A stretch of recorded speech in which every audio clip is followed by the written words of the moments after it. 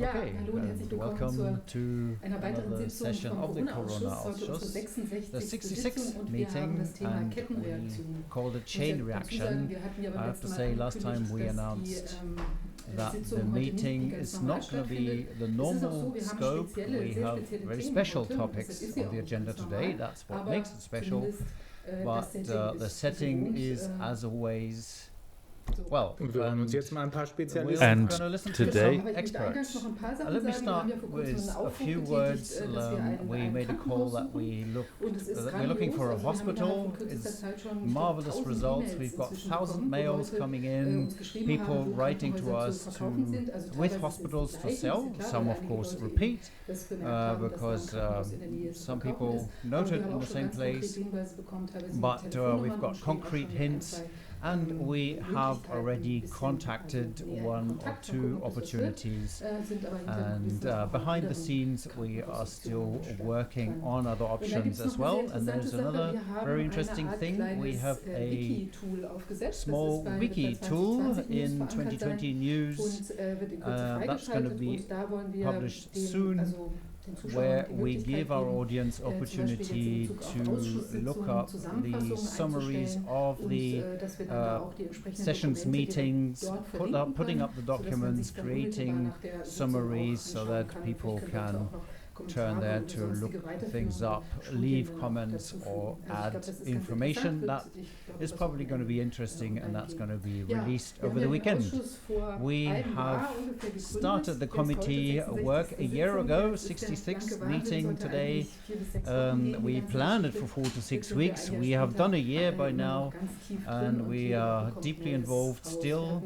There were 4 of us, 4 lawyers, Antonia Fischer and Dr. Gustav Hoffmann, who should be sitting here, are not here because they are fighting their files.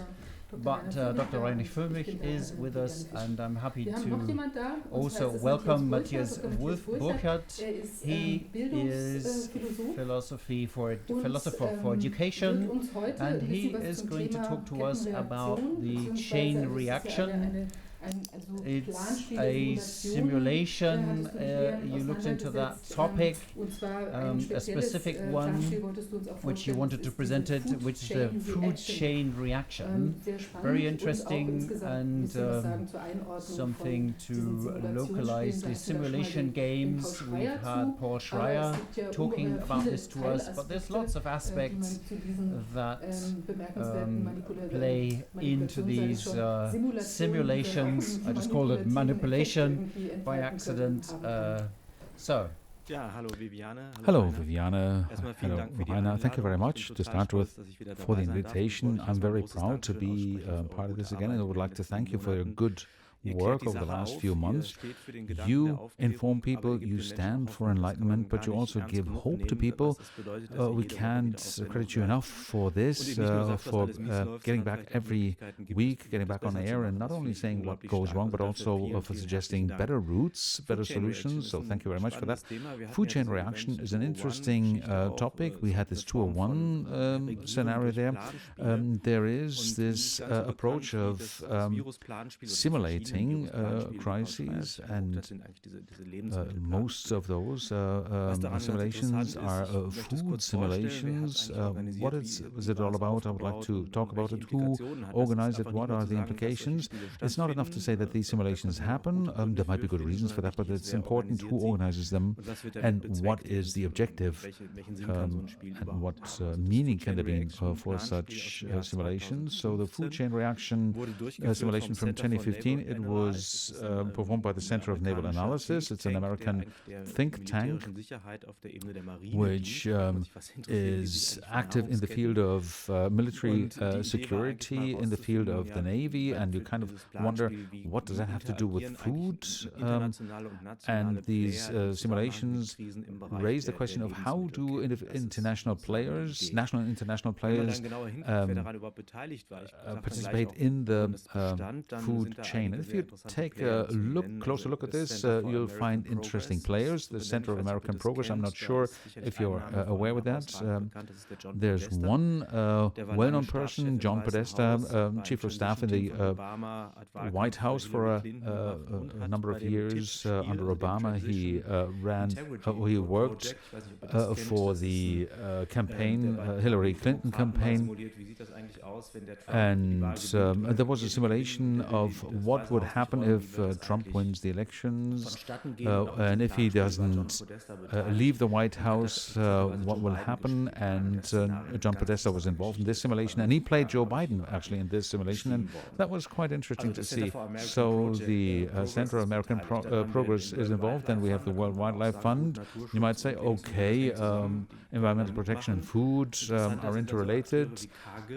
What's more interesting are actors such as 𝗃𝗃𝗁. That's a huge agricultural company, agricultural industry, if you wish. In 2012, they had sales worth 1.7 billion, and in that year, 30% of the global wheat volume was handled by them, or cereal volume was handled by them. That was criticized extensively by John Siller in various articles, that a large cereals player sponsored one of these simulations, and you kind of wonder how neutral can they be if you have such a sponsor. And then Mars, you are probably familiar with them, with the chocolate bars. One of the Greens changed over to them, I think. Well, Snickers has been around since the 1930s, and they've been in the business for a long time. Sales worth 35 billion, and they also are a sponsor of these simulations. And you might wonder, would they be interested in regional agriculture, sustainable agriculture, or are there other interests there? So they certainly won't be enthusiastic about sustainable agriculture. Now, these players came up with scenarios that start with a dramatic, simulated news flash, where a newscaster says we have a big crisis for different reasons. Explosion of food prices, climate change, empty shelves are shown, mobs rioting, etc. And then different players from different institutions, national representatives, EU or transatlantic institutions are confronted with problems that they need to solve. And then in this scenario, in this settings, they have to find solutions and react. And if you take a positive look at it, that sounds like an interesting approach, because you might say to prepare for the disasters before they happen, so that you're prepared when they happen. You may do that in disaster protection, for instance, with reference to floods. It might have been a good idea. You might do it in the context of infection and pandemics. To look at, it's actually a plausible thing to do it. Is what I find less plausible is that we need transnational companies, multinational companies that sponsor this, rather than having democratically legitimized institutions. Also, you might argue in favor of these simulations by saying that they help get new insights, develop new perspectives for action. So there are a few things that we might see positively here. If you take a negative view, and that is my perspective at this point actually, we might see it as a form of agenda setting. I translated a document here with a translation machine with 𝗕𝗀𝗺𝗃𝗍𝗺 to see how this phenomenon is described. And this page has been removed from the internet. I wanted to bring it up, I wanted to look at it again, so it's not available anymore. So maybe they want to avoid that there is scientific analysis of these simulations. So I'd like to look at what are the strategies behind it, and I would like to talk about shock management. Quote, history has shown it's about the attitudes vis-a-vis visionary approaches. History shows that The world is willing to make dramatic change after dramatic events. Simulations such as food chain reaction attempt to make people think about change before disasters happen. The idea is to make future disasters as visible and credible as actual disasters. It's very difficult to motivate people about disasters that are in the remote future and make them get them as motivated as for actual disasters. This is why we need to develop new scenarios to make this plausible, make it palpable, to make it to marry it to the real world. What this says is governing via artificial situations that force people's hand. So if you can control the future via simulations, you can control the present. You may have read about the fact that manipulative techniques from individual psychology, such as electroshocks, etc., are used for mass psychology in order to establish certain forms of rule, such disasters as Cyclone Katrina, etc., create the background against which certain things can be imposed. Nobody would believe, for instance, that our constitution could be overruled so easily as has happened recently. But if you have a disaster looming and it's really plausible and credible, then people are willing to accept massive restrictions of their rights. Now, these disasters aren't always available as required. Naomi Klein says that disaster capitalists like to abuse or to instrumentalize disasters when they happen, and for instance to transform social housing or the educational system. But then of course it's better to create fictitious disasters so they are available when you need them. And Walter Lippmann, that's the interesting thing. He says that propaganda works by creating internal images that people can respond to, and by reacting in real life on the basis of their imagination, they create new realities. So politics is made here on the basis of artificial images to create new realities that are very favorable to those who create those scenarios. All this is described in change management very well, that people like to cling to their comfort zone, basically. I know this sentence, people hate change, they are afraid of change, but that's not true at all. If we told you there will be great nursing homes, the health system will be designed such that everybody will be doing fine, that old people do well, you wouldn't say, help, I don't want that. No, you would say, super, we do that. So people are afraid of deterioration. So change management is always targeting to make people feel that change is good for them, but the democratic process is not to implement a change agenda that somebody comes up with. I believe that democracy, there is this political party in Germany called 𝗷𝗵𝗺, the grassroots company, who tried to promote decision-making from the grassroots. So against this background, any change would have to be based on the agreement among a large number of people, and change management is exactly the opposite. It tries to circumvent this democratic process through a shock mechanism that puts people into a situation where they have no alternative.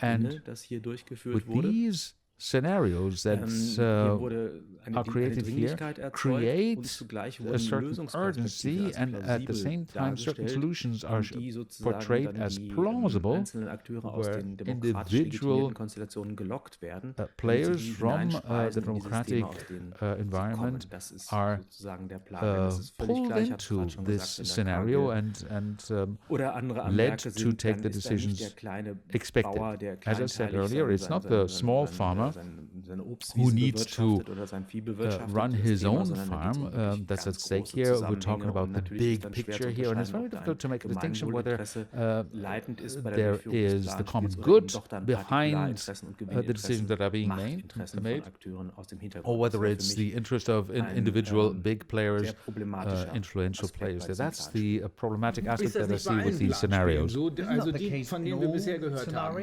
beispielsweise das von dir eben angesprochene Event 201, was ja in Wahrheit Event 21 ist, weil die Null in der Mitte eigentlich nur die Erde verkörpern soll. Das ist doch auch ein Planspiel, was von ganz oben nach ganz unten durchregiert. Und nach dem, was du jetzt gerade gesagt hast, was mir einleuchtet, der normale Bürger würde natürlich Veränderungen mitmachen, wenn sie positiv sind. Dazu muss er aber darüber informiert werden und daran beteiligt werden. Können wir also im Umkehrschluss davon ausgehen, wenn der normale Bürger nicht beteiligt wird, sondern wenn von oben herab per Planspiel noch dazu ein Bedrohungsszenario erfunden wird, dass das für den normalen Bürger jedenfalls nicht das Richtige ist, sondern dass hier ganz andere Leute sich davon Vorteile erhoffen, zum Beispiel in deinem Beispiel Kagel. Ist das so? Ganz genau. Exactly. It's always a question of who wrote the script for the scenario, who's able to act out these threats. It's always a question of agenda setting. There are so many different topics you might approach. I don't know if you ever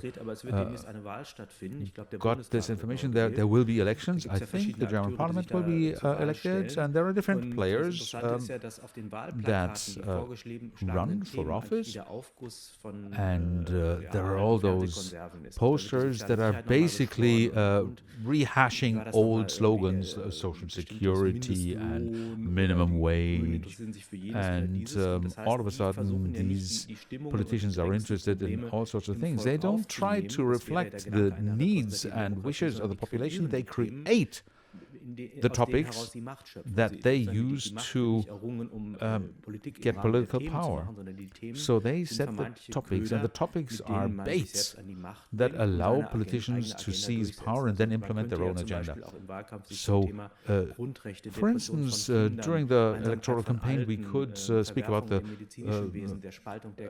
basic rights of children, of implementation of minimum of fundamental rights, etc., rights of the elderly, etc. All of that is not mentioned in the campaign.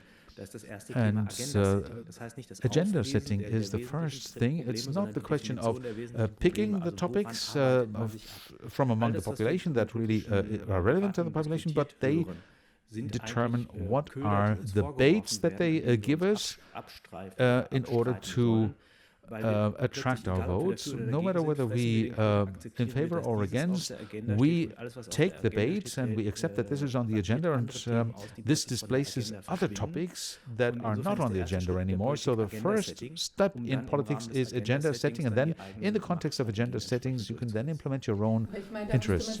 But I think then one should wonder, often we talk about the Great Reset. Wolfgang Gunnar talked about the Great Reset of democracy the other day on a demonstration. So it would be interesting to look into this instead of doing a priming, as the industry seems to want to, that the stakeholders follow a simulation game, talking them into solutions that are only good for the solution, for the industry, like vaccination is the only good. There should be something where a utopia, how a better society, what a better society could look like, would be part of the game. That would be the positive end of these scenarios. That would really make sense, to make it plausible that there are alternatives. That's the great thing about imagination and that's when I spoke earlier about imagination, that imagination is a positive source of change because it shows us that there are other alternatives. There is this gravitational force of the status quo that kind of implies that there is no other way, and politicians try to attempt to implement this. So if nobody knows how to work without a face mask, and then you don't actually imagine anymore that there could be a life without it. And so it's very important to see this alternative scenario to show, well, it could be done differently, and don't you want to participate to see what it could be different. I spoke about the repressive form of scenarios. There could be an emancipatory form of scenarios. The repressive one is that comes top down, is it? Weiß nicht, warte mal. Wait a minute. War nur, glaube ich, nur die Post oder sowas, ja. Wir brauchen doch aber von unten nach oben. Deswegen kann ich gar nicht verstehen, warum diese Planspiele überhaupt akzeptiert werden von irgendjemandem. Oder gibt es noch ganz andere Ansätze? Well, there are different approaches as well. I know this from the school reform, where the local players, if certain forms of school are supposed to be introduced or to be abolished, then there are foundations such as Bertelsmann Foundation or local actors who invite representatives of local schools, and they tell them, imagine your budgets are cuts, and come up with solutions to this problem. So they pretend a grassroots approach, but the parameters are such that basically it's so manipulative that you can't really, you don't have an alternative. You don't put the noose around your own neck, you have it put around your neck by others. And so this is the way that these scenarios are quite manipulative as well. There are a visitor here from the... Was? Das kann nicht sein. Warte mal, wir müssen mal, bleib mal eben dran. Stay on the line, please.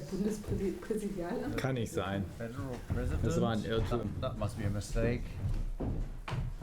Ladies and gentlemen, I'm looking for Mr. Füllmich. Is that you? Yes. Here you are. Was ist das denn? Ein letter.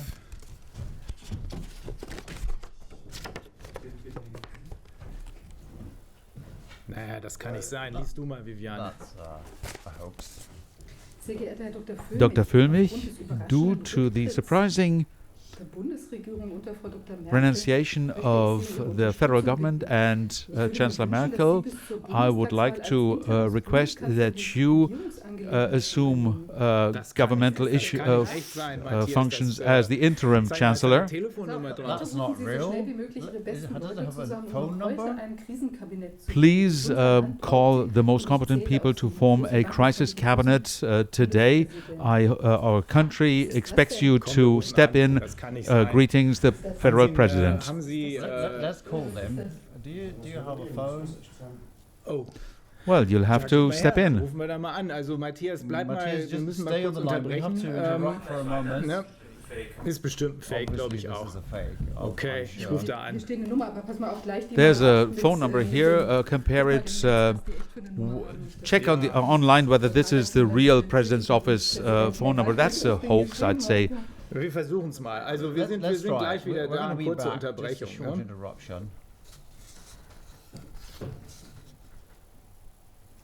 Google das mal lieber. Better Google it. Ja. Yes. Bundespräsidialamt.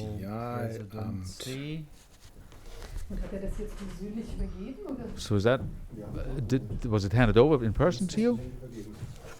No, we picked it up. Ich verstehe es nicht. Ja, tatsächlich. Die Nummer stimmt. The number matches. Na, dann rufen wir da mal an. Give them a call.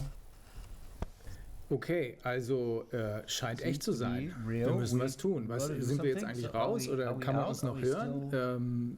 On air? Ihr seid jetzt noch live. Ja, Matthias, dann müssen wir uns jetzt mal kurz entschuldigen, weil das scheint wirklich echt zu sein. Wir müssen unterbrechen und uns überlegen, wie wir weitermachen. Aber erstmal brauchen wir jetzt eine kleine Pause, weil das kurze Gespräch war eben nur die Einleitung. Wir wollen jetzt rausfinden, was wirklich los ist im Hintergrund. Okay, all the best. Also, Bis dann. See you. Thank you. Tschüss, alles Gute. Ja, danke, danke.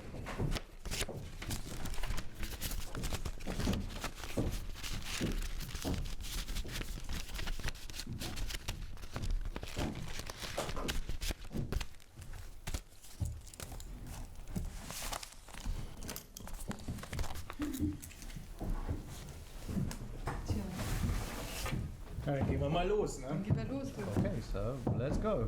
Yeah, See let's. where it takes us.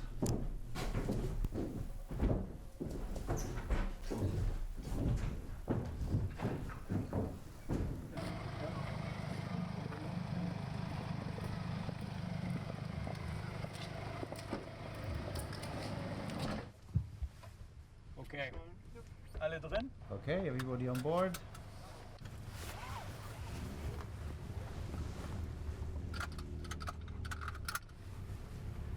Jetzt sollten wir wahrscheinlich noch mal ein bisschen sprechen, Mensch. So maybe we should talk a bit. I'm curious to see what's up for us there. Oh. Das wird spannend werden. Holy fucking shit. Aber es ist echt doch an der Zeit, dass But it's about time something es happens. ist mehr als Zeit. Und High wie time. passend, dass unsere Show gerade heute And how suitable that we should have been speaking about chain reaction. sich entfaltet. Ehrlich gesagt, To be honest, das ist mir überhaupt nicht aufgefallen, bis er es eben erzählt hat, dass diese ganzen Planspiele tatsächlich eigentlich Terrorübungen sind. terrorist exercise. 𝗂𝗃𝗃𝗁. Ja. Was ist ein Kargil? Den kannte ich gar nicht. Das ist so eine What is 𝗂𝗃𝗃? I never heard about it. Lebensmittelkonzern, ist ein multinationales Handelsunternehmen, dessen Hauptsitz sich in 𝗴𝗺𝗺𝗃𝗃, Minnesota, USA befindet.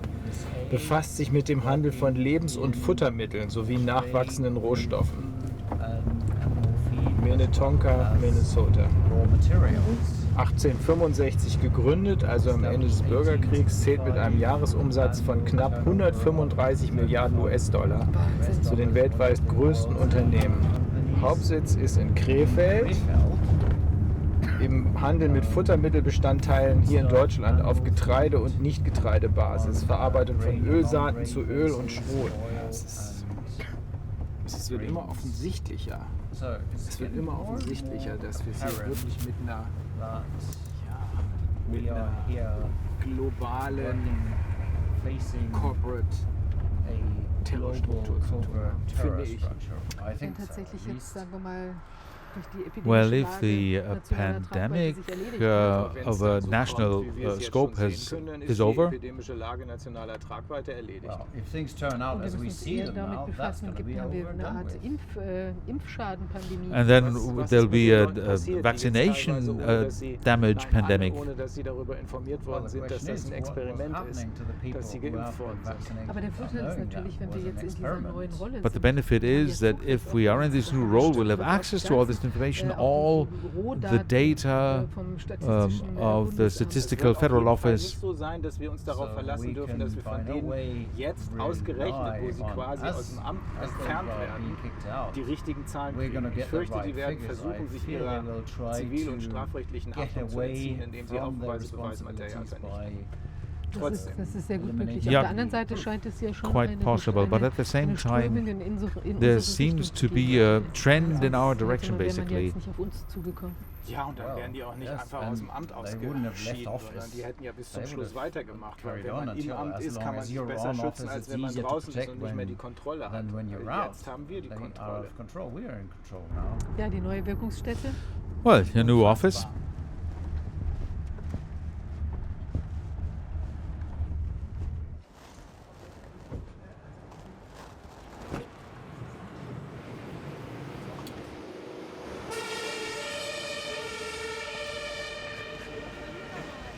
Okay, das war's bisher. Okay, that's it. No further.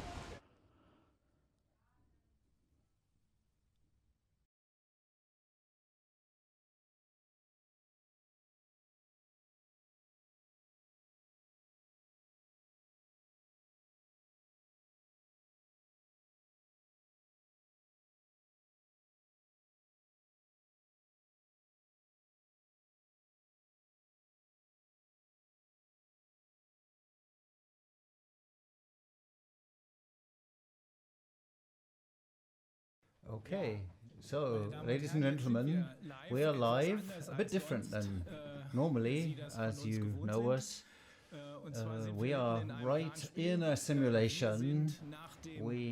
After the Fischer's resignation of the government, we are the ones who have to show that they can do better, that they understand how to really react in a crisis, how to analyze the situation, and then after all the facts are available to handle the crisis, we have to see how to act right.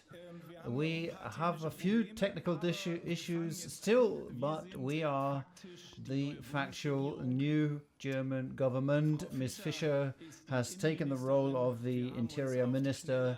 We have quickly gathered a competent cabinet, but there's enough competent people.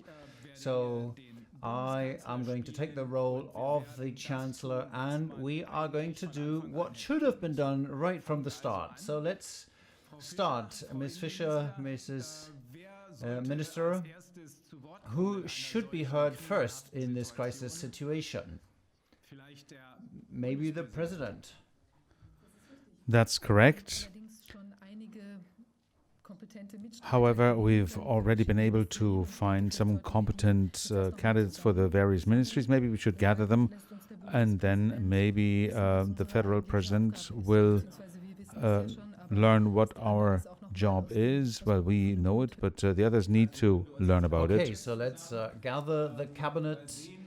Let us see whom we have found. Some are physically with us, some are online, but we want to show on how this can be done if it's done right.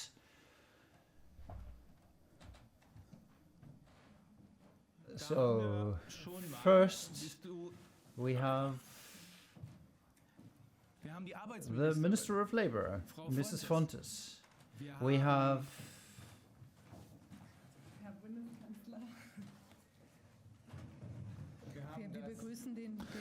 we welcome the Economics Minister, Professor 𝗏𝗺𝗃𝗁𝗏. We have the Director of the RKI, Mr. Kohn,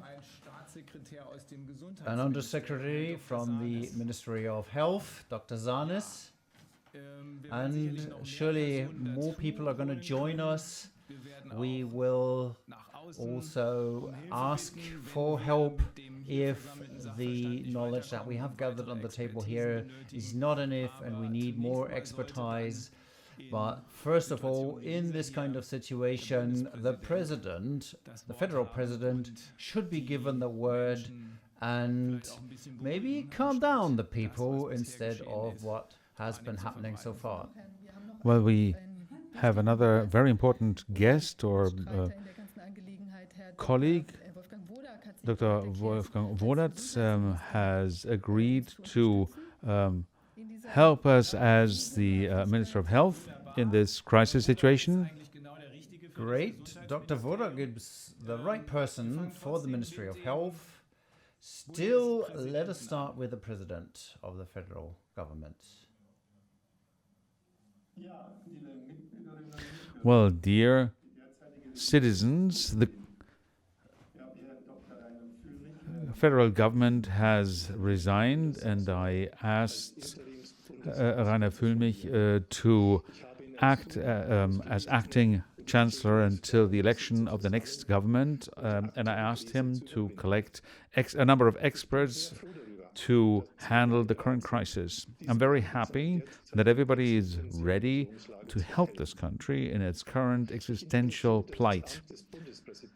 I, as the federal president of this country, am the guarantor of the constitution of this country, keeping society together and representing the common good so that particular individual interests will not take center stage. In this current situation of the corona pandemic, I am quite worried, even alarmed. Many fundamental rights have been annulled. There are serious restrictions of the right of assembly and other rights, even the right of physical integrity and the parents' right to exercise, to look after their children's health is under threat. The clear separation of powers between the executive, the legislative power, and the judiciary is under threat. Even the fourth power, the free press, is not exercising its objectives.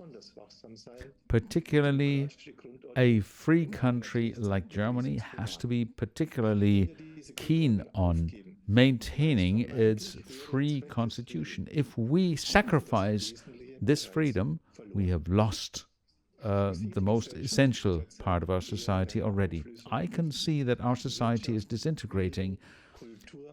Business, education, culture, administration, and science are no longer capable of performing the tasks for the common good.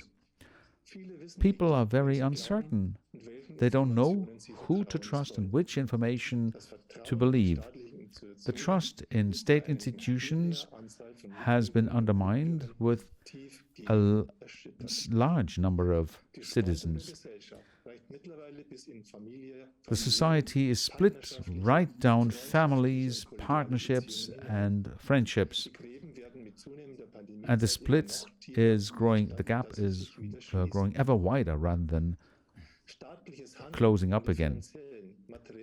State action and the material and human resources of a society must not be used unilaterally for marketing pharmaceutical products. A vaccination campaign and a two-tier society creating a gulf between those who are vaccinated and those who are not must not arise in Germany. I would like to give you some insights into some meeting I had yesterday. People are giving up the projects they're involved in. Young families are moving away from Berlin to the countryside because they expect less state repression. A man twice vaccinated, not because he is afraid for his health, but afraid about his freedom of movement, is demotivated and frustrated. So we have to analyze the current situation. Do we still have a virus crisis? And what will happen if the indications of massive damage will corroborate? I hope that the next few days will show what's behind this corona crisis. At the end of the day, it's a question of utilizing this crisis to further develop our society to community with real humane targets and values, which could also be a role model for other countries. I wish all those involved every success in this attempt. Thank you, President Professor Робert. We'll surely refer to your professional expertise in the course of our work and the analysis of the situation, because one of the major problems that we have been facing in the context of our investigative committee work, that there is a lot of illusion, a lot of psychological operation that's going on. But let's start to draw a picture of the situation, and we're gonna need the rest of the day for that today to find out, is there really a crisis pandemic? Is there a pandemic that is threatening the virus? Is there going to be a fourth wave? So first of all, we're going to look into the medical aspects, and in this some of us are for example, the Minister of Work, of Health and Interiors do not have enough expertise. We have a doctor here, Dr. Zanis, a medical doctor, and Dr. Wodak as well, who is joining by Zoom.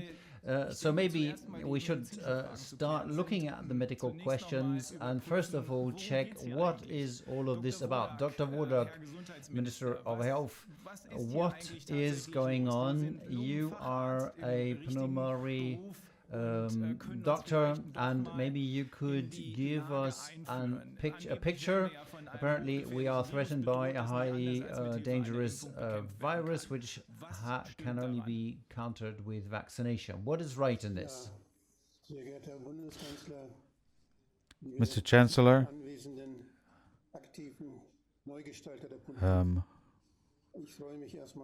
new decision makers. I'm very happy to see that there is this turnaround in politics now, but what we've been observing over the last few months and analyzing now needs to be utilized in order to modify structures. The first and most important thing for me as a doctor is that I want to help people to overcome their fear, which is actually in the way of reasonable decisions now. And this is why I feel that it's important that those who have been the fearmongers of the past, that we analyze what they've been saying. I would like to publicly interview those who have been making decisions in the public institutions, that they have to answer questions, and that we will not have to continue believing what they've said, so that people can see in a public hearing what kind of things they've been told in the past. And I think the image will become clearer, how people wound up in this situation of fear.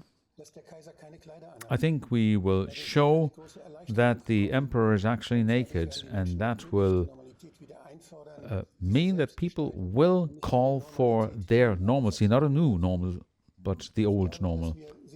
I think there's a lot of work to do, but I think that one thing that is a priority is that we call this epidemiological panic, or this epidemiological crisis, the fraud that it is.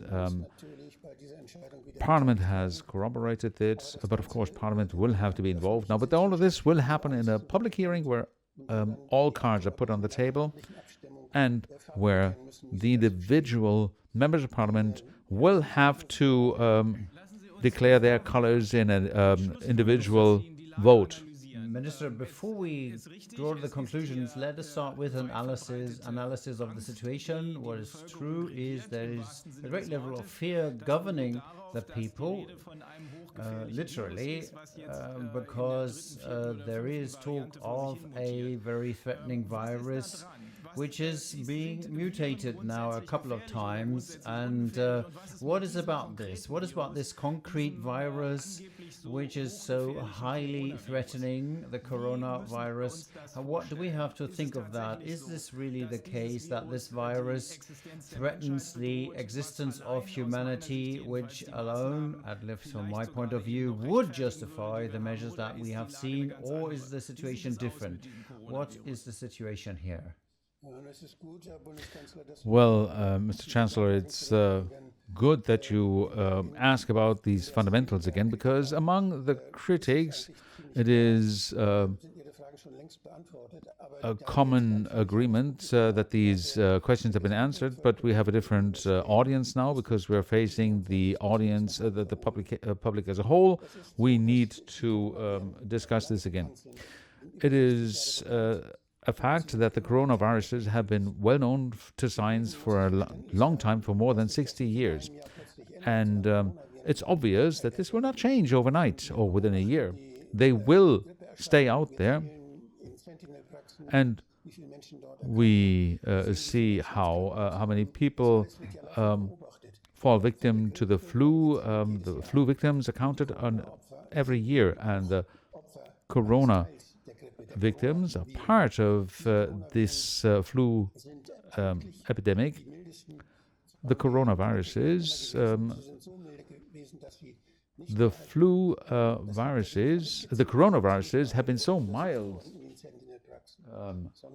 that they never were counted. Only influenza was analyzed, because this is the real danger. And even in this time of the pandemic, the figures haven't changed to an extent that you have to expect that a virus is due in the developments. The virus does what it always has done. Some people fall ill, other people develop complications. That's always been the case, and all the figures indicate that this has not changed. What has changed is people's situation. There are more suicides, there are more consequences of the lockdowns, there are more people with depression, children who need psychiatric treatment because they have phobias. Those are not a consequence of the pandemic, but by the wrong measures taken by politicians. So I think we can easily explain to the population that they needn't be afraid of viruses, that they can live with a normalcy that they can define by observing their environment. People are afraid because they see people going around with masks everywhere. If we tell them that you must not use these wares anymore, then they're out of the picture. Let me ask you a question. How would you assess the fourth wave? The resigned government had just, with fear of a fourth wave, they do 2G in Berlin. Only the vaccinated and the tested can go shopping and go into the restaurants, because this Delta variant is going to be very severe in this fourth wave. How do viruses normally behave? Do they become more and more aggressive? Or how probable is it that a virus that was containable before, how high is the mortality, and can we expect that this really explodes and gets very lethal, or is that a different development that's to be expected? Viruses keep changing. At least once a year, they come back in an entirely different form. We have waves. That's the flu waves, and they come in the cold part of the year.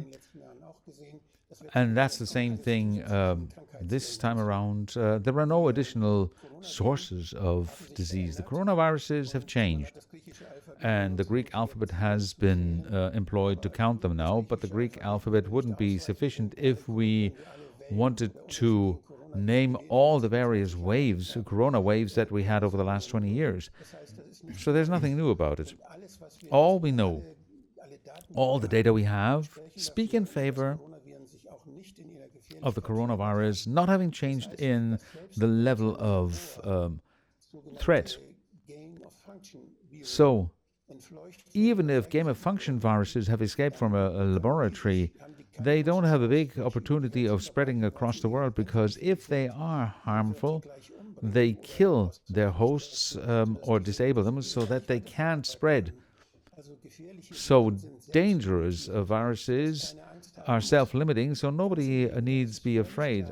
Quite on the contrary, it's quite obvious, and it can be seen in the evolutionary history of the viruses, that those viruses that least affect their hosts are the most successful. So viruses tend to come to a sort of a gentleman's agreement with us rather than becoming ever more virulent. This idea that we become resistant to them, and of course we know that from antibiotics treatment, if we use antibiotics, then viruses will survive that do not respond to this antibacterial treatment. Bacteria do that. That is different with viruses. They deal with our immune system, and our immune system and viruses can live with each other, and they are adapted to each other. Viruses are successful if they don't grow more dangerous. The very dangerous viruses have no chance of spreading. So we can easily say, don't be afraid of any waves or alpha, beta, gamma, delta variants. That will not lead to change. That will not increase the risk, and it will not lead to a situation where we need to take new action, where we need new lockdowns, where we need to get new vaccinations. What we can observe is a lot of damage done to young people who have been vaccinated. That has nothing to do with the viruses. That has to do with the genetic manipulation that has been applied to millions of people, which I, however, observe with great concern. And we have to think about how we can help those people who followed the narrative of fear here, and possibly because they didn't want to have any restrictions, got this vaccination. Well, I don't like to say vaccination. I'd like to say who allowed themselves to be genetically manipulated. That this should have been called a vaccination is a political trick that was instituted in 2019. Those are genetic experiments that we see. I think that's going to be a topic that we'll have to address at a later point in the analysis. Professor 𝗏𝗀𝗂𝗧, we had brief opportunity to talk. You developed a statistics to see how the mortality has developed over the different waves. Great. Mrs. von Stesser.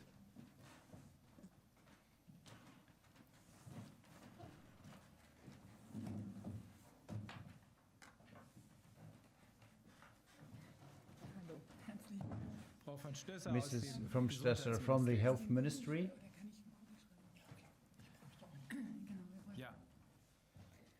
Okay, so maybe you could just give us a brief presentation of that statistics, how the fatalities have developed over the different waves. Well, I'll tell you something until we can see the stats. These statistics show on the blue graph the so-called 3 waves. That was in March. The positive tests went up. I won't call them the people infected. We're talking of 2020 here now. Yes, that's true. Sorry. Then around Christmas time, we had the so-called second wave. And if you take a closer look at that curve, it's really a composite of different curves, whatever that means. And then we had the so-called third wave that was kind of February, March of this year. I'll anticipate it. If you take a look at how many people of those who tested positive actually died, that's the real risk. Then last March in 2020 it was 9% maximum. Around Christmas, or shall we say in wave 2A in November, roundabout, nearly nobody died. If you take a closer look, round about Christmas, yes, just around 6%. And the most visible effect was observable in the third wave. We can see that it only goes down. There's not even a peak. And we're talking of 1.5%, 1%. So by summarizing this, and I say, okay, the case is the number of people who test positive are increasing again. Okay, so far so good. But I think that very much speaks in favor of an even lower mortality. Forecasts are very tricky, particularly when they refer to the future, as Mark Twain said. But I don't think that we will have any significant figure of people who die from COVID-19 anymore. And let me point out in this context, the way this data is collected and reported in the weekly reports, and I analyzed that, is definitely faulty. To give you an example, typically those reported as fatalities this week refer back to people who died 2 to 18 months previously. So we have the charts available now. Okay. We have to click our way through those charts. Just go on, please. Well, I sent the stats. We'll have to look at them later. I gave you the main message already. Even if the figures are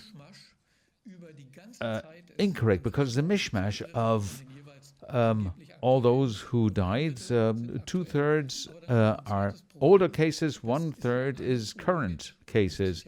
And then it says, it always says that people who died of or with COVID. So there are many people who died of cancer due to road accidents. And if they tested positive for corona, they are counted as corona victims, which is medical nonsense. It doesn't make sense. In November, early February, in Sweden, in the Stockholm region, there was a detailed analysis of how many of those who died of or with corona actually died of corona, and the result there was 17%.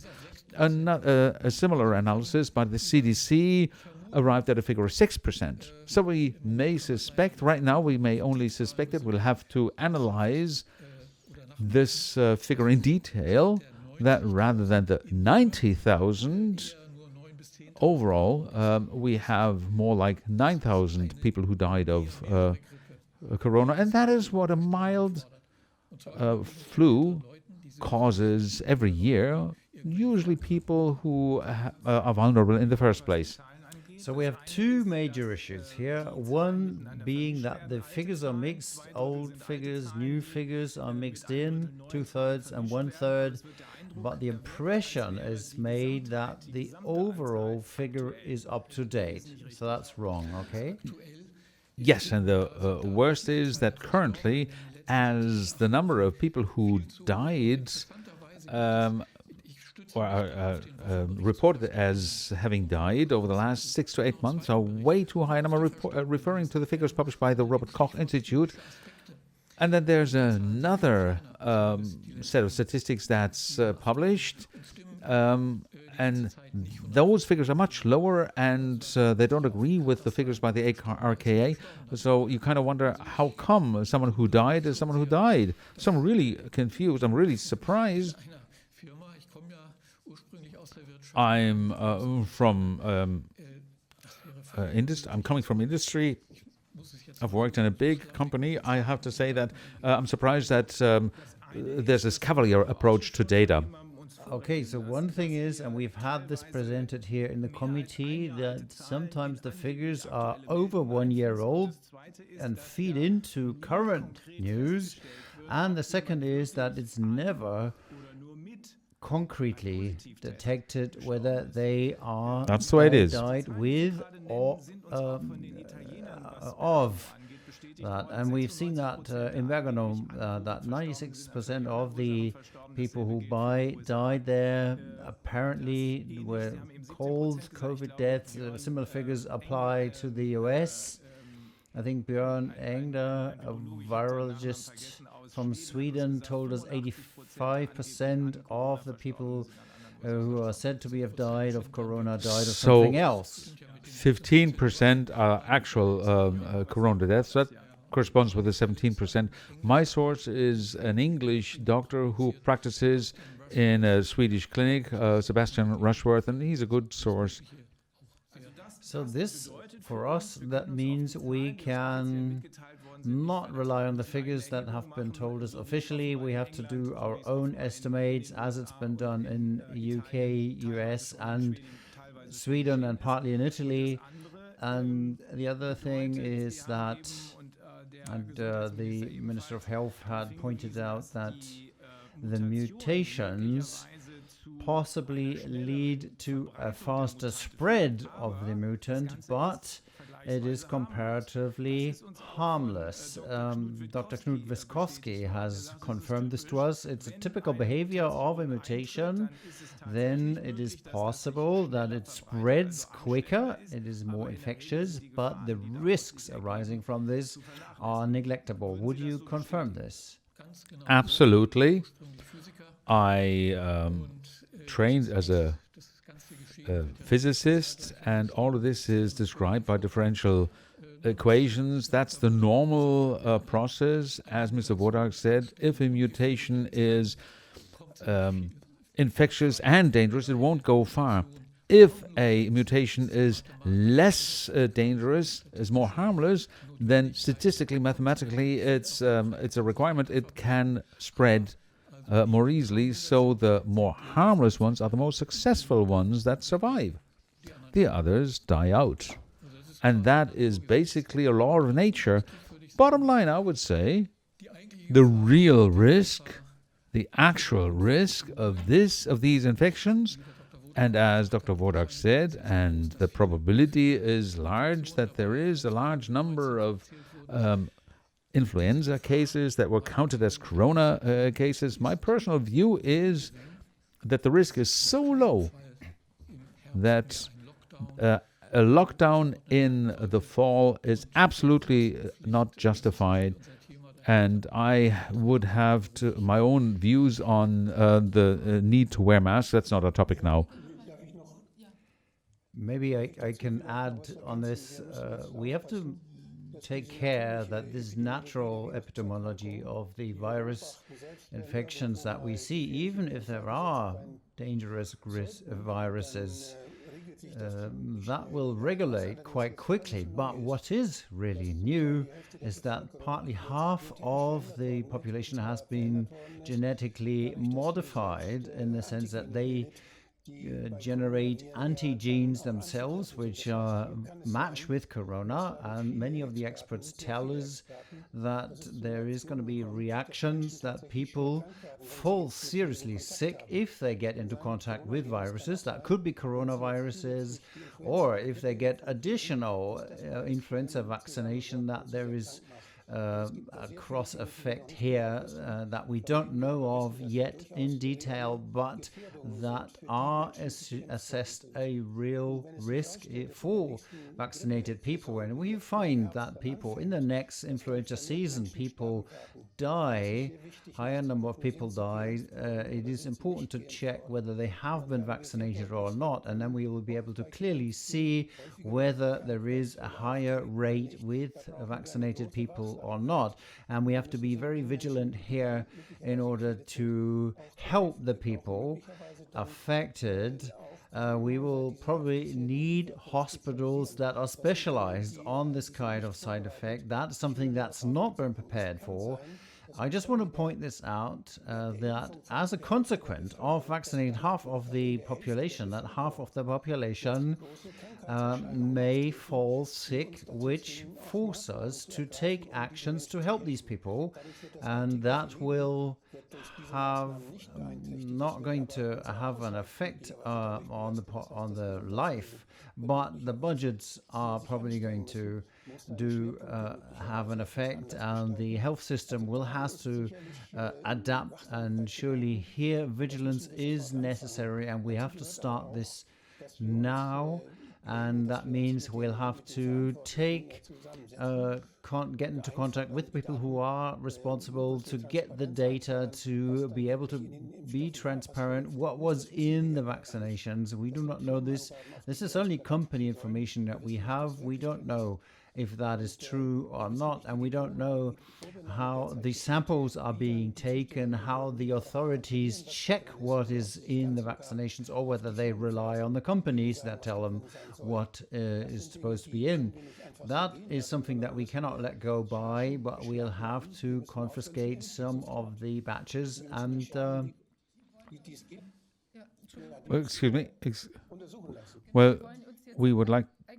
We'd really like to take a look at a layered approach here by first taking a look at what is the risk of the coronavirus, taking a look at those who have not been vaccinated. So is there a pandemic of national scope in place? What are the risks here? We're talking about analysis tools as well. We have to discuss the value of the PCR test or other analysis options that we have. So are there other things happening here that we need to take a look at?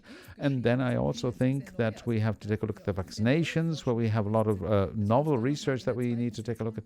Maybe in the second meeting tomorrow we might take a look at that if we don't manage to do that today anymore. But I think that we should take a look at the virus itself and the mortality constellation, because I found it fascinating what you said, Professor 𝗵𝗺𝗃𝗏, that this analysis has this time shift concerning the people who died. So I would like to ask the new head of the Robert Koch Institute, the RKI, Mr. Kohn. Is there a reason why this may have happened? Are there any initial analyses that you were able to have done in the short time available for you? But what's your impression? What the risk emanating from this virus really is, and what would be the necessary measures to learn more about what's really happening here now? Yes.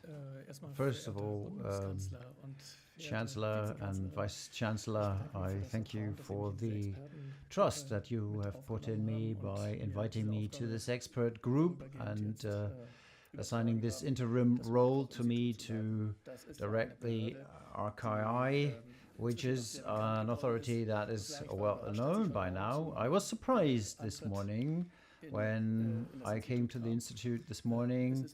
It is bigger than I had imagined it to be. I expected 1,800, maybe 200 people. It's 1,200. It's more than the health ministry even. I don't know. So I went there this morning and met the heads of departments and the project management groups, and to initiate and prepare on the way to work. And I have to say that I put in 3 questions because I think this is going to be put on the table here. The first question would be that it's been 1.5 years of pandemic. That's quite a long time. People wonder on how long it's going to carry on for, and I've asked the office, have the actions not been the right as yet, so that it is still pertaining the situation? And I made clear, my second point was that I said, we'll take this to draw a bottom line and to see what is going on, what's the damage that was created or that occurred, and I am serious about this being calculated and put out what the damage is. And the question is, of course, then what is going to be defined as the damage? That's something that we'll have to look at, because we want to see what possible actions need to be taken for the future. And the third question, which came up immediately, as fourth wave seems to be coming up, what is to be expected? That was the third question that I put in. Of course, considering what is the threat that we are facing, how is it defined and seen and checked and monitored. That's what the Institute's working on now, and of course I've been looking into this topic before.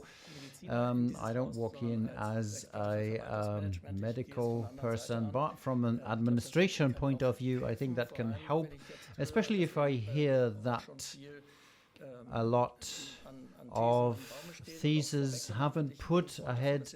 I prefer to work this systematically and have a fact-based analysis before we draw conclusions.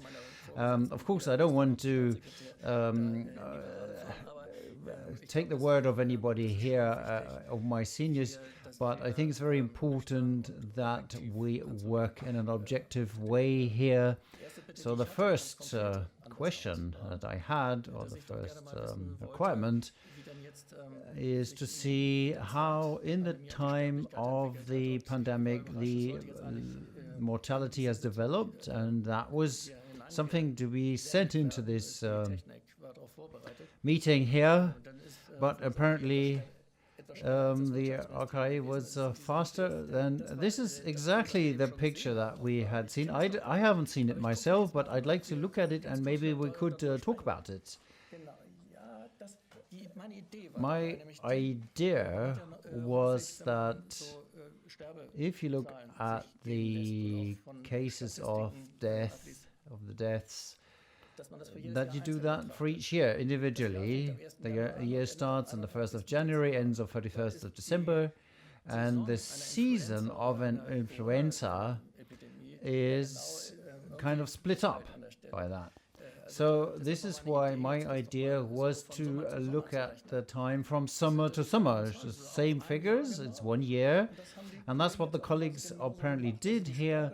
So the deaths in a 1 year interval from summer to summer. And it'll end on the right side. I see 2020, 21. So until today, the past summer. This summer to last summer, that's the last column here. And we see a nearly linear increasing development.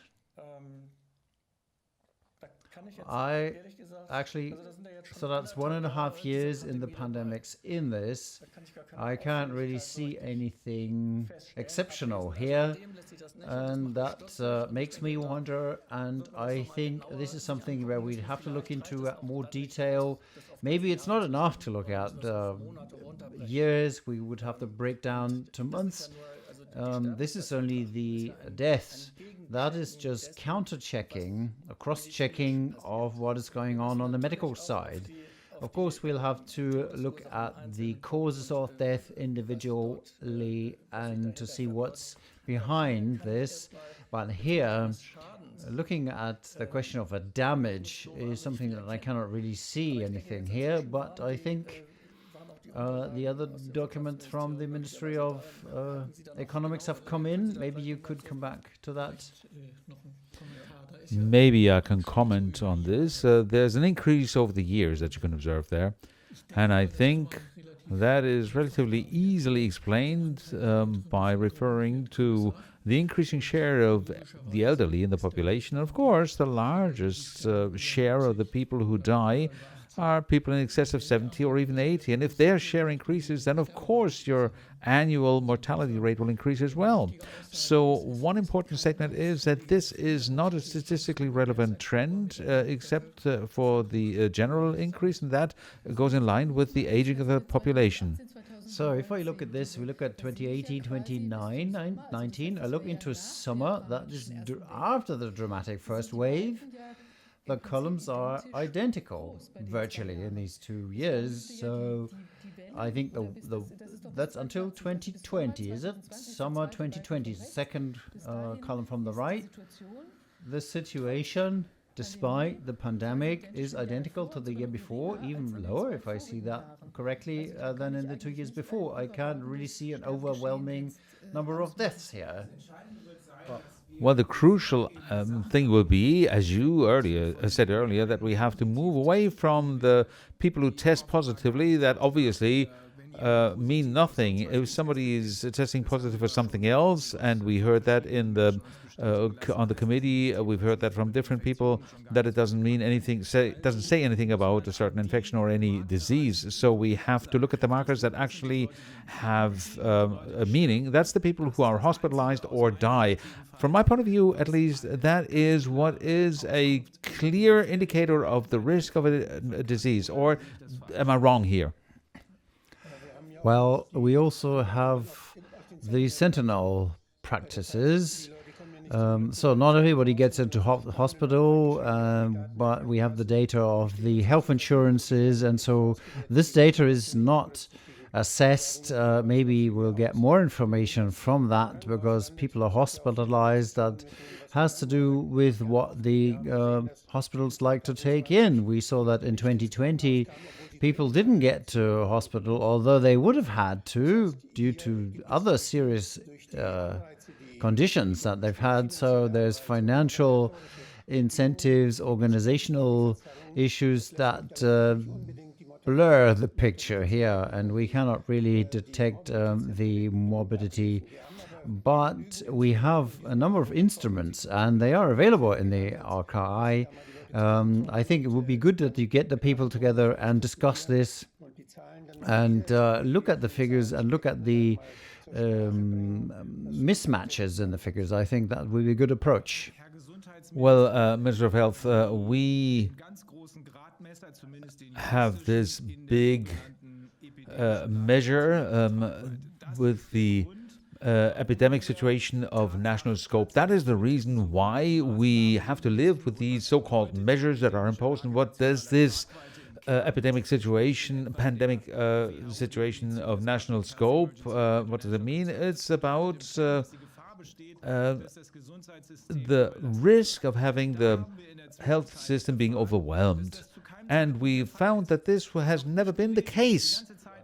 Even in a press release of the former Minister of Health, it was said at a certain point that there was never a risk of the health system being overwhelmed, even though 27 clinics were closed last year.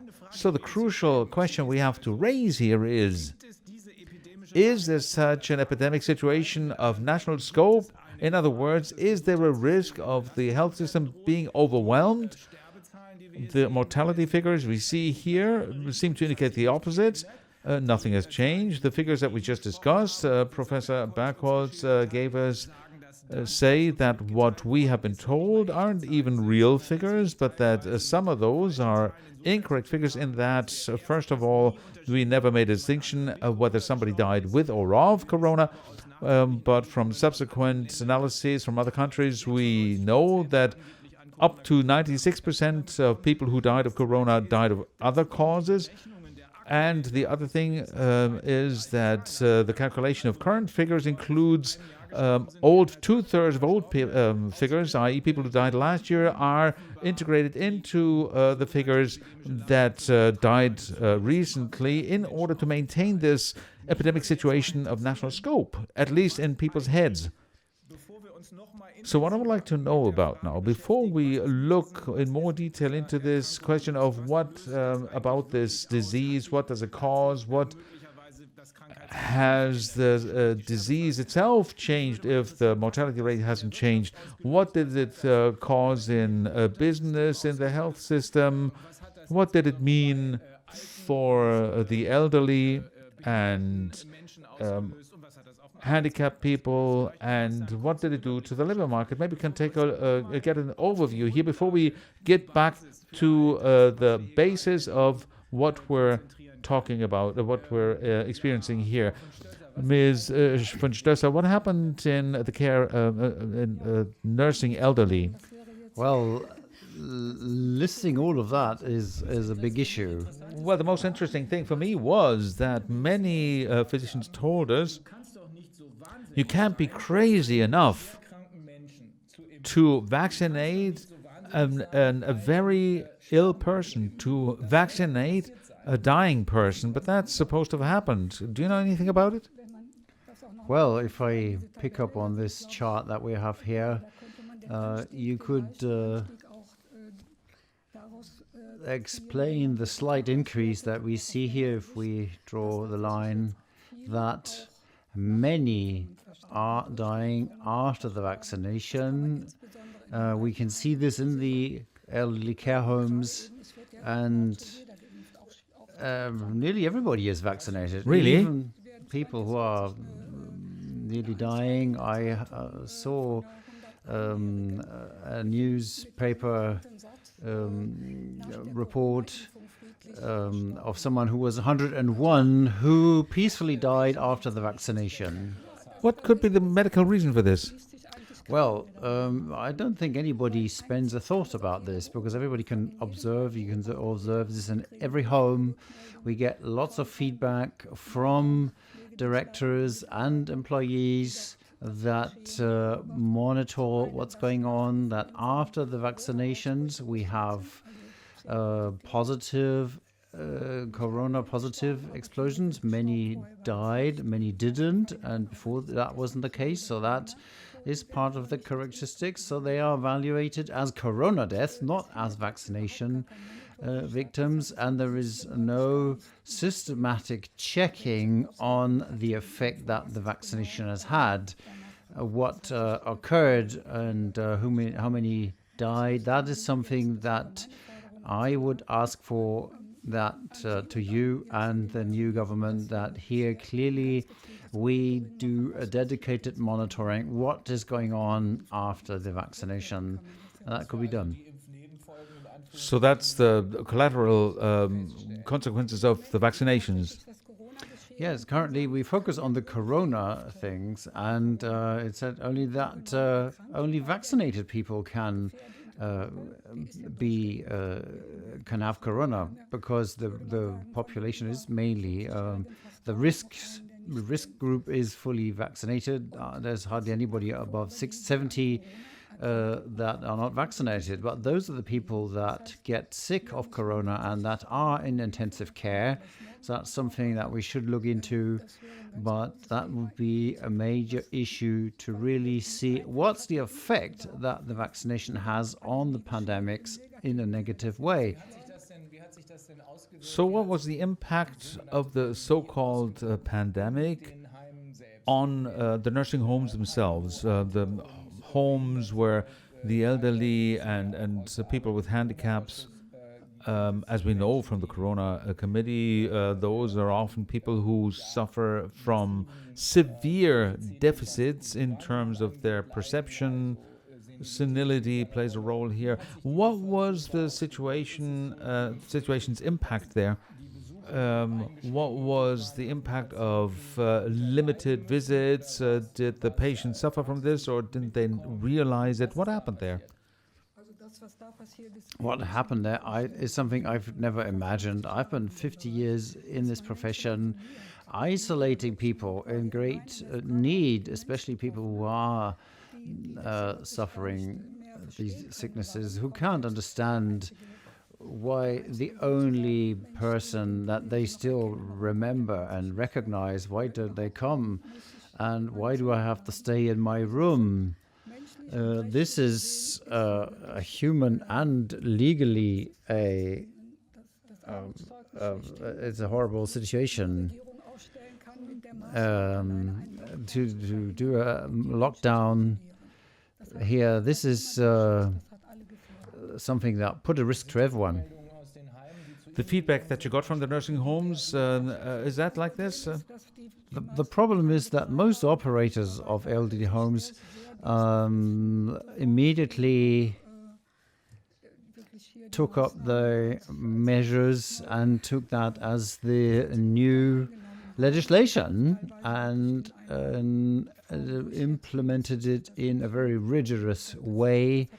It has quality of prisons, really. Sometimes there are conditions that are not found in prison. The way this is approached, the way the people are taken and handled, and the staff has changed in a negative way. So in times of Corona, the elderly homes have become worse than prisons, really. And I suppose that has had massive psychological problems as a consequence. Yes, of course, yes. May I ask a medical person here, is there any reasonable justification for an elderly person who's suffering from a disease, several diseases possibly, or is even dying, as we've heard, to vaccinate such a person? Or is it madness, as other experts tell us?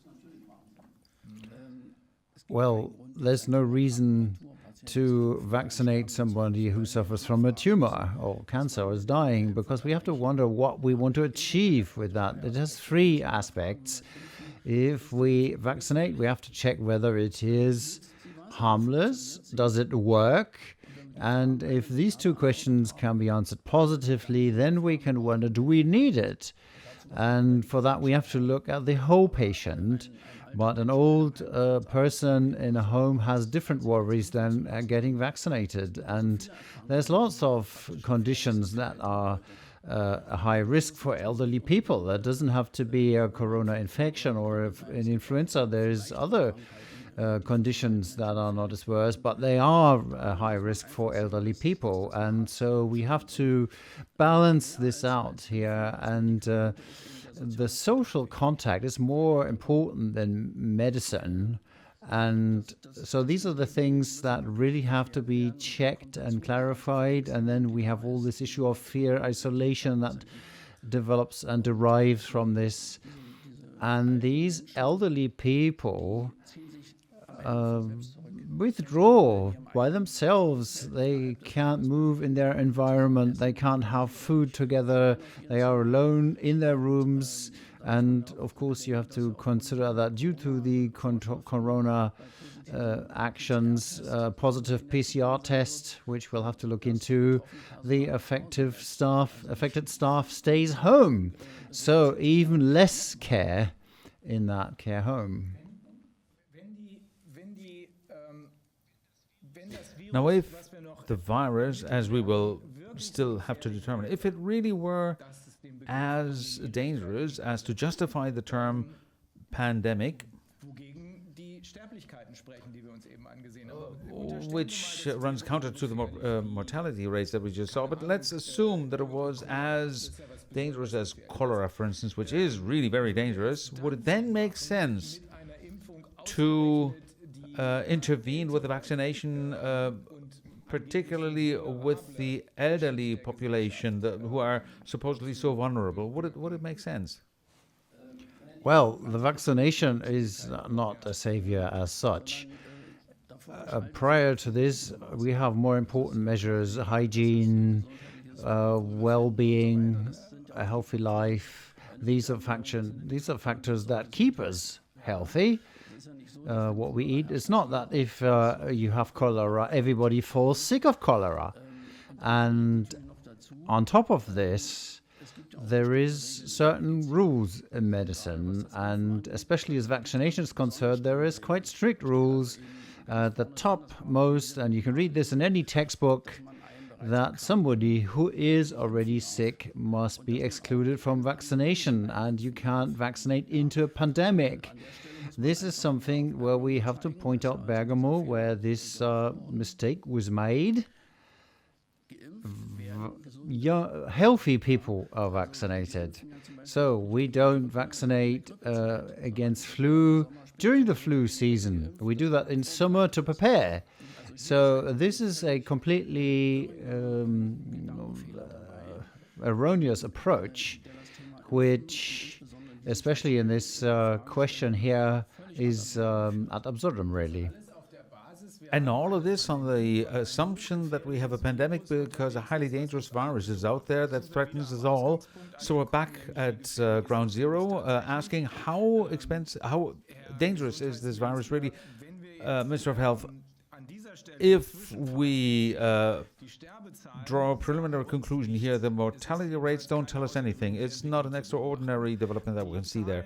The figures that we get, as we heard from Professor 𝗏𝗺𝗪,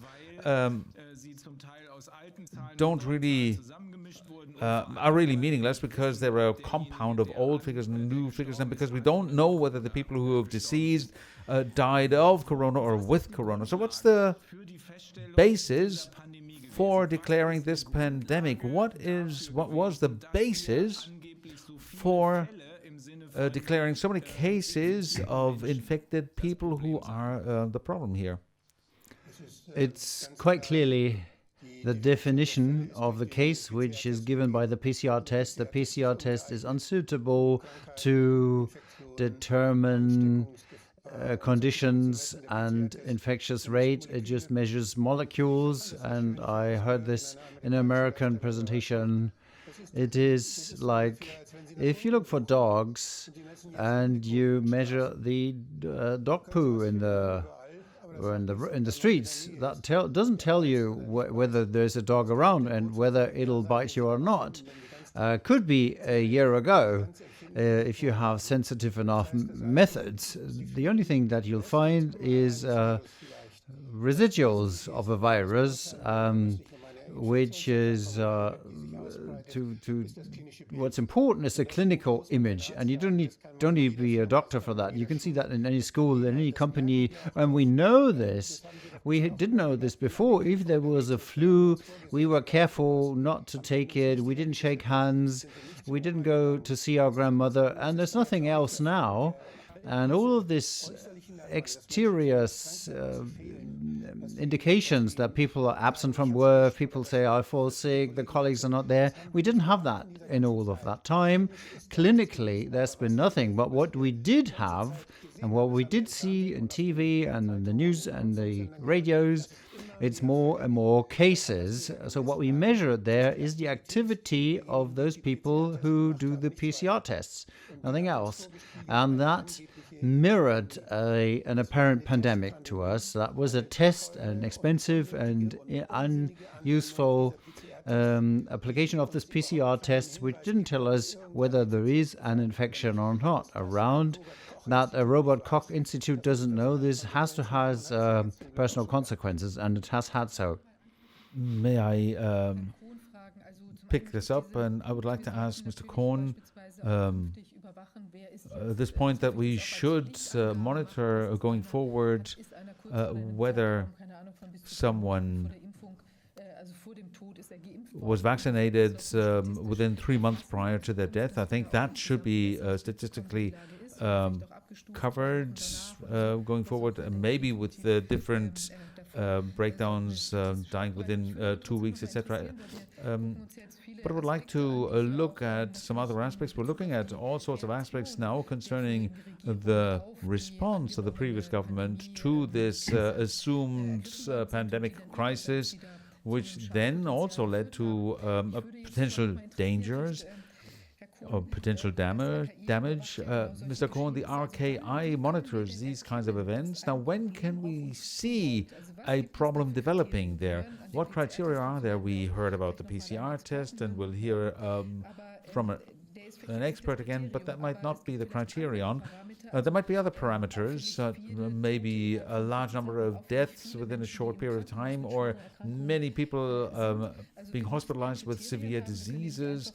So we have to have certain criteria, and I don't know what did the last government do. Do I just do that from on the basis of a gut feeling, because I feel there's something coming there? There must be some reliable parameters that allow me to measure whether there is a problem developing, and do I need to intervene? Did you have a chance to look at this in detail already? I have personally worked with this, but not in my office yet, and I couldn't discuss this with my people there. My prior task, at least as I see it, is to have the things, bundle the information presented here, taking them back to systematically look at this and get answers to these questions. The first questions that I've taken is the damages that were caused by vaccinations. There, the goal was quite clear that the last government, the vulnerable people, the vulnerable groups should be protected. Here, they were isolated, contacts were reduced, and then it was tried to vaccinate them. What I don't know, and I really have to refer to my staff, is do we know the degree of vaccination of the vulnerable groups, as the colleague just said? Will that be all? Is it 100% that we can only have people that are vaccinated that could fall all? So that would be a question that I'd have to ask the subject matter experts. And we have to differentiate between corona deaths or other deaths Otherwise, we won't get a clear picture. I'm not very sure where the issue is here because I don't know different figures for that. I think it's necessary. I'm going to ask for that and come back and report to you. The next thing is that is not clear is whether there is no definitions that only people who are robust enough to pass a vaccination, somebody who's vulnerable, of course, possibly is threatened by a virus and a vaccination alike. I don't know how that is defined and dealt with, so I'll have to ask the colleagues who developed this to find that out. But you are addressing a more basic question as well. How did you say it? How can we see which parameters can we use to detect whether there is a risk, a danger developing? So when are there any threshold values that will indicate that we have a threatening situation for the population as a whole? What can we do? Do we need to take measures? Does it make sense to take any measures? So that is something I'm not sure about. Maybe I may say at the beginning, if we look back, it was about flattening the curve. We have to make sure that the health system is not overwhelmed, and then over time, it came to light that there was this lie about intensive care beds available, and we found that this wasn't really happening. So that was not a useful parameter with the benefit of hindsight. So now we had a lot of tests that gave positive results, but people aren't ill. So where do we start to get a meaningful, some meaningful information about this? Could we come back to a basic health question? Mr. Drosten had published two things with the help of the WHO, that there is so-called asymptomatic infection, everybody walking around without any symptoms potentially could be infected and dangerous. And the second declaration, also transported by the WHO, I can tell you who of these asymptomatic people actually really is infected with the help of my test. Mr. Minister of Health and Dr. Sanders, is that true? Are there actually conditions which are completely without symptoms at the same time being highly dangerous? Can we imagine this, that I go to Dr. Sanders and say, Mr. Drosten told me that I am asymptomatic infected, I fear I have a severe condition, and I tell Dr. Sanders, could you find out what's going on with me? I think the first question would be if I have any symptoms. Yes, it's a grotesque situation, really. I've been wondering that for a while, that somebody, out of the blue, without any symptoms, gets the idea, approaches his physician, and the physician says, take your seat, what's the problem? And the patient says, no, I don't know anything. So what's your complaints? Well, I don't have any. And that is what happens in Germany. If you don't have any complaints, you perform this PCR test, and that's how this case was discovered at the time. I'm a surgeon, really, so I'm not really a specialist on this, but I'd say no, that doesn't happen, particularly not with an infection. There are diseases where you have to take a closer look, for instance, AIDS. That used to be a big issue. You oftentimes get the argument that they don't have symptoms for years. No, that's not true. You just have to look closely. And what's important here is, I think, to involve the GPs with their experience. Mr. Chancellor, maybe I can explain this. I can try to explain it for you and for the normal citizens. We have different viruses acting a different way. We have herpes viruses. Most of us carry them, and they could be proven. but they don't do anything. Only when we are in stress, we get these bubbles, this kind of virus. And there is pneumoviruses that can make us fall sick. And this is what we're looking at here, whether we can be asymptomatic here and whether it can be infectious. We can be infectious, and there is different people. There are people who feel that they have an influenza only when they can't walk, and there's somebody who has a little cough, they think they have an influenza. So sensitivity is quite individual here, and this is why it's very difficult to see this, and we have to look at this at an individual basis, and this is why China conducted a big study to find this out, and they examined people who were healthy, and there were a high number with positive PCR tests, and so these were the people who are asymptomatic. Although positive, they were asymptomatic, and it was checked whether they had affected somebody, over 1,000 people, and none of them did that. And I think there's no better proof of that. So I think you can forget about this. So if you have a flu. So was that the study? I think that's 10 million people. That was the 10. Yeah, that was the one with 10 million probants, 1,000 positive, and they had not. So we can state that, at least with a view to respiratory diseases, there are no asymptomatic infections, but instead, only if somebody shows symptoms such as a headache, diarrhea, throat ache, then it makes sense to determine what he's suffering from, because before that he can't even tell the GP what he's suffering from. Okay, that makes sense. Okay, if we need to state at this point that,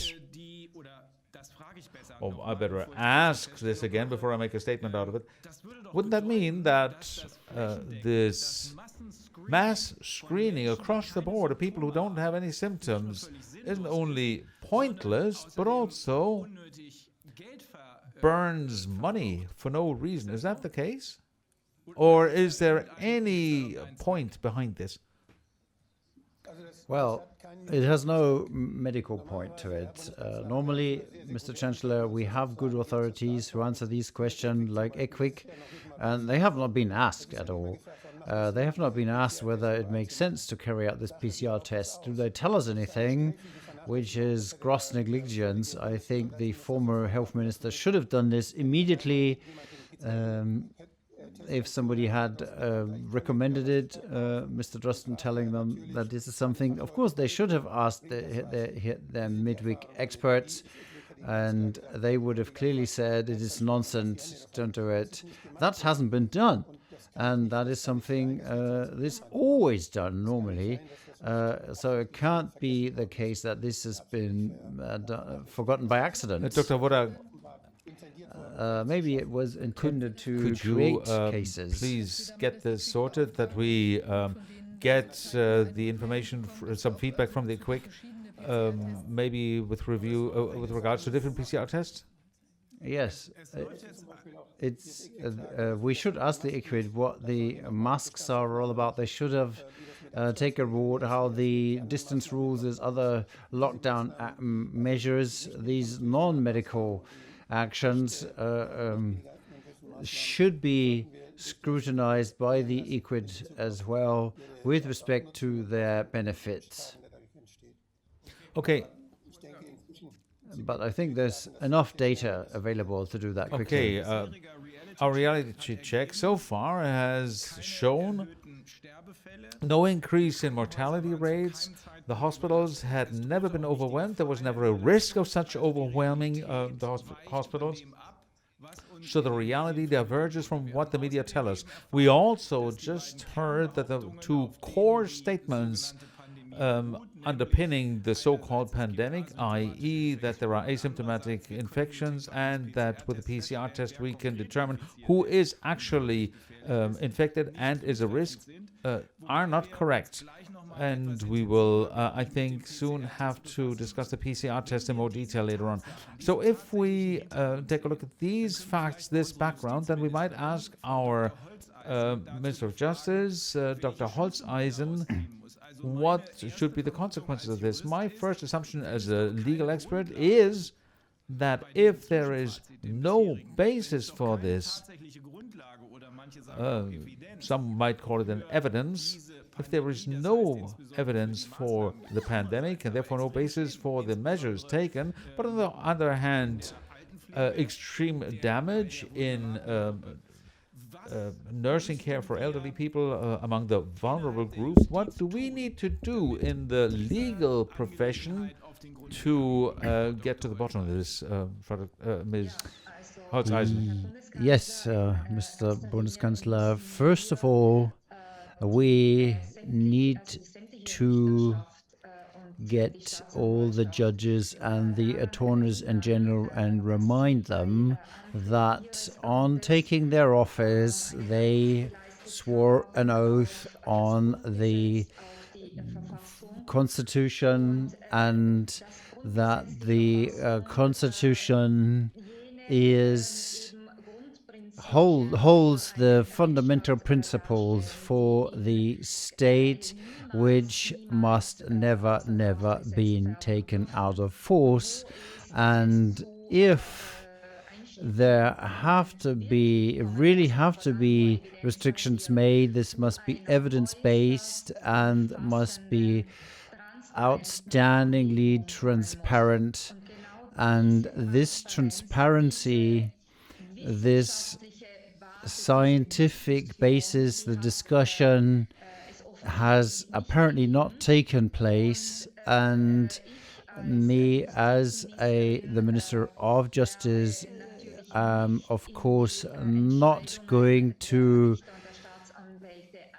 take influence in the decisions of the judges and the attorneys, because that is not my part of the job, and they should be independent.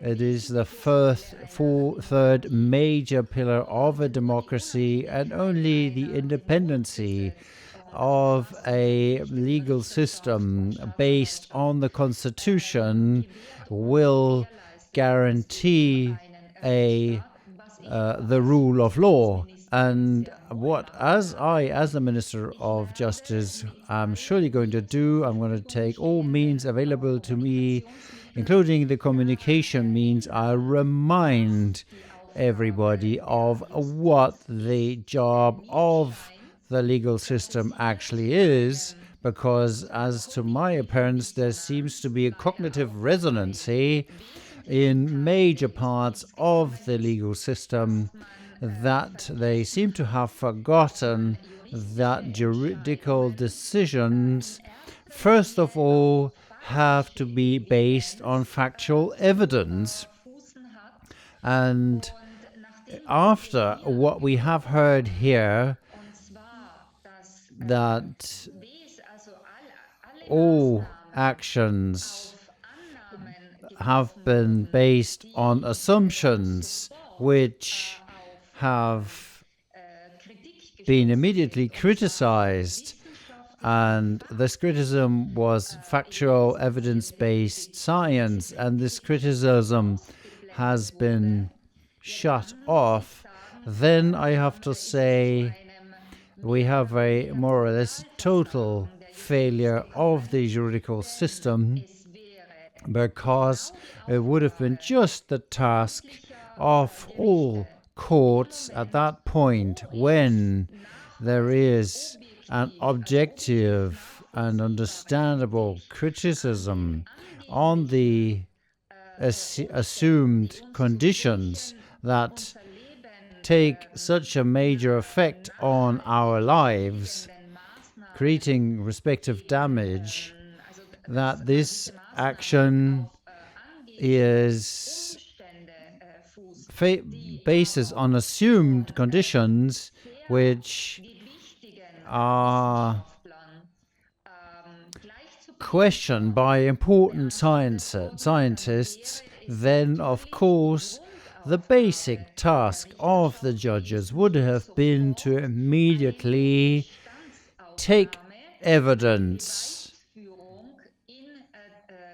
and look into the facts on their own behalf and allow this. And what must not happen is that there is suits filed and are ignored in the way that no investigations are done, or investigations are immediately stopped without real reasoning that has nothing to do with the rule of law.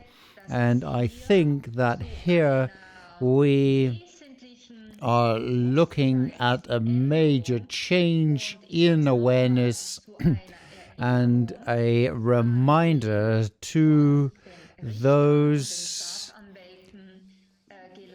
to the oath sworn by the by the legal people on the Constitution. And it has to be investigated also who of the attorneys and the judges have sustainably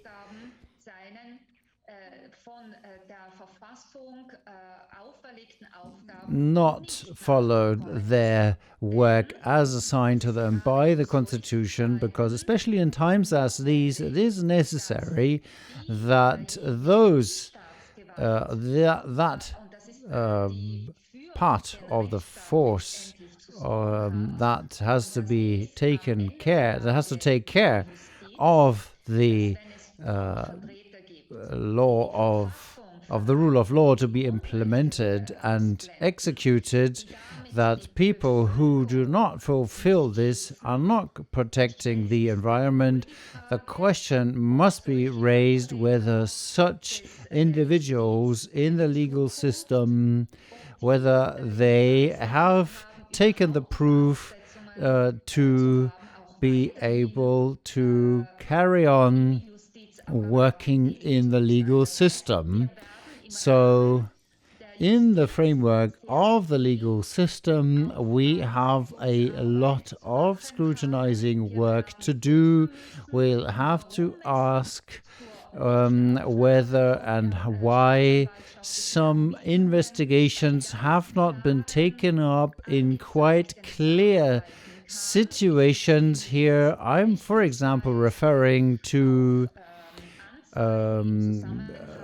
complaints with the significant death of a high number of elderly people in elderly homes after COVID-19 vaccinations.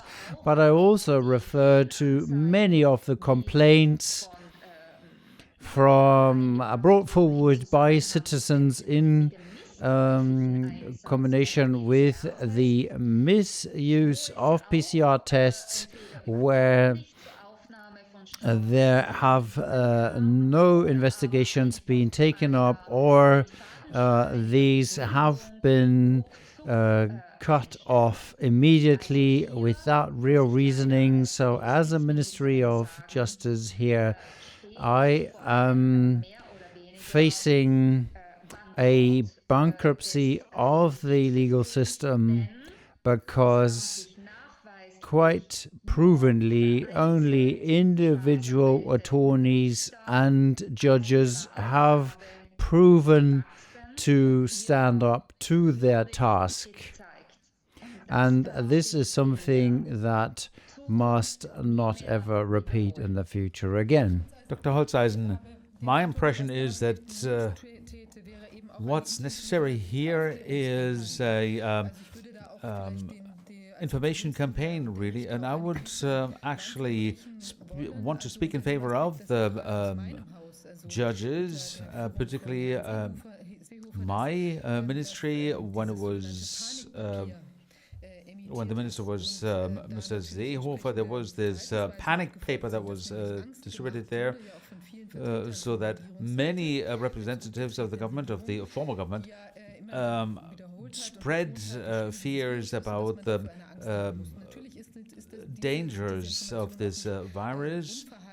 And of course, the judges heard these warnings as well. And if you're under this impression, there are many analyses of what this does psychologically to people, then I can believe that many judges simply believed these campaigns. And I have to say that there is a lot of responsibility in my ministry, and we can discuss this, of course, later on. We should never approach people with a panic campaign, as it were, particularly when it's not in the context of a really dangerous situation where there is no imminent threat to danger. Of course, I have to let somebody know that they're about to kill themselves, if they're just about to jump off a cliff. But if there is another situation that is less dangerous, then I think we shouldn't spread such views, such fears. And I think we need to have an information campaign among the judges to let them know that they need to take a different view here, that because as soon as we have clarified where the risks are, be it with the virus or the vaccination, if we can take this out there to the judges, then I can imagine that their judgment will change, and their judgments will change. Do we need an investigative committee? Because the analysis that you have just presented is not quite frank and open, but it covers to what we have seen. Two of us are lawyers, the Minister of Interior and myself, that things have not started, investigations have not started, although there's most concrete points, one of them being a pathologist who indicated that people died after the vaccination. Nothing happened that to the extent, it's not, I expect, that somebody stole a roll from the bakery shop. We've heard this here more concrete. Ms. Stresser has told us that not only people, but many people, especially in the elderly homes, died. And the other thing which has caused a furious outcry worldwide is the searches of the homes of some of the judges who have taken their work seriously and for the rule of law. And is that enough? And from your point of view, that seems to be the last anchor of democracy. If the industry, in this case the tech and pharma industry, think that they are beyond the legal system and can make their money wherever they want, that part of the politics have gone to their side. If they think they are beyond the legal system and the politics don't do that job, then the last anchor is the legal system. And if it fails in the way that all three of us seem to have perceived it, and parts of the population have as well, would we not need an investigative committee? Of course we do. We can only clarify that in the context of an inquest where facts are looked into, those in position of responsibility are determined, and the consequences are, the conclusions are drawn. Because we have to make sure that this won't repeat itself. Obviously, what happened here reflects on the training of the judges. Things went wrong there, obviously. As we may assume that the same goes for the physicians, we can also see a similar pattern here. But with the legal experts, it seems to be particularly grave. And the fact is that they should be the bulwark. The legal profession must be the bulwark, defending the law, the state of law, for defending democracy. And this bulwark has been shattered, and it needs to be rebuilt and strengthened. Absolutely. But on top of the clarification of the facts in the context of an inquest, we also have to remind the legal profession of what a constitution, what fundamental rights, what the international obligations to protect human rights are all about, because in the last year and a half,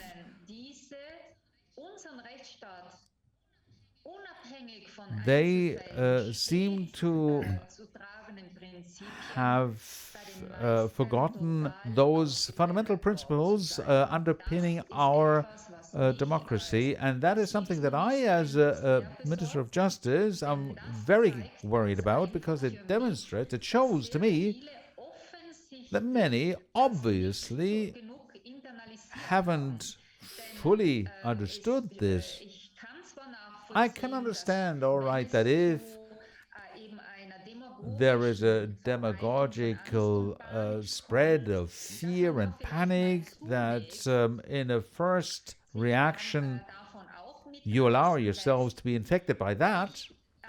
But I would expect that academically trained people with great responsibility, and that would be judges and public prosecutors, among others, that they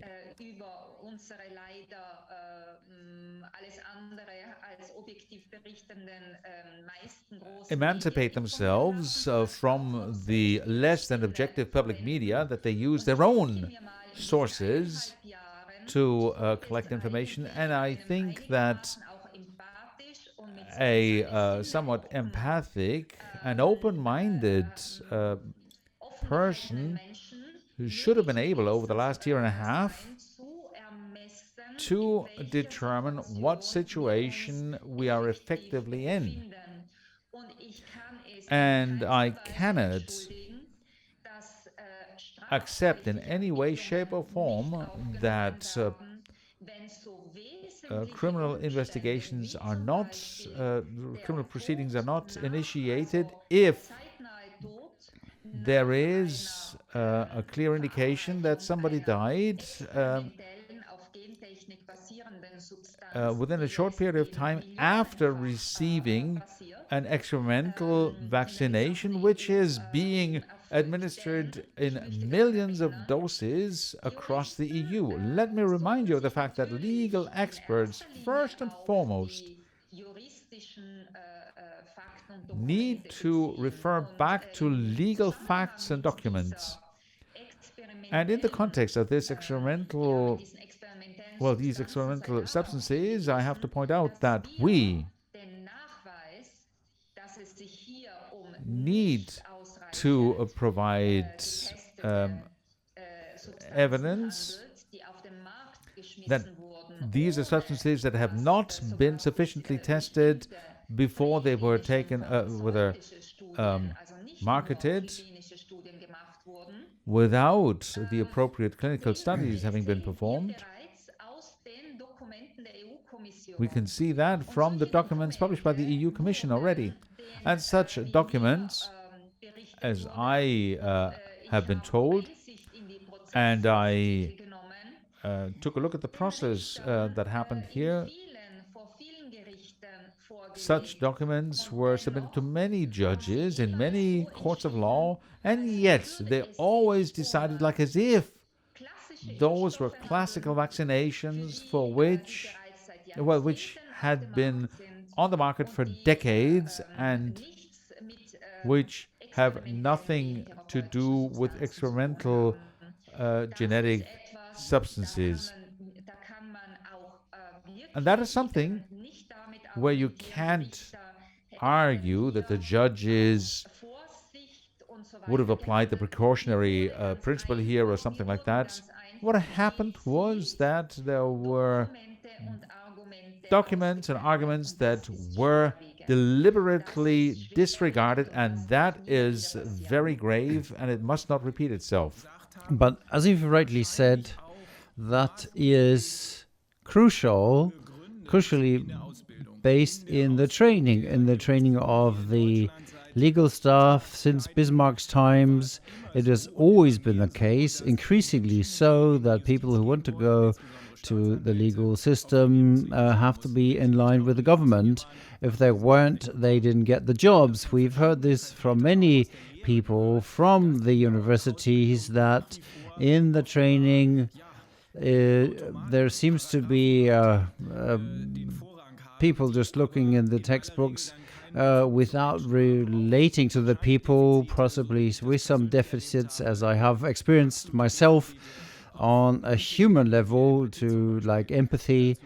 So you've just said this mustn't happen again. It did happen before. It didn't happen after the Third Reich. Nothing changed. There's this famous book by Professor Immanuel Müller, Disastrous Legal People, that there was a full collapse of the legal system in the Third Reich, similar to what we have to witness now, and that after that, exactly the people who were responsible for this slipped back into the old positions. The first president of the federal court was Mr. Weinkorf, who did the race legislation at the time. Well, sorry for interrupting you, but what we really were going to do, and that's the core issue here, I think, perform the most urgent risk analysis that we need to perform, is whether we get a fourth wave now. And I think these other questions that I think are of very crucial importance, but they're not as urgent. So I think we should conclude this analysis, because I have a few points that I need to clarify, maybe by the RKI. I'd like to add something here. We're listening to the discussion. I have to say there is quite some claims against some authorities, including the RKI, and I think they have to be given opportunity to clarify this. And I don't want to have a general judgment here, and I would propose that we check these things. They are theses, and so far, I'd like to repeat what I've heard. The question of the asymptomatic infections. Here, it was said there is studies that this is not a driver of the pandemics. Today, I read the RKI.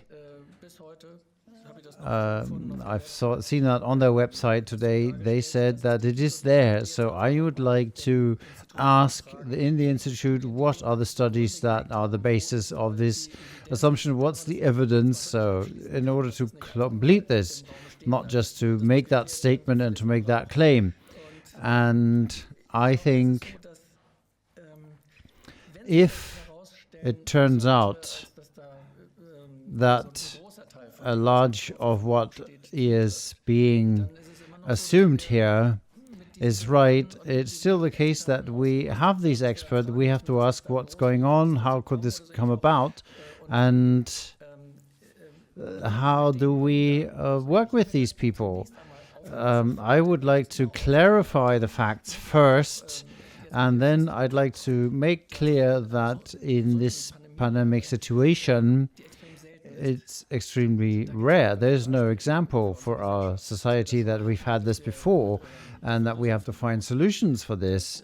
This is something that it's pre-programmed, that there is going to be failures and errors. So there may be various reasons for this, that in the different offices and the Robert Koch Institute, things are not seen as they may have been, and that this is going to have different reasons. One of the reasons is, I think, that we have a strong specializations, very close fields of competencies and perspectives. So the person who is responsible for a specific topic cannot see the overall picture. And the second important level, and this has popped up a number of times here in the discussion, that the media are quite unilateral, and I think it's time. I'd like to come up with that proposal. I don't know who's responsible, that we take a monitor of the effectivity of the media so that we can look at this. We stick to the same point in the discussion where we say it's all not right. We are used to this in the authorities and the offices and the government, and the population expects that the government has a rational decision process. But in that strong media presentation, as we've seen it in the last 1.5 years, it seems rather less rational or restricted, more to an effective and emotionally driven reporting. We usually have good arguments. Here, after you've come with your opinion, it's a question of belief. And this is something that I think we have to address for a number of reasons. First of all, in order to be able to look at reality and to maybe rehabilitate those people who have taken their media steps. And I think that's it. Well, I could bear witness here. I know many people who are academics, as engineers, scientists, etc. I'm surprised again and again how many of them are absolutely convinced that we have a dangerous disease out there, that you need protection through vaccinations, through this filter bag. It really surprises me.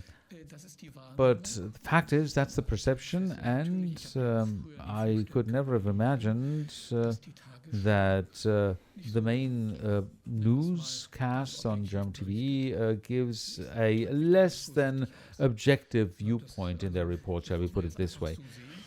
We have to see this. A large number of people who can think for themselves didn't notice that. They stopped thinking, and I think that's the central issue here. We've just heard this in the discussion with the legal system. That is most apparent.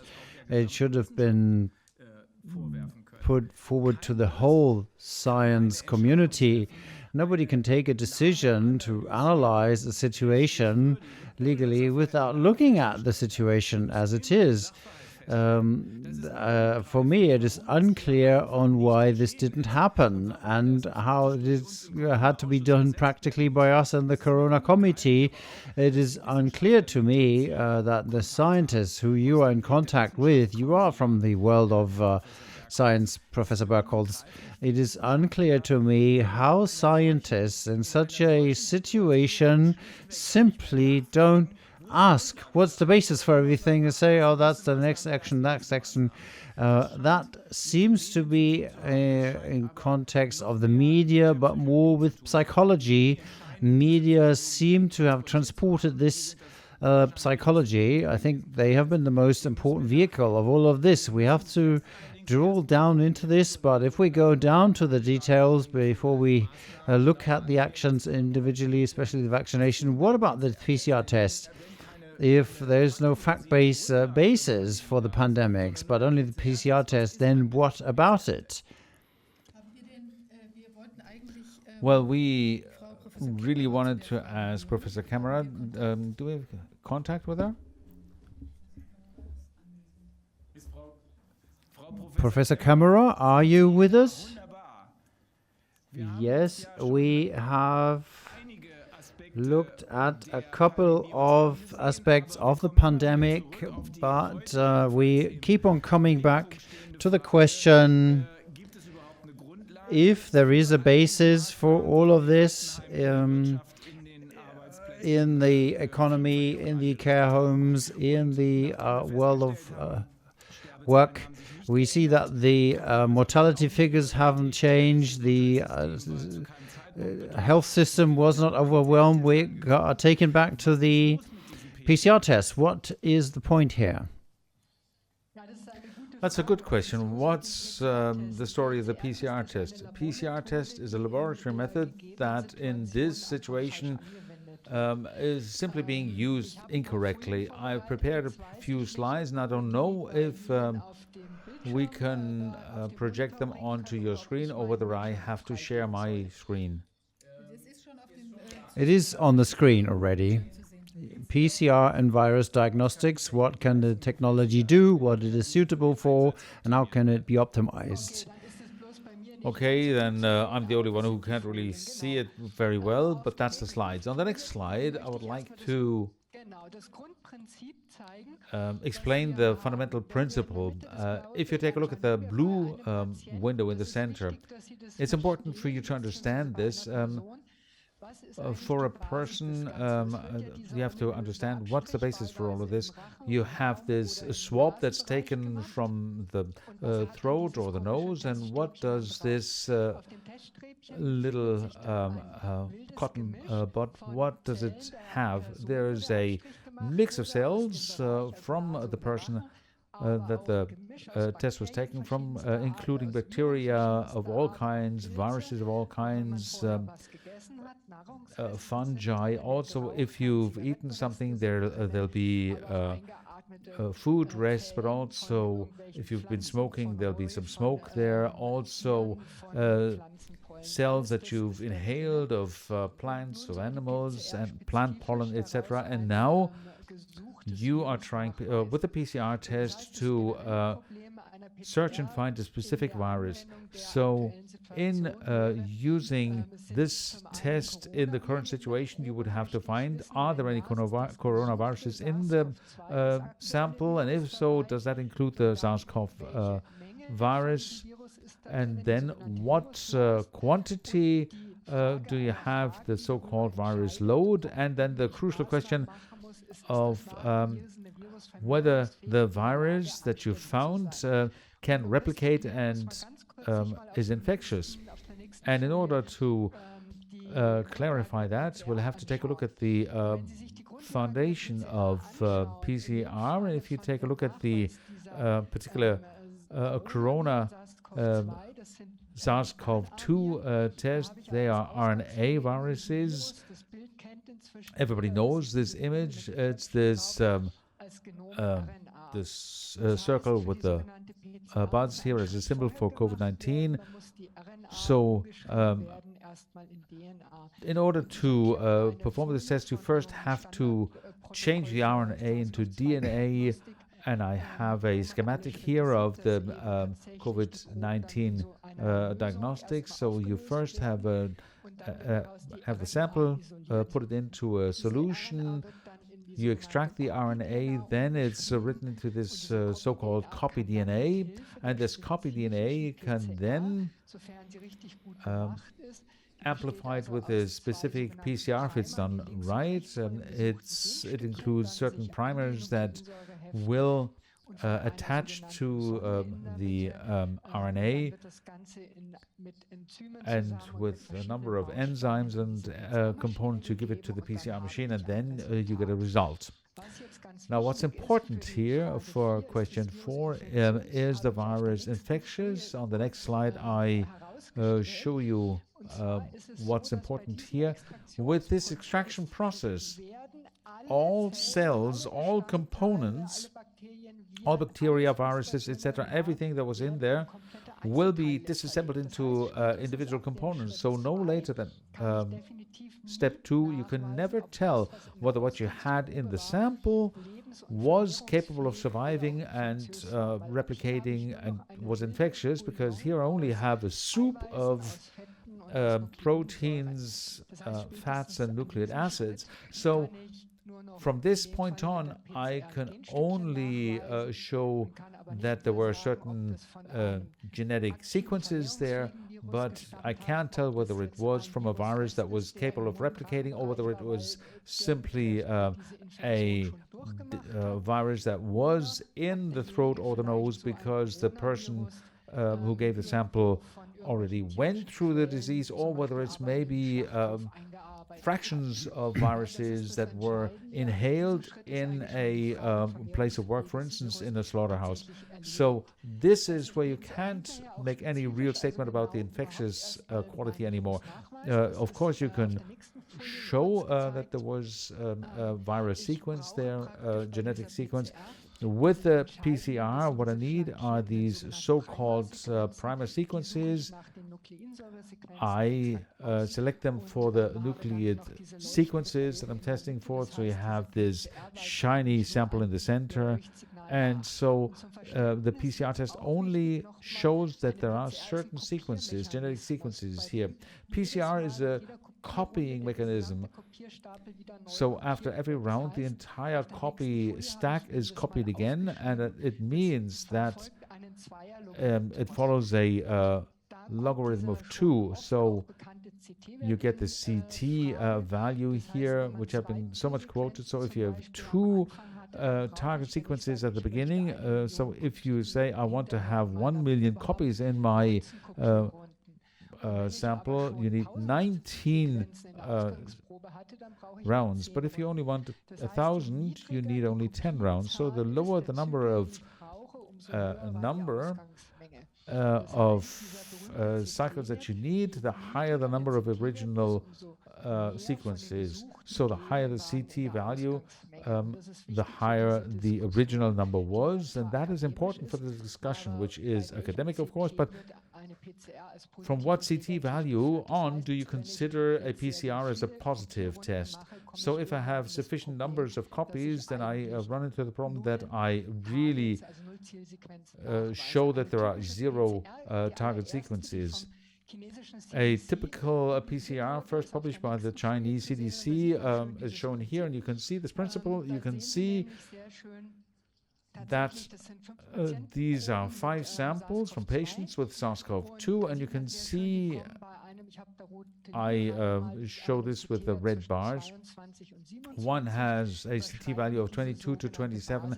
They get across this threshold, and from there on you say that is the cycle threshold. From there on they are positive. Everything before that didn't include a lot. That was negative. So this would be a quantitative PCR test, and I've shown it schematically on the next slide that the fundamental principles become clear.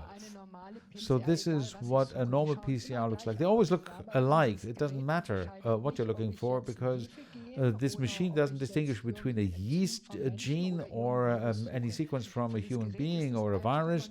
It's simply only a signal that is determined by how well I have created the PCR test at the computer. Previously, in a correct PCR, you always have an internal control mechanism. So you have housekeeping genes to make sure that the extractions have worked, and then I see when do the samples come. And what you can see here very clearly, from 33 on, you have negative samples that were included in this sample, and you can see if you have sufficient cycles, even really negative samples become positive after the 36th cycle, and those are the false positives, and they are responsible for this assumed pandemic. I call it a laboratory pandemic because many patient samples were run through 40 cycles, and we have numerous such false positives. Now, why should we do that? Really, because we want to learn for the future. You want to have a basis for decision-making on what can we improve to get a better overview of the situation. That's shown on the next slide. You would have a so-called attenuated original SARS-CoV-2 isolate. It is available in sufficient quantities.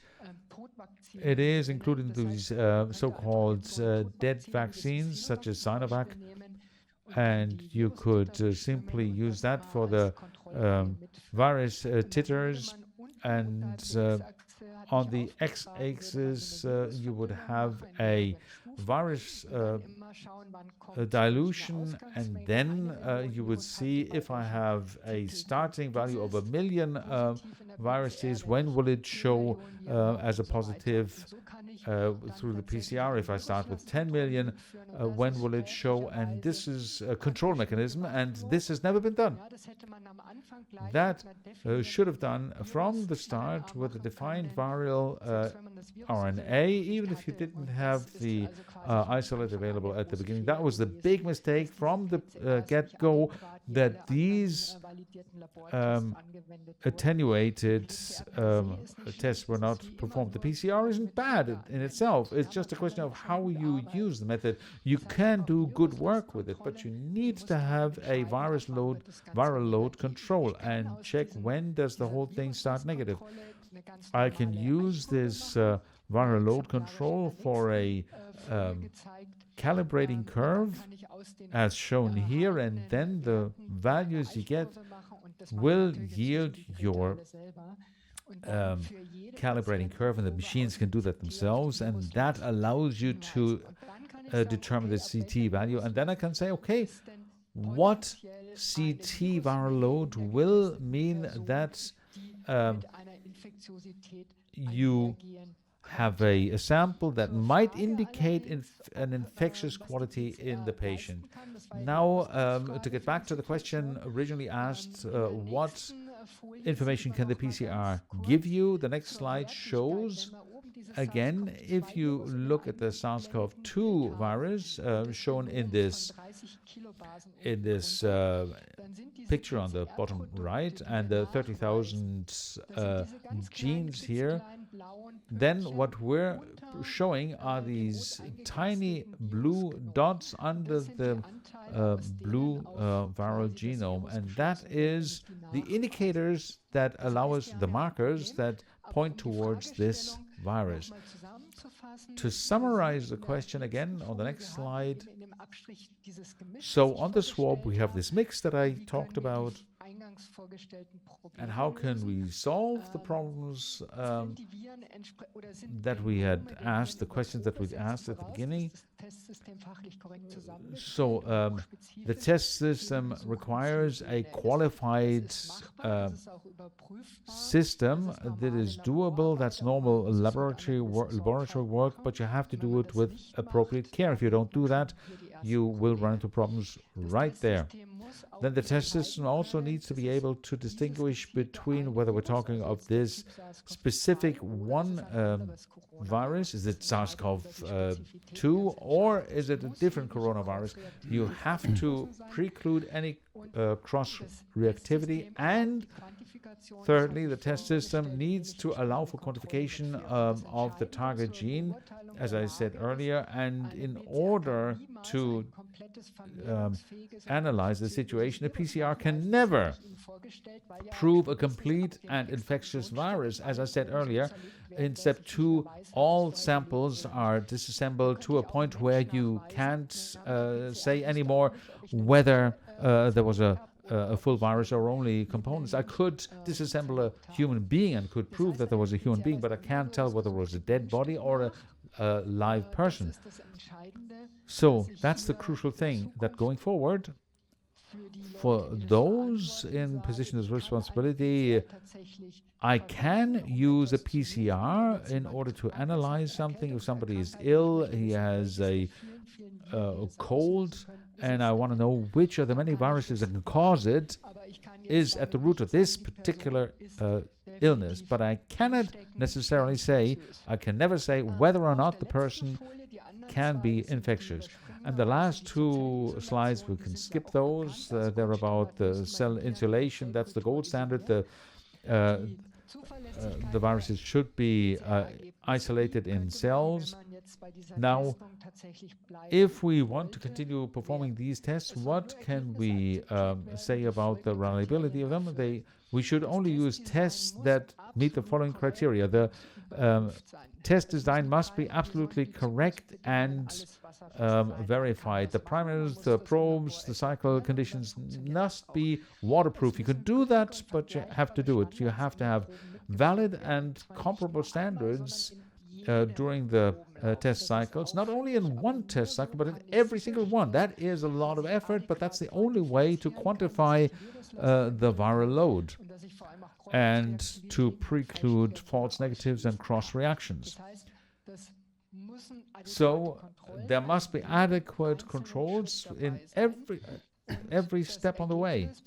and the result, positive or negative, must be achieved for 2 to 3 independent target sequences, because only then can you accept this as a valid positive. So PCR isn't bad in itself, but only if you meet all these preconditions will you be able to verify the existence of the PCR gene, only the gene.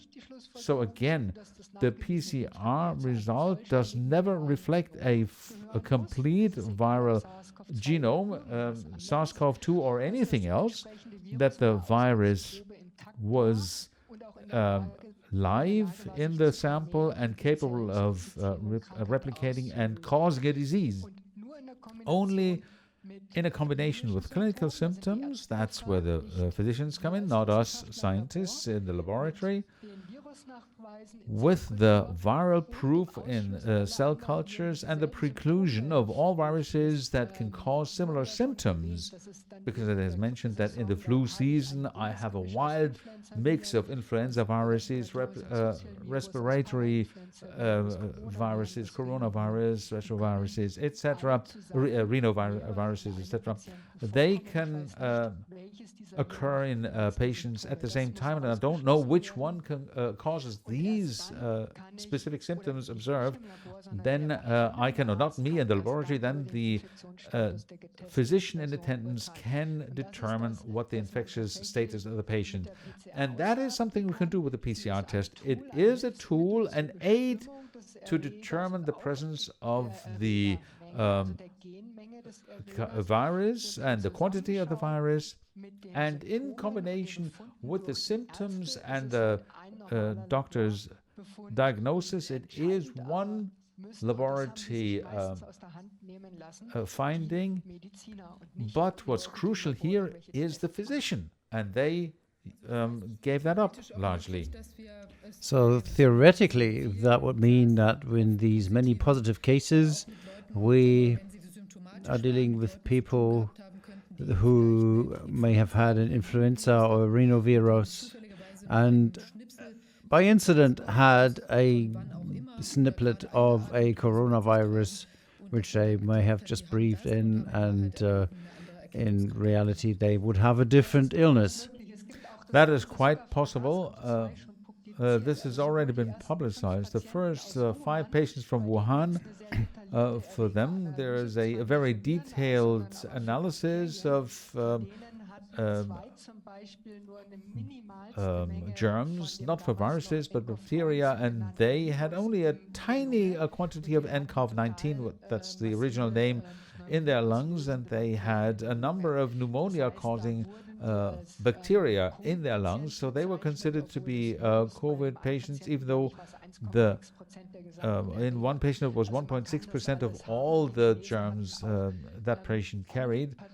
So numerous COVID patients with symptoms were analyzed, and in more than 20% of the people analyzed there was at least 1 or 2 other classical cold bacteria or viruses were found. But if I don't look for them, I won't find them. So if I say it's all influenza like it was in previous years, and I don't look for other viruses present, which is often the case, then all the other viruses are ignored. Everybody has influenza, and now we do the opposite. Everybody who has anything that shows SARS-CoV-2 and all the other viruses are ignored. So we're not confusing SARS-CoV-2 with influenza. They're completely different viruses, but both can occur in the same person. And if I find sample A and I find coronaviruses, and I don't analyze sample B for influenza, I might not find them even though they're there. Well, we are looking at different mutants now at the moment. How could this be pictured by the PCR test? Can they be identified or so on? Well, theoretically, we would have to sequence all these genes in order to be able to access these variants. I prefer to call them mutants, but you can also do something else. If the genes are not 100% matches, then if you heat these genetic fractions, they're less stable than if they had the original version. So there are these melting point analyses, but that's only very approximative. There are numerous mutants, there are thousands of them, and only the most frequent ones prevail, but that doesn't mean it's something very specific. But we can state that testing of asymptomatic people does not make sense. We can also state that due to the peculiarity of the PCR tests, I call it unscientifically damaging or destroying the sample. It can't be detected whether it is a whole live virus that has been there in the first place, which only could be infectious, or the test cannot find, even if we assume that the whole virus was there, that whether this virus went into the cells and repeated. Right. With this test, you can't prove all these things. So, in my understanding, with asymptomatic people, this test doesn't make any sense. For people without symptoms with respiratory viruses, it had been mentioned already that with such diseases such as HIV, if they don't notice anything, the PCR test is used for diagnostics as a standard. We always speak about these highly infectious respiratory infections, or if you have other viruses, it doesn't make sense looking for the PCR test, because either people have the sequence or they don't.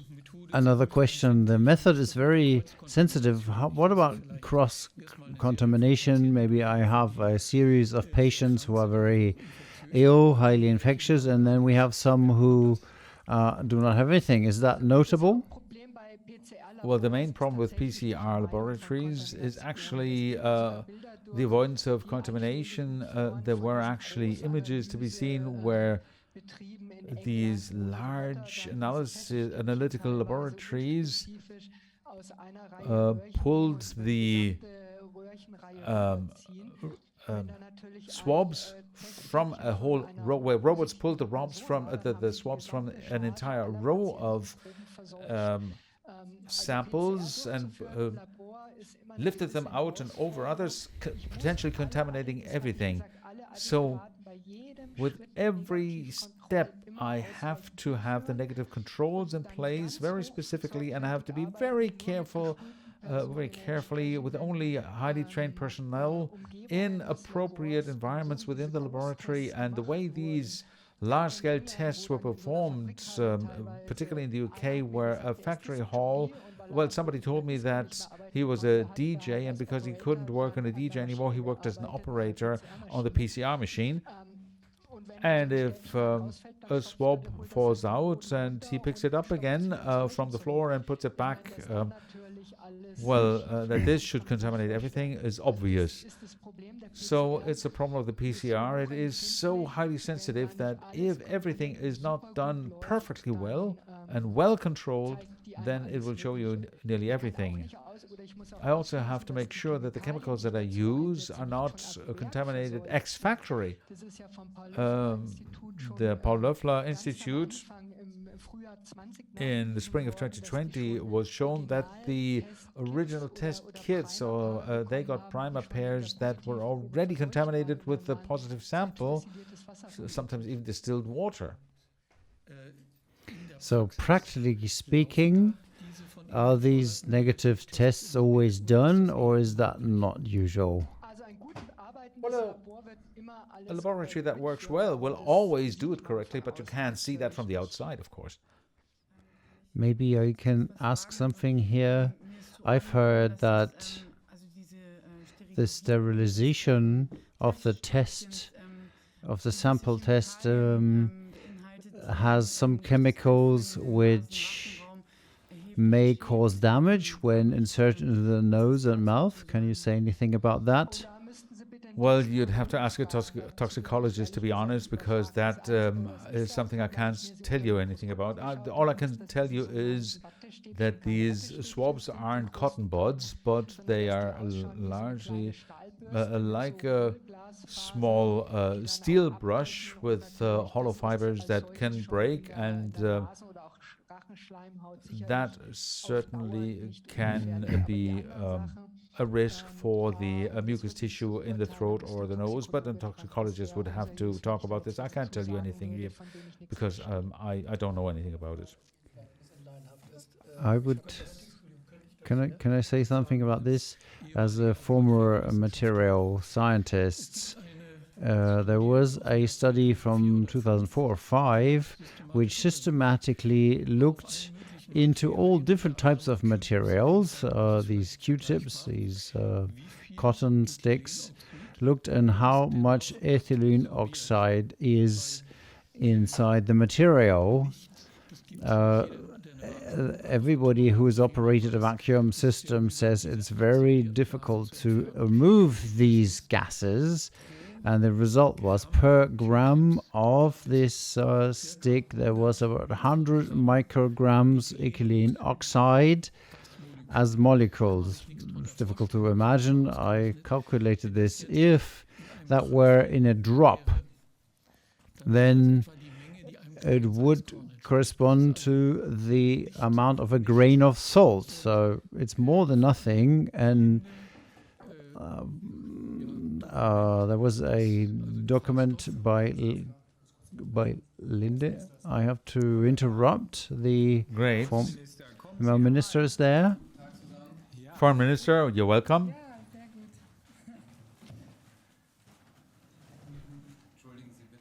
Excuse my outfit. I have just come from traveling. Excuse me. Maybe to conclude this, according to the hazardous substances data sheet of Linde company, it is extremely cancerogenic and damaging to the genome, so it has other risks as well. And to say, well, that's no harm, I can't understand that. And that is what you found in the Q-tips after months. Not after sterilization, but after months in the shelf life. That seems to be a serious problem.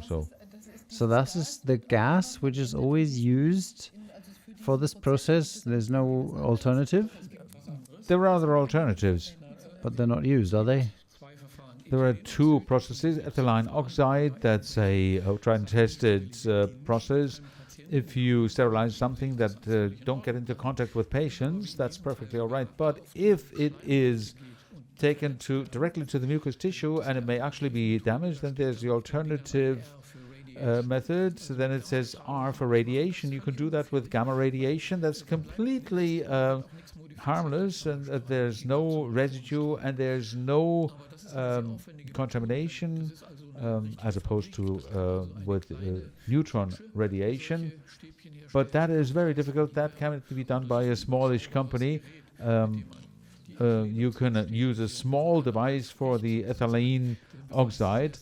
So apparently, if it says R, it's not really credible, and those products are around as well. So this is something we should investigate in, whether this is applied in these products, and that would affect the lolly tests that are used in kindergartens, and maybe it contains this cancerous material. Well, that's a question that we have to ask the importer, who would have to prove when and where, in what facility, where was this done, radiated, when, under which batch number. The manufacturer, usually in China, would be able to show this. Apparently most of the tests come from China, but if this bears this kind of risk, I think that is something the population didn't consider so far. If that is potentially hazardous, then this is something the population needs to be informed about, not in creating panic, but creating or presenting facts. What if we are not informed? If we don't come to the result after we are done with this, that the actions, which seems to be the case here, that they do not have any basis and have to be stopped immediately. So, but is this a problem, Professor Kämmerer, that the production of the tests again bears a hazard for those who are tested, including many children? Well, all right, that's really what's being discussed. The test itself is harmless. It's only a question of the swab. And the swab is done for the PCR tests and the genetic tests. They're the same swabs. And it's surprising that with these swabs for cancer prevention, cotton buds are used, and they're sufficient. Why we need these fiberglass things now, the hollow fibers in combination with the ethylene dioxide, which would be trapped in the hollow fiber, leave, of course, an increased risk simply due to the swab. So the PCR and the antigen tests, many believe that there's gold nanoparticles there, nanogold particles there. That's the same with pregnancy tests. It's always these swabs that are the risk here. But that is beyond my experience. That is something that would have to be analyzed in more detail in terms of material analysis. And this is something that people need to be told, particularly those who take those tests regularly, or the sweet tests that children have to suck on for half an hour. I have a quick question to Dr. Holzeisen. Maybe we are forced that the children use these tests in school, otherwise they can't fulfill their duty to go to school or can't have contact with others. For employees, it's the same thing, and nearly all areas. You can't do your work without at least being tested.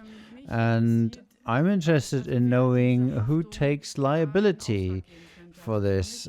For me, I'd have to understand there may be, as you said, a certain hazard that we are not aware of. Who would be liable? That on behalf of the schools, the employers, this hazard, the people are forced to be exposed to this hazard. Maybe. May I comment on this? If we come to the conclusion that the basis for the epidemic situation is no longer in place, then this problem will solve itself, because there won't be any further tests. That will be a problem of cleaning work, which is probably going to be quite big if, as to our assessment of the situation, we get to the conclusion that there's no evidence.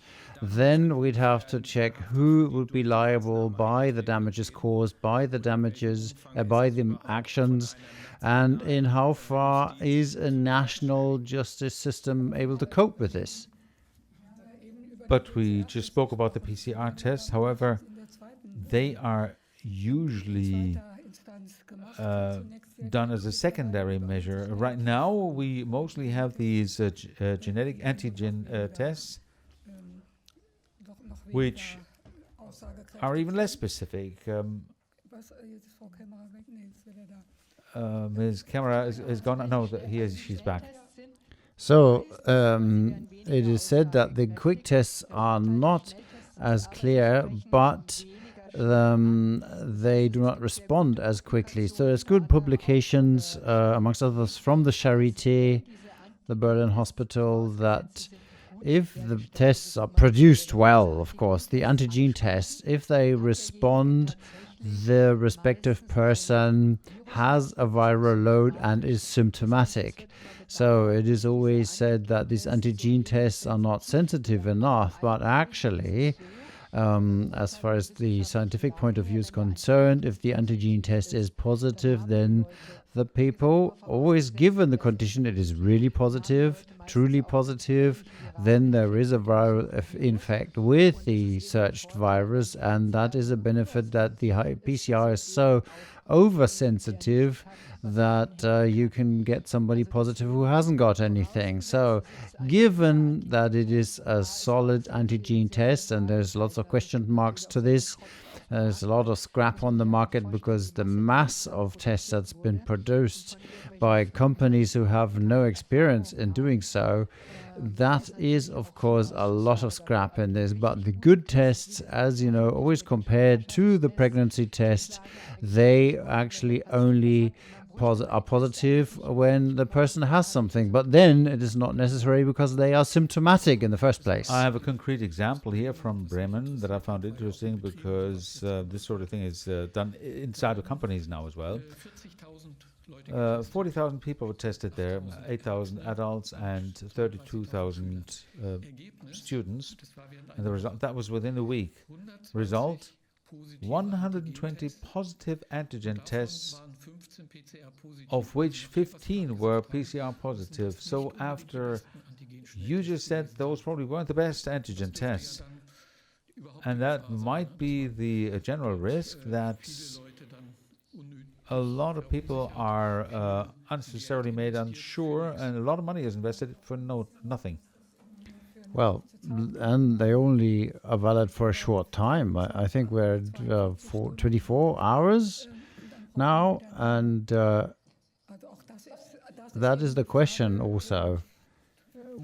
Why do we have to do this testing? Why do we have this method? Because the value is not given. It's all wrong, and in this sense, I think we'd have to look at the cost-benefit ratio here. So we may come to the conclusion that there never was a basis for this. So, Mr. Sammes? Well, the amount of work and the effort is not at the discussion. We have to come to a completely new assessment also together with the Robert Koch Institute, because in January this year we had asked for a health authorization to adapt the testing to symptomatic patients.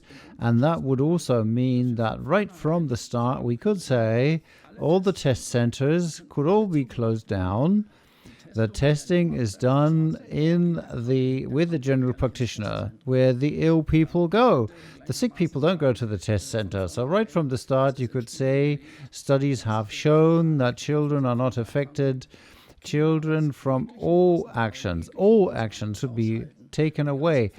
All the actions taken in schools and school authorities are fully plugged from the free air, are void, really. And if we then agreed to look at symptomatic patients, an adequate test, adequate control, then we would be able to reassess the SARS-CoV-2 virus. And I think it's important that we have this meeting in public here today. There's millions of people behind the cameras who are shocked, who are in fear. Oh, the fear has changed. In the beginning, it may have been a fear of getting sick or dying, the family being concerned, and by now the range of fear has opened. By far, people are, of course, still afraid of getting ill, but they see their existence threatened. They are fear of losing their money and their work. And if we talk about people about this, they turn aggressive. And for me, this is a feature. If you stir them up in unrest, then that is kind of has to do with hypnosis. Hypnosed people behave that way. And here we have to set up a signal. thought for a long time on how to do this. This situation is caused by great brutality. And now the people have to see that something is happening. The test centers are closed. My employer cannot pressurize me. The discussion with the children is off. And that is the most important thing, that we have short-term changes and that the information, the flow of information is redesigned, that we as politicians have to listen to the Robert Koch Institute and not saying we want to do this and that and the Robert Koch Institute has to give us the figures. This is the way it won't work, but that seems to be the case at the moment. Just to make it clear, children and young adults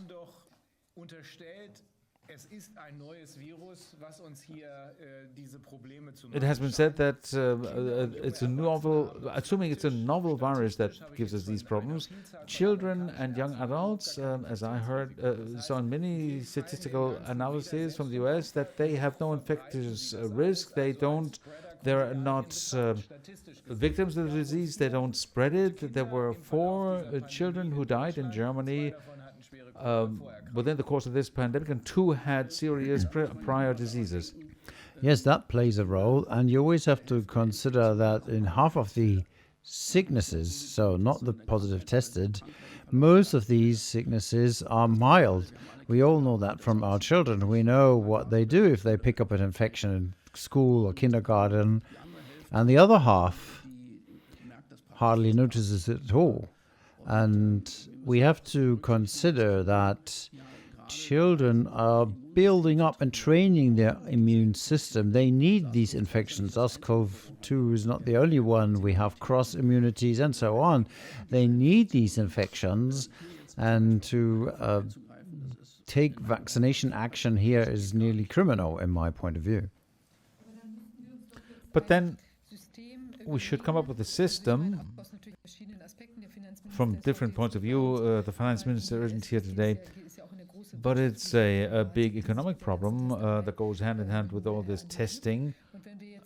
And if we have the information now that the PCR tests are pointless in using them for screening, it might be used in individual cases. And of course, there's these multiplex tests where you can test for different pathogens simultaneously, 10 or 5 at the same time. And then you could think about a study. Mr. Berghoff, you thought about this. Maybe that's a better approach then. Maybe getting the RKI involved. Testing people, and then if you see that there is an increased viral spread, then we can take a closer look. But only if we also see that those who are infected like this, and where we find that it's this specific pathogen, not a combination of pathogens or a different pathogen, and how many of those wind up in hospital, become seriously ill and or die. So that could inform us that we have a problematic situation, and then we could get rid of these tests. Well, the Sentinel practices in the past, the Robert Koch Institute is the leading institute worldwide. They have collected data. We know from which week to which week over the year we have met which agents, and we know that by end of November, December, we're going to get a new push of corona infections. We don't have to be astonished by this. We know they are coming, and then they are taken over by the influenza viruses, and this is strongly H5N1 is playing a role. That's the swine flu. Nobody talks about that as today. And early next year, February, beginning of March, April, May even, the influenza is then taken over by coronaviruses. That's the normal course of the year. We can look this from the data of the Robert Koch Institute. Every virus is detailed here. And if we, in summer, we have a little lightening up of the corona, that's what we call the summer flu every year. Everybody knows this. So we are not surprised by the viruses. At times we are surprised by the intensity of the wave. And here the sentinel practices are questions that show severe courses. All hospitals see this, all practitioners see this, and it's quite known that there is beds on the hospital corridors. We have that if we have strong waves, influenza or whatever. So we have to notice this early, and we have to be aware. Well, I'm aware of this. And I'm aware of this connection between testing and the sentinel practices. We're aware of that, of course, at the RKI as well. In 2011, there was the swine flu. There was an epidemiological bulletin. I think it was published in 2018, where it was found that test results on a new respiratory disease, as is the case here, that these test results only are reliable in combination with a second diagnostic approach, these sentinel practices. So in 2011 at the RKI, it was found that if there is an actual or assumed threat, the test results are very highly positive, even though there wasn't a real risk. So that's the assessment of the sentinels. Exactly, and there you can verify whether it's actually true. So there are two options. First of all, look at the symptoms, and then what does sentinels say on it. And at the RKI, I can't really tell why this wasn't taken into consideration. Mr. Kohn, could you just briefly explain to the sentinel method to our audience? The Minister of Health, Health Minister surely can. Minister of Health, how does it work with these sentinel practices? Those are guardians, basically, who work like an earthquake sensor, basically, to tell the RKA what's happening, what diseases are spreading out there. Is that the case? Yes. It's over 600 practices, general practitioners, child doctors, and so on. And once a week, they report whether it's more people in the practices or more or less. There's a 100% index, and then the deviation up and down is given, and then the figures are seen. How many people have typical flu symptoms? That's the normal respiratory conditions, and then we have the seasonal curves peaking, usually with a dent around Christmas. And then we have the influenza-like illnesses, which are combined with fiber, and the SRRE, which are the strong respiratory illnesses. These are the people who have been hospitalized, and here we get the figures from the 70 hospitals that are part of the system. So there has been a system set up for a long time, which was set up to monitor influenza initially, and influenza is the agent with the human vaccination. Over 100 agents play a role here, and influenza was the one that was concentrated on, which was kind of wrong, but there was a vaccination available which should have been sold, and all of this is due to the Green Cross. The Green Cross is an organization of the vaccination producers who came up with this, and the Robert Koch started to host this, and that's a system that we have, which is actually brought about by the vaccination and drugs industry. It's not brought about by a basic public health consideration. What do we need in order to see what's going on? But it does a good service. Now the lines. Now we lost the internet connection. We have a frozen. So these 600 to 700 practices have a quantity of laboratory examinations which they can do. They can send samples, and that tests the type of agent. Coronaviruses were not included in the past 4 to 5 or 6 different agents that were observed here. Rhinoviruses, for example, influenza viruses were part of it, of course, partly influenza as well. This is something that is quite reliable because it's the same practices every year, so we can see the changes there if something extraordinary happens. And I can show this here, this graphic, a typical graphic. I'll just show my screen, which is here. We can't see it yet. Here it is. So here you see, these are the strong respiratory illnesses. We see the winter here, 2020, the winter 21 now, last winter, and we see the red ones are the children, and the dark ones, dark gray, that's the elderly people. So this is the ages, so you see below. The 14-year-olds have nothing, they never get to hospital.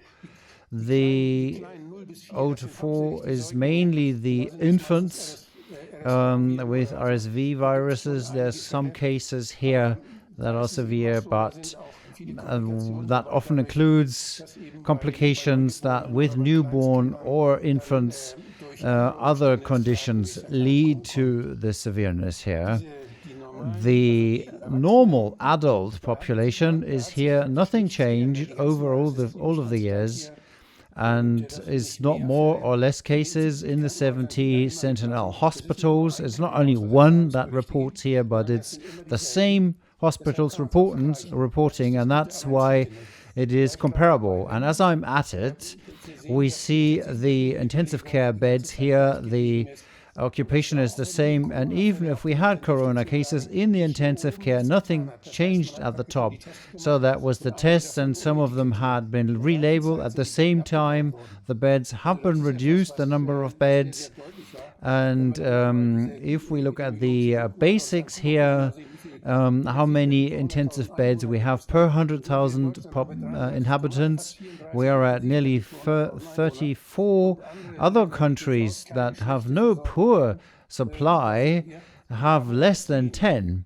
And that means here we have such an upholstering here, showing that something is wrong, because the results with respect to the successes are much better in Scandinavia than they are with us. And so in that respect, I think this pandemic, of this crisis that we have seen, is a good point to look at this system and see where do we see what is going on, how do we have to build up the sentinel. I'm thinking like the British do this well, the Scots do this well. They know the whole spectrum of the agents. They know which agents come together, which are in competition, which enforce each other. We are quite dumb and blind in our centers, and that could be easily adjusted. It's not going to cost a lot of money, and we've got the doctors who would participate to extend this and do that. So that would be a good thing to do. And in the future, I think we can institute a monitoring instrument that can protect us against these wrong statements that we've had. We can say, look, there's nothing going on. This is where you can see it. We do that. We monitor it. And that has not been done sufficiently, or it has not been observed by the politicians. The Robert Koch Institute made these graphics. It's their own charts here. And however, that has not been addressed and looked at. So no information has been put through here to calm down the population. That was then left to Institute who got this out. That was my first idea. that the Robert Koch Institute, for every year they look at this, they should see if something is different this year, and if yes, what so. This is why I'm quite sure from the beginning on that nothing had changed. The only thing was the PCR test, which created cases that showed the influenza. That's the buzzword. We now also have Dr. Mike Jeden with us, the former vice president of Pfizer. He has already been on the Corona Committee, giving us important information. He's one of the most popular contacts for PCR tests, immunity, and vaccinations. Can you hear us, Mike? Mike, können Sie uns hören?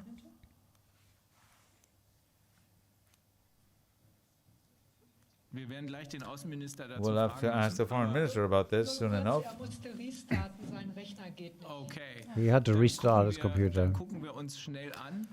Well, then let's take a quick look at the foreign minister who's with us by now. Now, what is the situation abroad that you have been able to determine?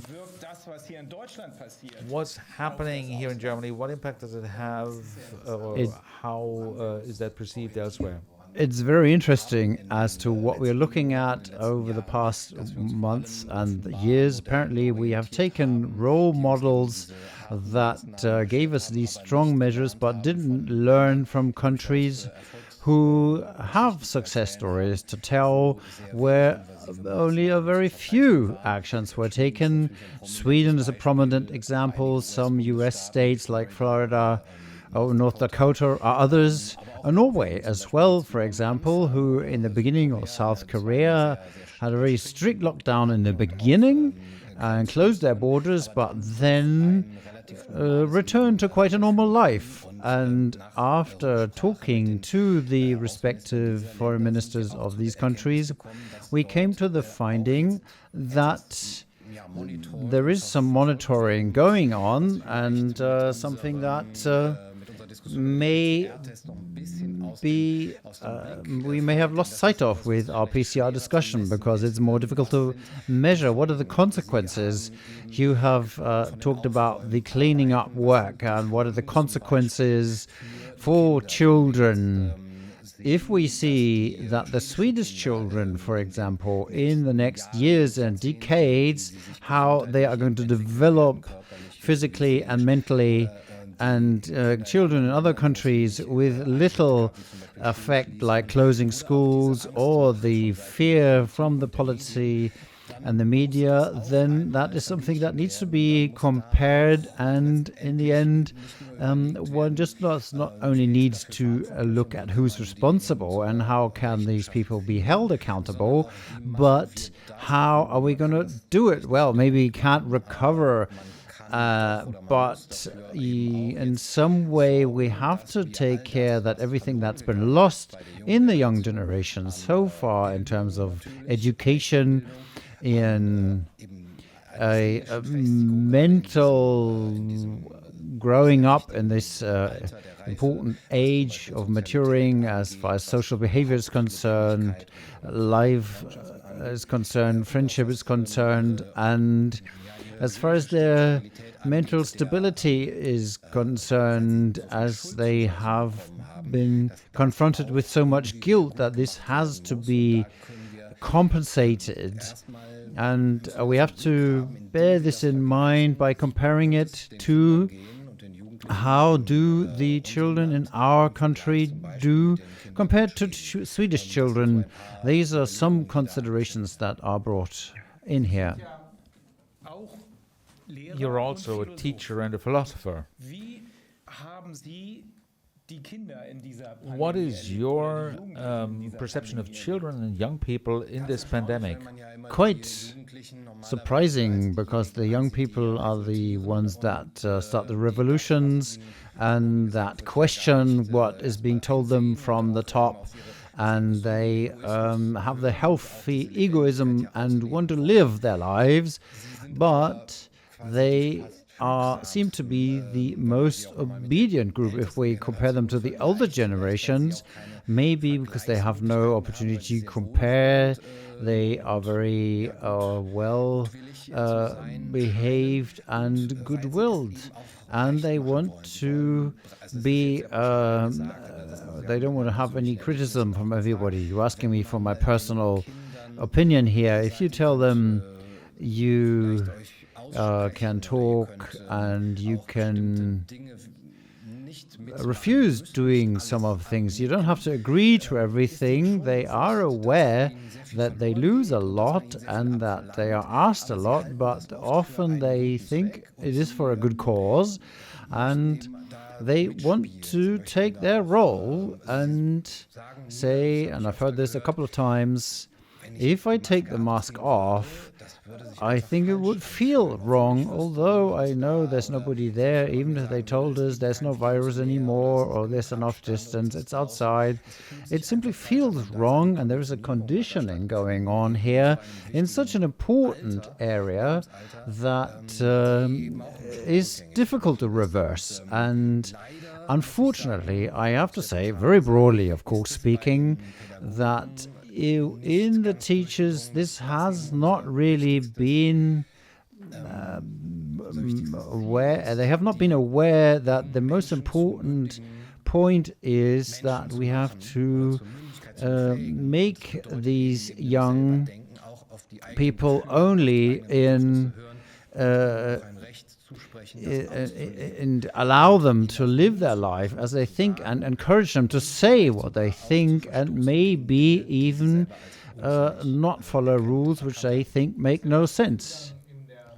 Did something go wrong in the school education?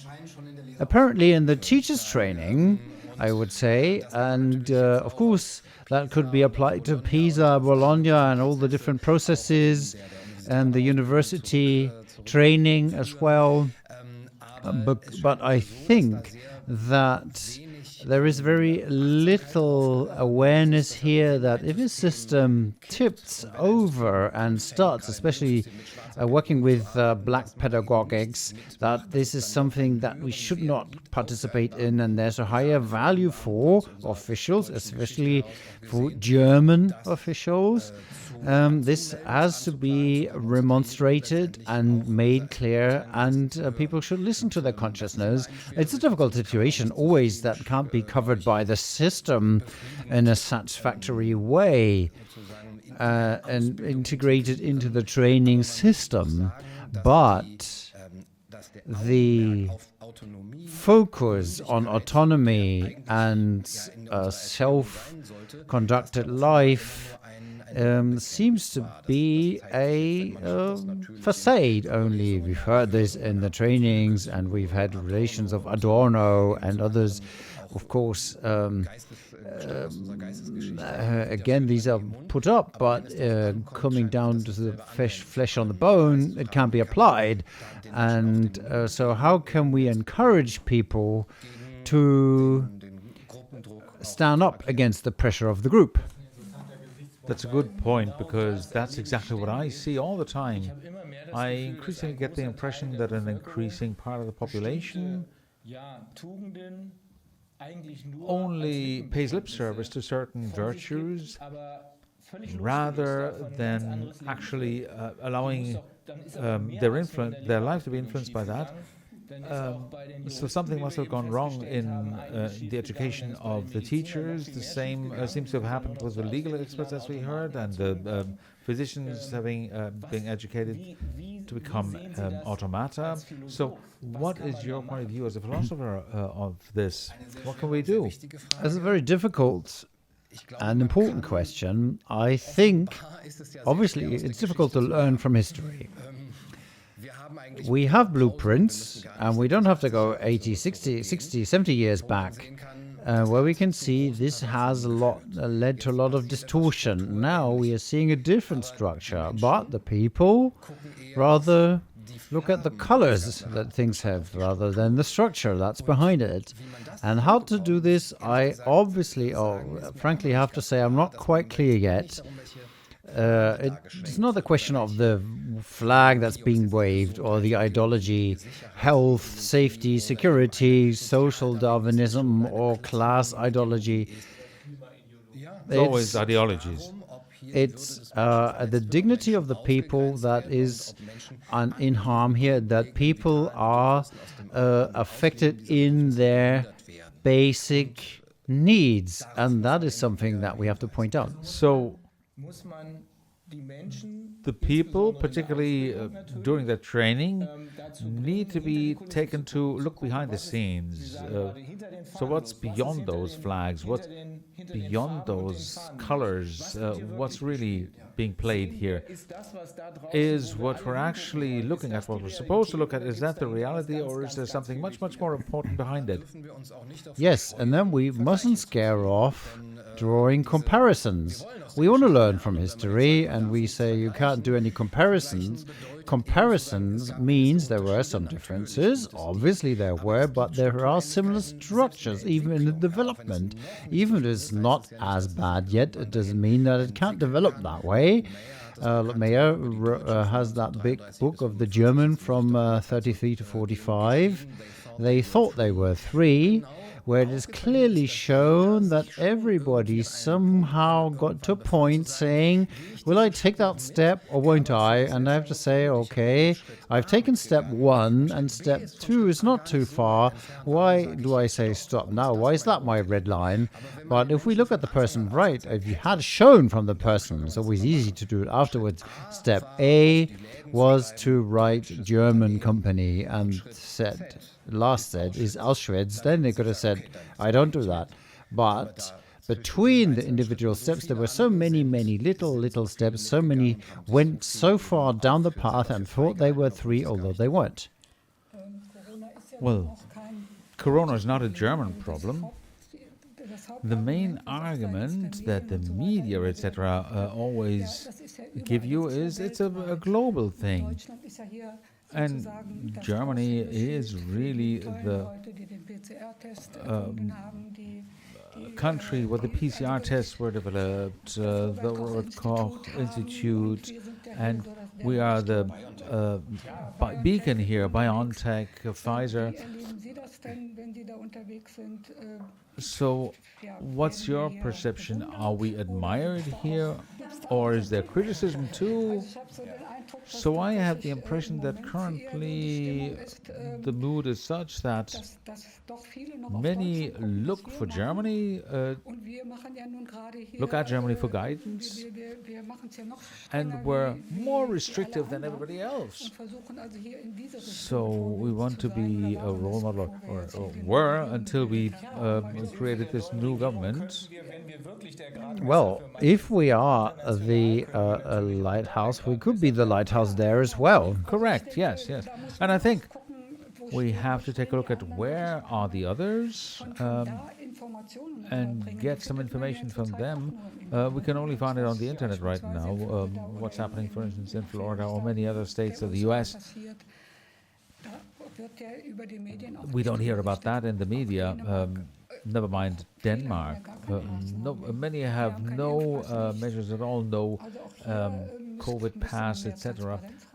So we need more transparency here, and I would like to see that we look at the world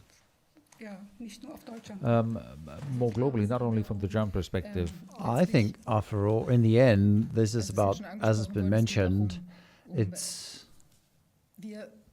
about us now being here in service because we want to analyze the current situation. I think some decisions have to be taken. I'd like to look at the PCR and the topic of today again. So again, is there a risk of a 4th wave? Analyzing this further, we've got Dr. Jeden with us, and we may have to go into detail there. We need some criteria at which we can recognize a possible hazard coming towards us. So we should be vigilant with for things that could come up. It could be a different virus, or this virus could whatever in combination with the vaccinations create more problems. That's a different topic, but we have to look into it and set up parameters for observation that ensure us to act rightly at the right point in time. And I think it's also about the opportunity which is opening up for us here. There's many ideas that started to crumble in this. I think nobody wants to go back to the old normal, which was overshadowed by bullshit jobs, as we've heard, and structures which left little freedom to people. And I think there's opportunities that we get a new society of well-being which could be implemented, which is not driven by fear, with health enforced. I don't have to stay in lockdown in order to have a life which is somehow created by me, giving me the freedom. We have the phenomena that some people like the lockdown because that gives them more free time for themselves and more ways to lead their lives. Home office is one, but it's well thinkable that home office is much more sensible. We do home office for people who want it. That can be carried on, and at the same time, we don't waste time and money with tests that are not worth it. I think all of these questions should be asked in the course of the discussion here. I think we are able to do this without going for a technocratical surveillance state with an app here and there, and you can only go there and with this condition met. I think all of that could be void if we say go straight to the start, get the 4,000 euros straight from the famous game. It's obvious that these measures are only positive for a small number of people, but let's go back to the real problem. What will we do with Dr. Mike Eden? Will we speak in English, or is it being translated simultaneously? Okay. Mike, I believe, can you hear us, Mike? I can hear you, yes. Good morning. Excellent. Oh, good afternoon. So what we're doing here is, this is a simulation of a new government having come to power after the old government, for whatever reasons, has resigned. And what we're doing on this first day is we're trying to get a grip of the status quo. What is really going on? Because most of us understand that the information we've been getting from our governments and from the mainstream media is not really correct. The three most important aspects that we are dealing with today is, since we can't see any evidence for a pandemic, there was never a danger, at least not in this country, of the healthcare system being overwhelmed. There were never any excess mortalities. The thing that we were talking about this with Professor Kämmerer. The thing that seems to be at the center of this is the PCR test. The PCR test is the one thing that does seem to be simulating a pandemic, which in essence may very well be, we haven't come to a final conclusion yet, but which may very well be not a pandemic, but rather a plandemic, and it doesn't have anything to do with corona, but rather the PCR test. Then, of course, the big question of immunity, and finally, what about the vaccination? So this is what we are trying to understand. Is it correct that the PCR test cannot tell you anything about infections, and the way it was set up by Professor Drosten, which seems to be the blueprint for the rest of the world because it was recommended by the WHO, the way he set his test up at way over 35 cycles of amplification, it was bound to produce mostly false positives. Is that correct?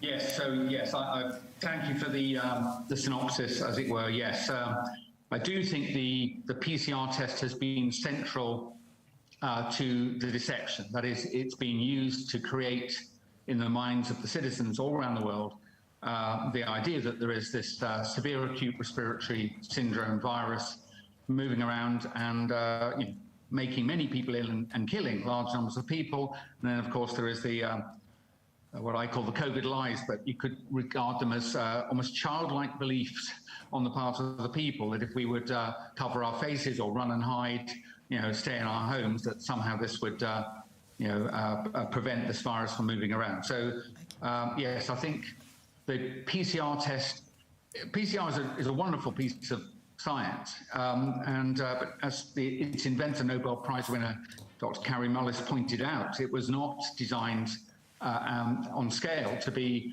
any kind of quantitative test. I know there are these pseudo qPCRs or quantitative PCR tests, but when you're doing 10,000 or 100,000 tests a day, as in UK, using amateurs, people who've never worked in the lab before, people who are so inexperienced at working in laboratories that they had 2 people to a flow hood, that they had to be trained how to use a micropipette, a Gilson pipette. I'd never seen a job called pipette trainer. A friend of mine who was a very experienced laboratory PCR technician for decades, worked in one of the largest UK private labs, the so-called super labs or lighthouse labs. And he couldn't believe it, that on his first day, he was introduced to someone whose job was pipette trainer. And he asked her, just to show me what training he would provide. Obviously, he knew how to use a pipette. And it was obvious in the first 30 seconds she had no idea how to use a Gilson micropipette. And at coffee, he asked her what previous jobs she had had before coming to this very important role. And the answer was supermarket shelf stacker at night. So that's the contempt with which the private companies that are operating on scale, the most important diagnostic test ever in the history of the UK, that's the contempt with which management is choosing its staff. So even if PCR, if done well, might distinguish an infected person, clinically infected person from a not clinically infected person, in practice, forget about it. They've got graduates who have usually got a science degree but no practical commercial lab experience.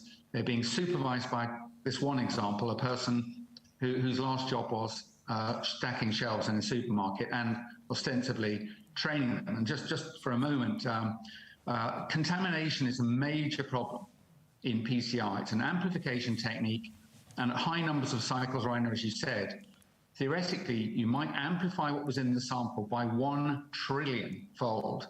So it doesn't take much imagination to believe that a few particles floating in the air could contaminate an entire rack of open tubes, notwithstanding a flow hood. And if you have poor pipetting technique, you easily generate aerosols every single time you empty the pipette tip by depressing a thumb. So the person I spoke to who's done this for decades said, I asked him what he thought the operational false positive rate arising purely from contamination, cross-contamination.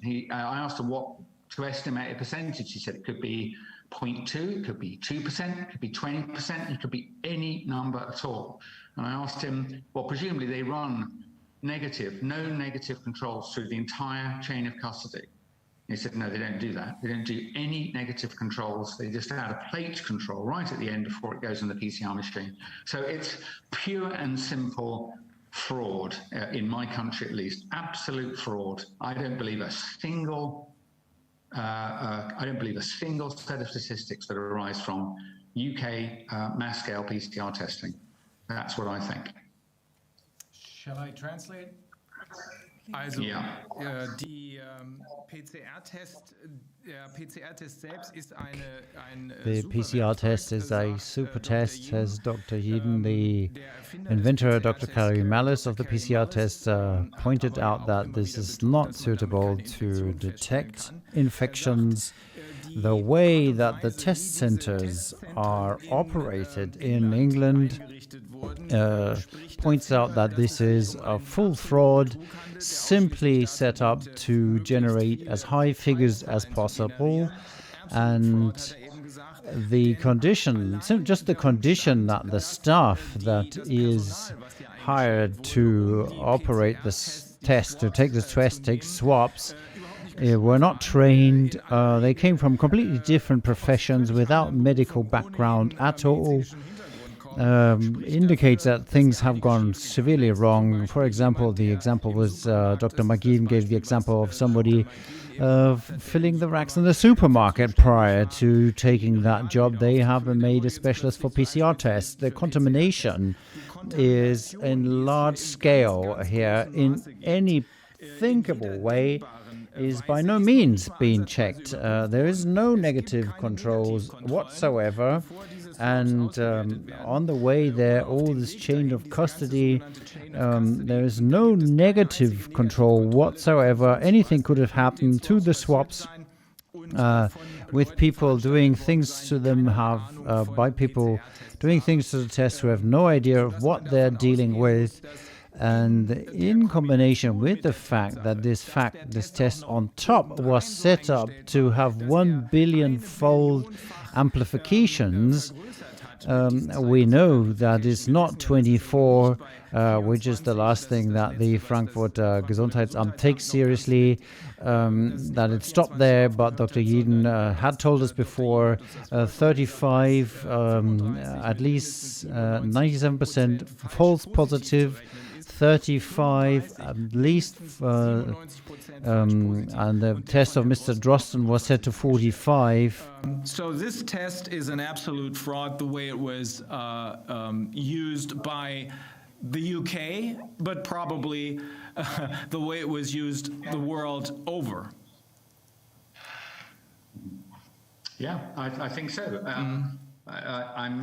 I'm in an undisclosed Central American country at the moment, and I've spoken to a few people here, and there seems to be pretty much no one with any science or medical knowledge running the country's coronavirus response, as far as I can tell. And from what little I've gathered, by repute, the person that is in charge of the health response is widely considered to be a crook. Mm-hmm. So, little countries have got no chance, and I'm afraid the big countries are the ones that have aggressively rolled out this pseudoscience. You've probably heard me speak before many times on what I call the COVID lies, and I just want to point out to people something that I thought it was compelling evidence of an international plan the first time I heard it, which was sometime in March 2020. Several scores of countries, the ones I've managed to check, all discarded their perfectly good pandemic preparedness plans. They all had one, all the reasonably advanced G20 countries all had one. They all were pretty similar to what WHO had on their website as of 2019, and it never involved things like lockdowns, mask wearing, mass testing of the healthy, restrictions on travel within or between countries at all. And these were pandemic preparedness plans for something at least 10 times more lethal than what has actually happened. In other words, those plans were pretty good, and yet scores of countries simultaneously, as far as I can tell, discarded them, and then they all adopted a new plan. Now, maybe that's fine. Maybe they saw falling man in Wuhan and thought, oh, this is worse, we'll have to do, let's not use our plan, let's use a new one. Okay, I could just about buy that. But the thing is, they then adopted precautions, almost all of which were already proven not to be useful. And they all did it, right? Now if it was just one country, then yeah, maybe you've got an influential fool, arrogant person, and they've driven, the policy. But they all adopted lies, and they all adopted the same lies. Now, I've asked people again and again, can you come up with an explanation that is other than an international plan? Not a single person has managed to do it. But every one of the driving narrative points about this virus are wrong, from the degree of lethality, from the supposed efficacy of masks, and the utility of PCR testing, the absurd idea that people without symptoms of a respiratory illness can nevertheless infect other people, and so it goes on. Every one of them was laughably stupid, and unfortunately it's not funny, because unfortunately it looks like 9 times out of 10 people have believed this lies. But that's my point. It simply doesn't stack up the first time I heard it, and the more the year wore on, the more I realized it wasn't just a PCR fraud, but everything was lies, and I'm afraid nothing has changed. So let me allow you to translate that, but I've got a couple of things I've discovered recently, which are horrifying, and they go a long way towards explaining the peaks of deaths in the UK, at least. Okay. Dr. Heden ist im Moment in einem zentralamerikanischen Dr. Heden is in a Central American country right now, whose identity he won't reveal. He says that everything is in his own country, but also in other countries, and he's lived in other countries. By now we spoke with him in France at some stage, but now in this Central American country too, everything points to a global enterprise, because the first thing he found was that everything the media tell us, what the government tell us through our media, not only in the UK, not only in Germany, not only in Central America, not only in France and Italy, but everywhere, that all of this is wrong. They're all lies. It starts with the PCR test, he just said. It continues with the absurd idea that asymptomatic people who are healthy, that is, could be potentially dangerous. It continues with the useless masks that are really dangerous at the end of the day. He says he saw these lies from the beginning on, from the get-go, and it made him nervous from the beginning. That it is an international plan here is something he concludes from the fact that the pre-existing pandemic plans, pandemic preparedness available in all countries, and which had been designed for diseases 10 times worse as the current one, which never had a excess mortality.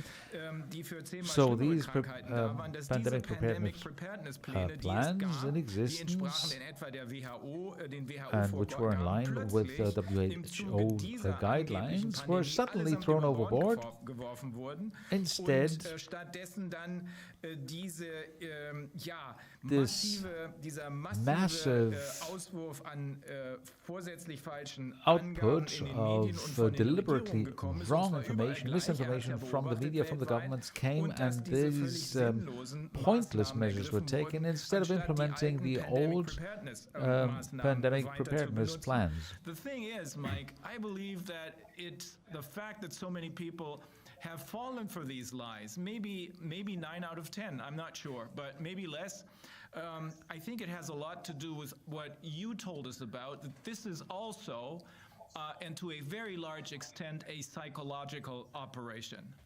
Yes. Mm-hmm. Yeah. Yes. Absolutely. Yes, and I don't understand that. I mean, my wife, who's not a scientist, has repeatedly observed that she also doesn't understand how it is that people believe the narrative, as we would call it, because I don't think you need to be very clever to work out that it doesn't hold together.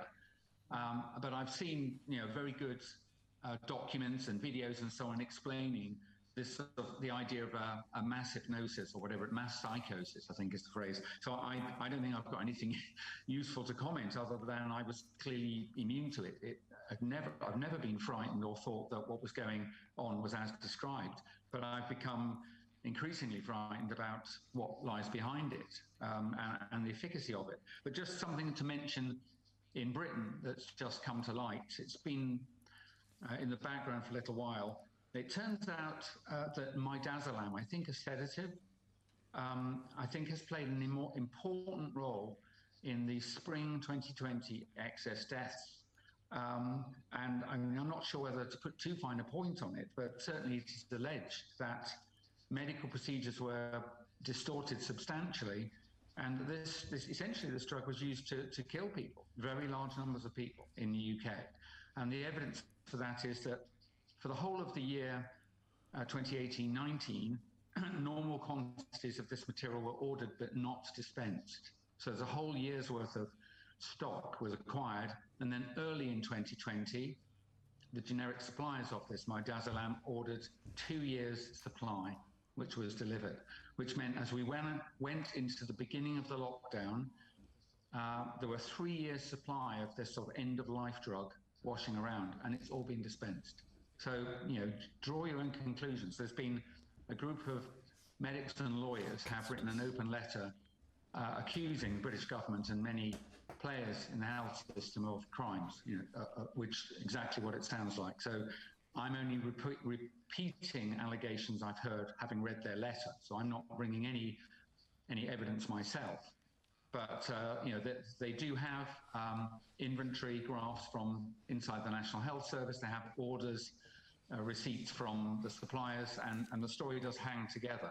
So it's quite possible that I previously thought that the peak of deaths in spring was due to the disruption of the sort of housing conditions and hospital conditions of frail elderly people that were pushed out of the health system in order to clear the decks, as it were, to make sure there were plenty of beds. And that was my simple-minded idea, but it sounds like it was much darker than that. And then in January of this year, when mass vaccination of the COVID-19 vaccine started, I think it's pretty well established now amongst those that are looking objectively that it was that policy, mass vaccination, that was responsible for a substantial portion of the very large spike, certainly in UK in spring. And so those two together account for most of the event. So there's really not much left to even concern yourself with. So whilst there's a dreadful, darkness as a background, if I was to speak to a member of the public, and I do, I would start by saying, don't be frightened of the virus. It's nothing like as dangerous as you've been led to believe. And that unless you're close to the end of your life, I don't think there's any chance of it representing a serious risk to your health. There are very good treatments now, plentiful treatments that have been suppressed. So you shouldn't be frightened of the virus, but you should be very terrified of what your government or bodies above your government are doing, because that really is bad. So I'll pause there, Reiner. Okay, let me translate back. Dr. Yin is a scientist, and I think it's known that he's been 10 years vice president of Pfizer. He is from the establishment, and despite, he said, I have never imagined that what's going on in front of our eyes here is a gigantic fraud. I was never afraid, he says, of the virus. By now, whatever virus it may be, we have alternative treatments that are efficacious, and all of these have been artificially suppressed. That is something that we could cross-check on. That is actually the case, because we've seen some of the contracts that were given to us, contracts between BioNTech, Pfizer, and the respective countries, and these depictively say that the countries will have to buy and dispense the vaccinations, even if there's alternative medication, and that is probably the reasons why the alternative methods are suppressed in the public. But he said that he found out something even worse, meanwhile, because apparently, to his opinion, there was an inexplicable spike of mortality early 2020 and after January 2021. First of all, he assigned this to other medical conditions, for example, that the people, due to the lockdowns, were in difficulties health-wise, but by now he's found out, and that is a group of doctors and lawyers who confirmed this in England, saying that medical treatments, so drugs which were actually made for the end of the life, and are a part of passive help to die, have been bought for a year quite normally, but not been dispensed all 2019. These were on stock, and then early 2020 these drugs, which are passive mode to die, all of these have been used, and he says, and according to his opinion and the opinion of these doctors and lawyers, is the reason for this first spike in 2021 from January on. After the mass vaccination campaigns, there was another spike, and here one doesn't have to add one to one to get to the idea that this has something to do with the vaccinations. You know, this is also what others like Dr. Brian Ardis from Texas told us, that there's a lot of, well, he calls it malpractice, but it's probably worse than that from what we're hearing from you. A lot of medical malpractice is responsible for the spikes in, for example, in Bergamo in Italy. The doctors whom we interviewed from Italy told us that eventually it turns out that 96% of the people who supposedly died of COVID died of completely other causes. Same figures from New York, same figures from Sweden and other countries. So there's a lot to support what the evidence that you're getting, which shows us that there's something very sinister going on. Yeah. Ganz kurz. Yeah, certainly. Certainly, I think if I look objectively, just around, certainly in the United Kingdom, I can't really find, knowing what I do about PCR, I can't find any evidence that there's actually any kind of public health crisis, except one perhaps that's secondary to all the restrictions and the measures. So if I was in charge for a day or able to advise someone for a day, I would recommend we stop all testing, all masking, just stop doing everything that would be considered appropriate if SARS-CoV-2 really was as it was originally described, because we've now learned that it's relatively unimportant as a cause of illness and death, excess death. So we just stop everything, and I suspect everything would go back to normal. That's what we should do. I don't think we need anything clever at all. Is there? I read one of the articles that you wrote, and in that article you explained that regardless of the real nature of the virus, we have, in the meantime, we have herd immunity, consisting of cross immunity and T-cell immunity, of course, which means that there's really no need for any vaccinations. No, absolutely. Well, certainly yes, I don't think there's a need for vaccinations. Well, certainly not the kind that we've got. I mean, because I was in the pharmaceutical industry for 32 years, although not in vaccines, but I've been in new drug development, and these are very atypical. These are they're gene. I call them gene-based vaccines. So I try to give the idea that, well, if they worked as described, then you might classify them as vaccines. But they definitely are new. They're gene-based. And I did look up the European regulations are fascinating in their imbecility. So if you use exactly this technology, RNA encoding a gene, which it's intended to express in the body, if that gene was a cancer target, so as to hopefully turn on an immune response against the cancer, this technology is counted as gene therapy by EMA, and there's a whole bunch of requirements that the innovator must do. But if instead the target is an infectious disease, as allegedly in this case, then exactly the same material is classed as a vaccine and is developed in a completely different way with completely different and, I think, lower requirements. And I just need to point out how absurd this is, that basically the gene therapy for treating cancers are generally to try and treat people who are at risk of dying. High percentage of them won't make, say, 5 years. And so you could accept, I think even the patient would accept, much higher risks for a chance for a cure, perhaps. But with public health prophylactic vaccines, you want to give them potentially to hundreds of millions of people and not hurt anyone. So surely that would require the manufacturers to have much higher safety requirements demonstrated before you start. Well, that's the complete opposite of what has happened. And I've heard the phrase regulatory capture, and I can only assume that's what's happened, because it's not a sensible thing to do. It's on its head. The people who are most at risk because they're perfectly well, and most of them wouldn't die if they caught the disease. They're more likely to be harmed because the products have been developed via a path that's easier to navigate, whereas the anti-cancer mRNA vaccines go through a different pathway. So that could explain, it's, you know, a combination of regulatory capture, that is, the regulators allowed themselves to operate, to define a policy that I've summarized, which I think is inappropriate.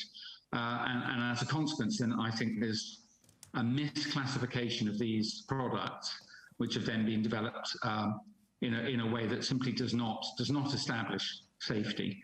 And so the bottom line is we've ended up with products that they're not safe. I mean, I'm sure you've had testimony from others, but they're just appalling in terms of the frequency and severity of side effects, including deaths shortly after vaccination, including in perfectly healthy people not at any risk from the virus. So that tells you straight away that you know, since a cursory glance at the public adverse event recording systems would tell you what I've said is true. So these vaccines should not be used because they're not safe. They should not be used because they're not very effective. We're seeing breakthrough cases, certainly in the UK and Israel. They don't work very well, not persistently good, if at all. And then finally, there are safe and effective treatments of various kinds. So I'm afraid I'd put the whole lot in a dumpster fire right now. That's my professional opinion. Can I ask a quick question? So these breakthrough cases that you see, are these really breakthrough cases in the sense of that the vaccination doesn't work, or is this like some sort of, you know, that the PCR tests react to anything that the, you know, the vaccinated produce? Because it's kind of, or like, is the immune system of the vaccinated reduced to some extent in its functionality? Because it's kind of strange. I honestly don't know. Those are all really, really good suggestions. I'm simply not close enough to it to know. But here's the interesting thing. And I see Wolfgang has his hand up, so I'll just make a comment and stop. The interesting thing is, so if I'm wrong, I'll stand corrected. But the last time I checked, the total age mortality profile in the UK has not changed. So whatever it is that people are alleging, certain people have got, you know, in hospital or at home and are dying with, the median age at death hasn't moved. And that was true. We knew that in summer last year. You can't have a pandemic that's producing excess mortality and not move the age total mortality curve. So that's pretty solid evidence that there's not much going on. So anyway, I'll pause. One more thing, Wolfgang, who is going to probably ask a question or add some comment, he he explained to us, and I found this very easy to understand, that whatever the virus is, it's a respiratory problem. Whatever attacks us as a respiratory virus is usually being fought off by our immune system, because if it enters through the nose or through the throat, that's where it gets caught. However, if you inject the most poisonous part of the virus, and that's the spike protein, directly into a person's arm, that sort of circumvents our immune protection and makes the whole thing extremely dangerous. Because and it sounds to me, Mike, it sounds to me as though the breakthrough infections that we're seeing now are really not breakthrough infections, but rather results of the injections. It certainly could be the case. You know, this is a case where anecdote isn't particularly good evidence, but certainly asking around my own family network and sort of two connections out from that, asking friends of friends, we know a grand total of 2 people who allegedly died with COVID. One was in their 80s, and the other was, I think, in their 60s with a recent terminal cancer diagnosis. So that's the grand total we know, you know, through a few hundred people in a circle. But as of last month, we know of 4 people who've died shortly after vaccination, none of whom were particularly old. None of them were older than 70. And we know another half a dozen people who are really seriously unwell months after vaccination. So, you know, And I agree. I'm a toxicologist as well as a pharmacologist, and I just couldn't believe what the design of these vaccines is stupid. For one of the reasons you just described, but separately from that, it was known for years, maybe decades, that the spike proteins of coronaviruses are so-called fusogenic. They prompt cells to clump together. There's a feline peritonitis vaccine which has a spike protein and coronavirus, and we know that the spike protein itself is biologically active. So it's just a stupid idea that you would present that into people without, for example, mutating it so that it would lose its biological activity but retain a lot of its immunogenic structure. So that was a stupid idea. And I've also recently discovered in the last month or so that for the mRNA vaccines that use a lipid nanoparticle formulations in order to protect the payload, unfortunately, those lipid nanoparticles themselves have had more than a decades-long technical problem, well known to specialists in the industry, which is that they concentrate in ovaries. There's a paper I quoted, which is on a website for the 𝗕𝘀𝗏𝗺 Foundation, for whom I'm Chief Scientific Advisor, the paper in 2012 that actually talks exactly about that, these lipid nanocarriers and ovarian toxicity, an underappreciated human toxicity risk. And yet in 2020, Moderna and Pfizer both chose lipid nanoparticles. And then, of course, we've got the Japanese study with the Pfizer product that was released under a Freedom of Information request. Lo and behold, it does concentrate in terms of product per gram of wet weight of tissue. It concentrates in the ovaries. It's doing exactly what that paper I've discovered says. And so I reached the horrible, my skin was crawling by the time I'd finished reading this, because it confirmed to me that these people are not stupid. They knew perfectly well what would happen. So, and they didn't choose this, in an emergency because there were no alternatives. This was carefully chosen, and it has the effect of concentrating in ovaries in multiple species. It's not been excluded as doing that in females. So, as a toxicologist, if I was interacting with the regulators, that's what they would tell me is the reasonable assumption, and that it is mine too. So, yeah, I don't like these vaccines at all. I think they're badly designed, and I think it's more than carelessness. We're at the point where Dr. Jeden says that these vaccinations developed on the basis of an assumed threat based on unacceptable PCR tests, that these are highly dangerous. He says they're not vaccinations, really, they're genetic interventions, which makes sense if you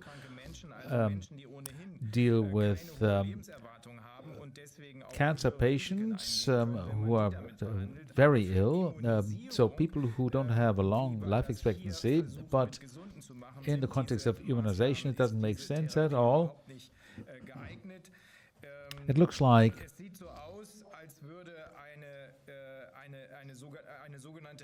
there's something called regulatory capture, i.e. people are caught in themselves and they don't realize anymore that these vaccinations are the actual threat, particularly if you take a look at the fact that his personal experience, by the way, ours as well, that he and his wife only know two people who died of COVID, i.e. one lady in her late 80s and another lady who was in her 60s but was suffering from a terminal disease, whereas he already knows 4 people from his own acquaintances, among his own acquaintances, who died after vaccination, and 2 who are very ill and will have to ask maybe later or maybe tomorrow.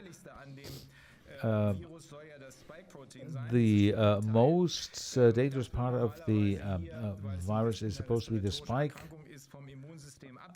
protein, which is retained in the mouth, throat, the nose. But if you inject it directly, then there are massive problems, not only in terms of thrombosis, but as Mike found, in order to get this substance into the cells, you need a shell, and those are these lipid nanoparticles, which, other than was claimed initially, spread around the body and accumulate in certain tissues, particularly in the ovaries, i.e. the reproductive organs of female animals tested, and it can be precluded that this is the same with humans. Sum this all up, Mike. There is no factual basis for the assumption that we have a pandemic that is threatening to overwhelm our healthcare systems, because the tool that was used to measure this pandemic, the PCR test, is totally unreliable as far as that is concerned. The measures that were taken make no sense, rather they are dangerous. In particular, the vaccinations, according to what you have seen and according to what you have discussed with your colleagues, these so-called vaccinations are not vaccinations, they're gene therapies. They may make sense if you use them for the treatment of cancer patients, but they don't make any sense for mass immunization of healthy people. They're much too dangerous. Yes, I think that's right. And I think I would just mention one other thing that I think is very, very important, because I think it underscores the sort of direction of travel. Actually, maybe two things. One is this idea that you can infect people even though you have no symptoms, this asymptomatic transmission. I think it's been central to maintaining people in a state of fear, because they look at each other and they believe, because they're told it, that any of these people in the shop or on the sidewalk could represent potentially a lethal threat to them. And I can see people in a state of terror. And yet, asymptomatic transmission, in the case of respiratory viruses, just really doesn't feature much in the literature. It's a little bit of research on so-called pre-symptomatic transmission. But the bottom line, and I've said this before, that in order to be a good source of respiratory virus, to be able to infect others well, you need to have plenty of the virus in your airway. But if you do, it's inevitable that you will have symptoms. You don't get a choice. There's not a delay. If you've got a lot of virus in your airways, it's busy killing the lining cells of your airway, which produces symptoms. And your immune system is busy fighting back, and that produces symptoms. So it's impossible for you to be a very good source of infection and to be symptom-free. That's just simple, basic logic. It's also been tested empirically, and it's true. And so the people are actually being lied to. It's not like there's sort of disputed science. It's just not true. But until we can convince people that they're not, if they're perfectly fit and well, they're not a risk to other people. But you can see, because they've accepted this, then they accept these stupid masks. And I do think the masks are part of the sort of psychological operation. When I have to wear a mask in certain situations in shops where I am here, I can feel it raises my stress level, and I look around and everyone is stressed. So it keeps people frightened. So I do think that's very important. But I think the consequence of all of this, if you take a step back, not that many people have died. I mean, really, about 0.8, 0.9% of the population don't make their next birthday every year, mostly old people. And that number's been slightly increased, really ever so slightly. So it's not like it's reducing the population. And yet we've smashed the whole of the world's, as far as I can tell, most of the world's business, civil society, family relationships, and so on, for getting on towards 2 years now, the disruption. And it's all for no good reason. And so it seems to me that even if there was a dangerous virus moving around, it's very important that we restart normal life, because unless we have got an economy and civil society, life is literally not worth living. And very large numbers of people probably feel like that. I know I do. So do I. Yeah.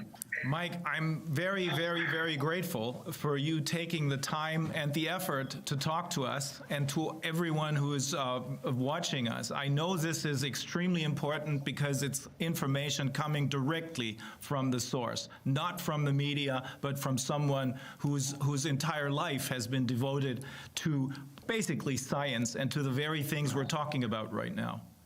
Yeah. Thank you very much for providing the platform, Reiner. Good luck. Blessings, everybody. Thank you. Same to you. Okay, let me just translate this back. Mike has again explained that the PCR test is not the only basis for what we are seeing at the moment. The idea that everybody should be afraid of everyone else, the asymptomatic transmission, is the real problem, because that causes people who are quite normal looking and who are fully healthy are afraid of each other and think that the other is a potential virus carrier. And in the respiratory area, Mike says quite clearly there is no asymptomatic transmission if you are somehow affected by respiratory viruses. You definitely have symptoms. That's basic science logics. The people are also here, as far as this is concerned, they are massively lied to, and there is a central momentum in the panic that is created here, leading us to do everything that we are being asked to do. And he has watched these figures as well, that there were no significant increase of mortality of people who are not going to see their next birthday. It's always between 0.9% of the population. But the precautions that are here without any evidence have not only made life not worth living, as Mike said it, but made it highly dangerous. These are the things that are probably the real bailoff, the real risk. Viviane. Well, I think those were important aspects again, but these are things that we have to take into consideration in the context of vaccinations. I think we'll have to do that tomorrow. We might have to ask a few questions. We have to talk to the health minister and the other medical staff here. Well, I would have liked to ask a question to Mike Yaden. Is he still here? We'll ask him again. So, Minister of Health, this picture of circumventing the immune system is absolutely clear to me.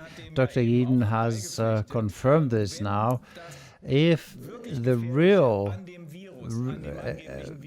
dangerous part of that virus is that spike protein, if that typically is caught here in the front with a person who is healthy, and this immune system is circumvented here by injecting just this spike protein plus a couple of other substances, nanoparticles, the lipid envelope is, as we know, we've been known this for quite a while from other experts, they are a hazard as well, so that by the vaccination, the spike protein is the most dangerous part, is directly injected into the body. Can it be that this actually caused the COVID illness, that it's not a breakthrough infection, but that is actually triggered by this?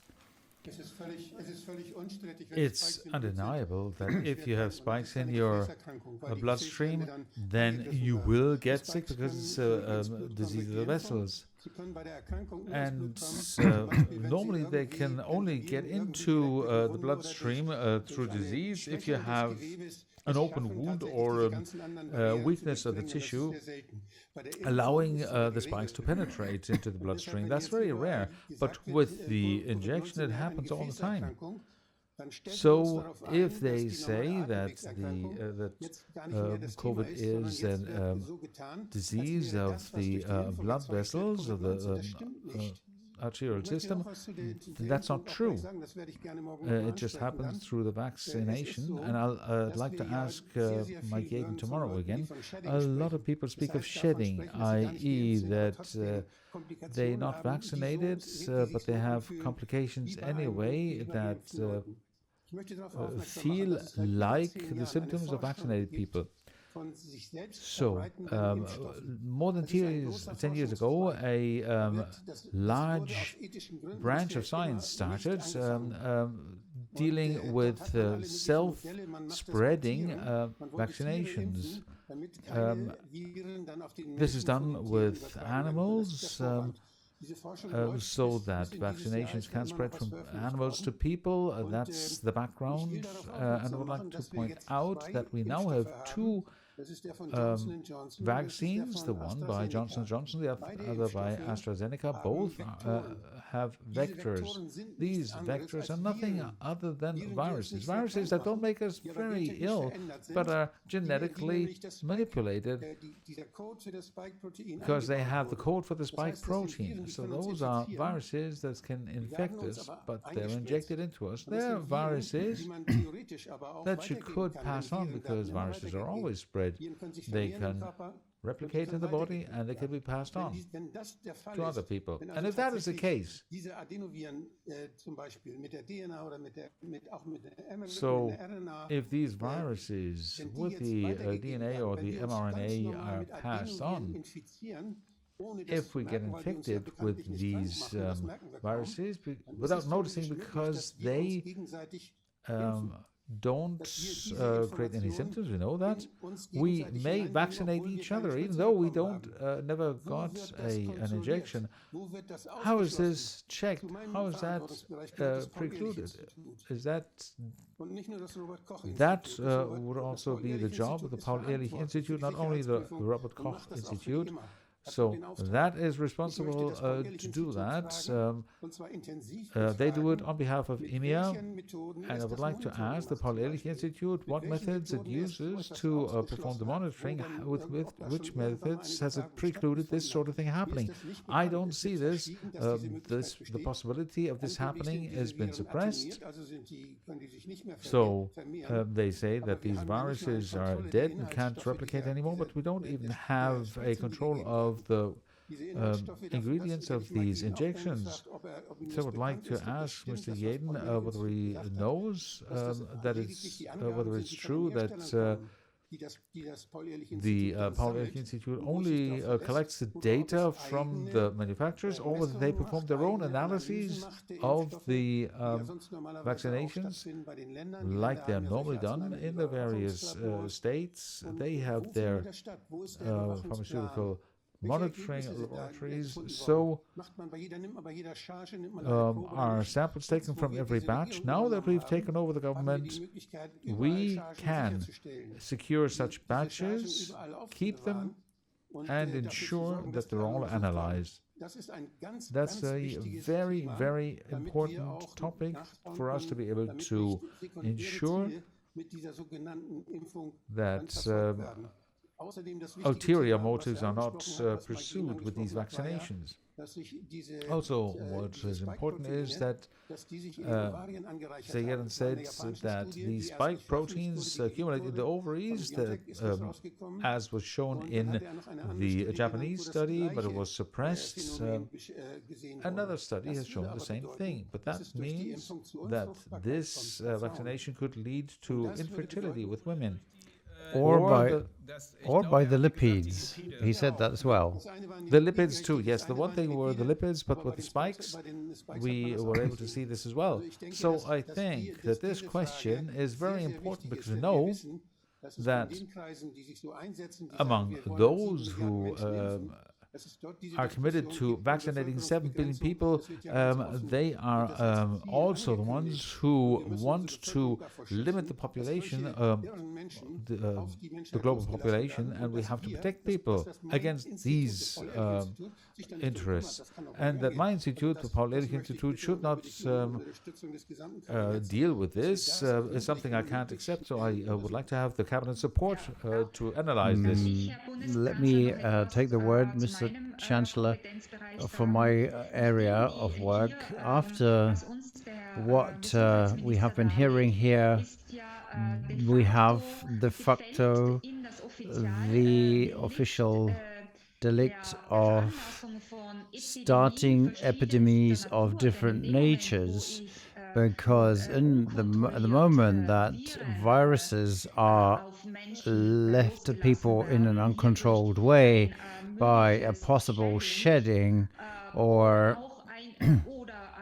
even already by the circumstance that they are injected, and that this may lead to more conditions, or that as we've heard from the Minister of Health, that the nanolipids in the first autopsies that have been carried out after people who've been vaccinated with COVID-19 vaccines, and the distribution of the nanolipids, including the spike proteins in the whole body, this is nothing else than a large-scale start of an epidemic, because here we are looking at nucleic acid, a part of a virus, and this is actually, by definition, part of the cause of an epidemic situation. And here, from the Ministry of Justice point of perspective, I see an official delict here, and that has to immediately trigger investigations by the public prosecutors on a federal level without any delay. And also with respect to the fact that named pathologists have clearly pointed these issues out not a long time ago, and again, that it can't be the case that here, after a death of a person in a close temporal correlation with COVID-19 vaccine, people autopsies are not being carried out. This is something that has to be a standard, because the suspicion would be enough. A suspicion needs to be excluded. Autopsies are necessary, and the costs for this, of course, cannot be put on the families who are affected, but this must be assumed by the public in order to look at the cooperation. Also, by decision of the European Commission itself, has to be obliged. The pharma companies are obliged to this.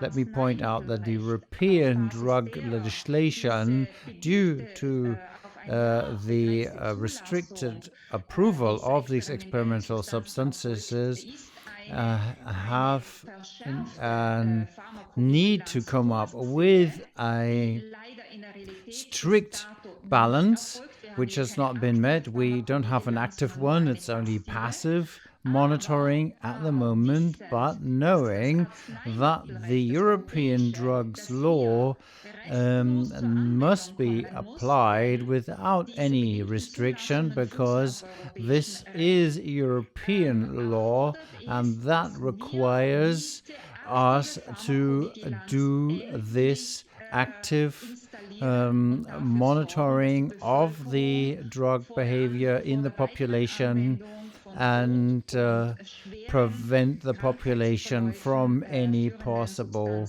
mal effects. I think, sorry, Dr. Wodak, there are numerous questions now that go in the direction of vaccination. Our idea was to separate that a little bit more strictly. There's a lot of interconnection, of course, but before we start speaking about all the vaccination issues, I think we have to come to a conclusion of an analysis of whether or not we're dealing with a dangerous virus here, because only against the background of having a dangerous virus, we would have to ask the question of whether we need a vaccination, whether we have the right vaccination, what would be the risk-benefit analysis of this.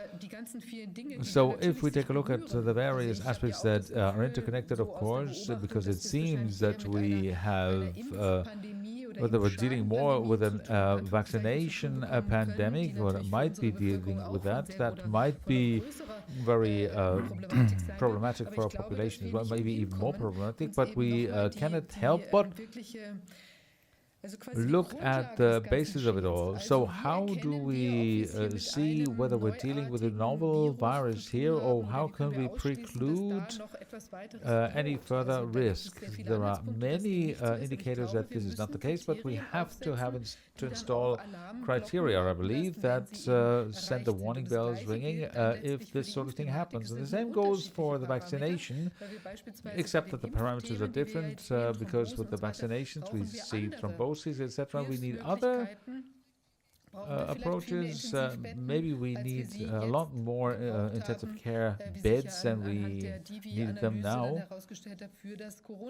for the corona pandemic or corona events. I would like to separate this and suggest this to this group, because if we don't separate this quite clearly, we hear that people die of these breakthroughs, but maybe they don't.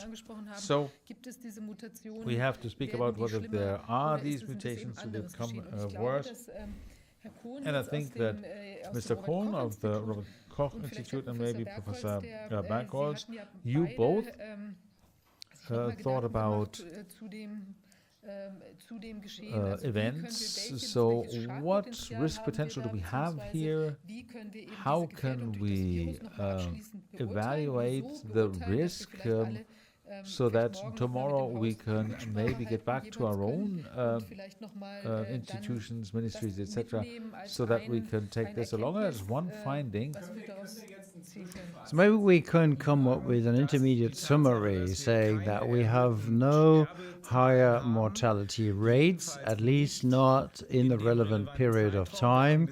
We've seen a couple of spikes. However, according to Mike Giedens, these are due to maltreatments, and still we have no increased mortality rates, and we've found that with the help of Professor Kammerer and Dr. Giedens, that the applied diagnostics did not work, that the PCR test is not able to detect infections, and it's not been said so far. This is written on all product information, that this test is not approved for diagnostic purposes, only for scientific purposes.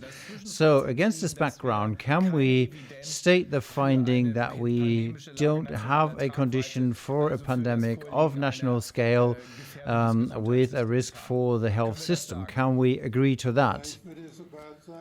I'd even say that we've really monitored the whole thing in depth, all of us. We never found an argument against this. We've seen all those things in the official statistics. That's not contradictory. There's no evident alternative data that show the contrary. This virus is an influenza virus. It's part of the normal cold viruses. No matter how it changes, our body will be able to deal with it. The vast majority of the population is immune against it. And the second thing is, we compared our health system with other European health systems. We have the most lavishly appointed one. We have the largest number of intensive care beds. I have to say I'm really a bit sick of this discussion. We don't have to keep repeating this. We are falling for the narrative of the others. That's not the topic. It's clear the virus is not more dangerous than influenza viruses, and the health system is not overwhelmed. End of. Okay, we can agree to that. Are there any other opinions? The health ministers just said there's no, we looked for them, and there's no contra evidences. Does anybody have any? Is there anything that we've missed out on? Well, all I can say that in the RKI there are statements that contradict this, and I see nothing that contradicts the evidence of the statements that have made here. Just to do a last round, I would like to look again at these risks, and maybe I can tell you a few things about the risk, and maybe we could then come to this conclusion after this, once I've said this. Just briefly, we've never been in a government so far, apart from Dr. Wogard. We have not been in parliament in any way.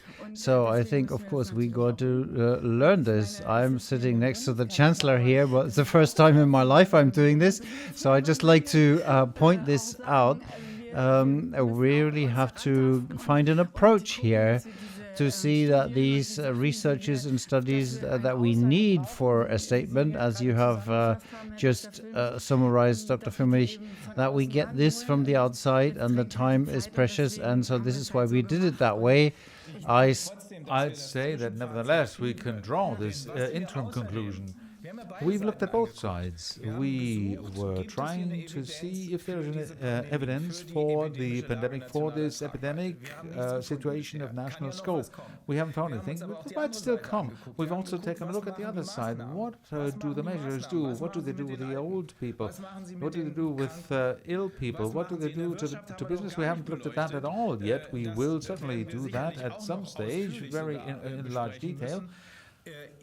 I think that if we strike the balance here now, and we have to do that, we have to see are there any indications of this and or the other, and I cannot see any evidence for an epidemic, a situation of national scope, but I do see a lot of indications, as the Minister of Justice and the Health Minister, that incorrect figures were used here, incorrect facts had been claimed overall, possibly even intentionally, maybe not only by accident. If I juxtapose this to the psychological but also physical damage caused with the elderly, the ill, children, I would immediately come to the conclusion, the interim conclusion, that there is no basis, no sufficient basis to continue these measures.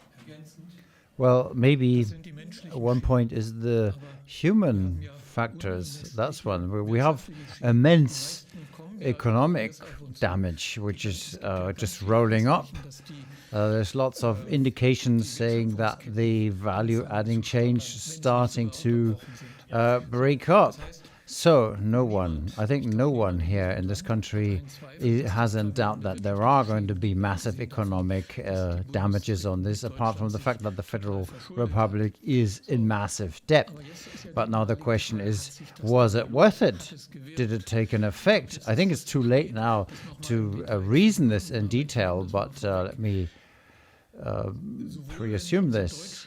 If I look at German graphs and see when did we have the first lockdown, when did we have the masks, when did we have the second lockdown, the real lockdown, there is no evidence that one correlated with the other. Quite on the contrary, especially the infection rate curve graph in the early year, that was a perfect infection rate curve as in the medical textbook, really.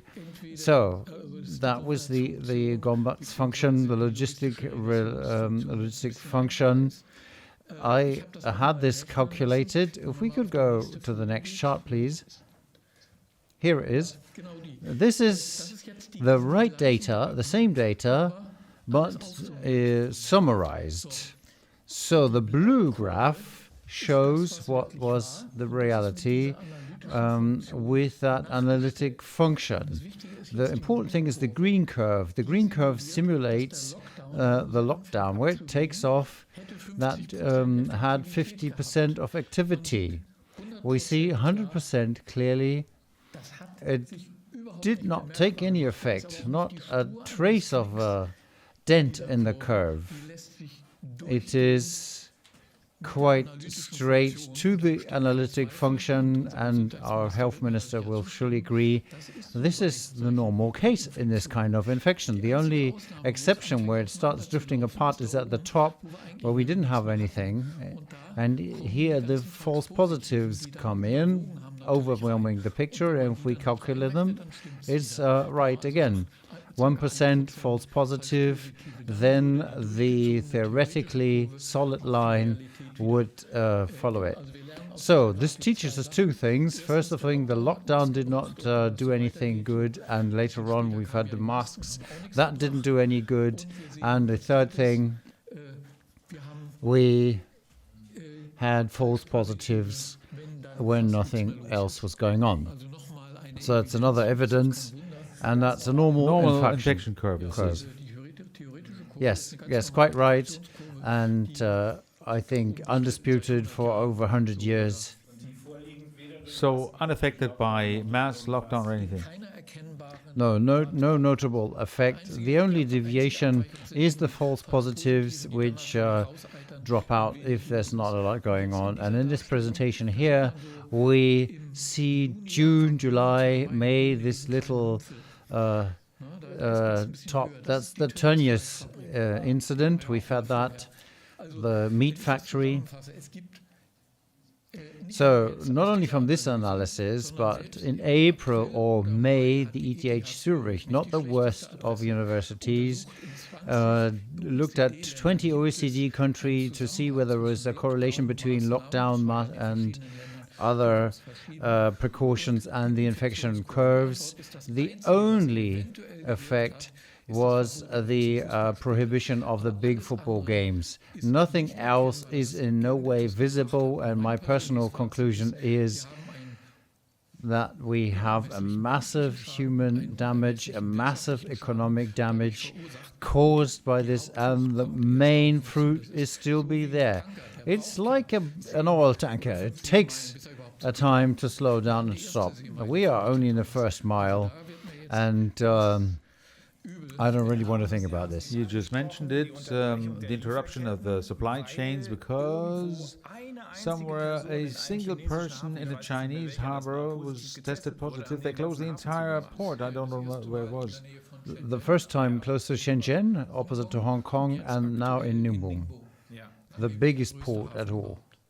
And the upshot is, and I just got this morning, Audi has to declare short-term labor for 10,000 staff members for supply problems, and that's only the beginning. And if this happens without any evidence, or as we may find down the road, is the basis of intentional action, then at this point I am convinced we have to conclude for the moment, stop all measures. We have to start looking at what's happening here really, but let's look at it in more detail.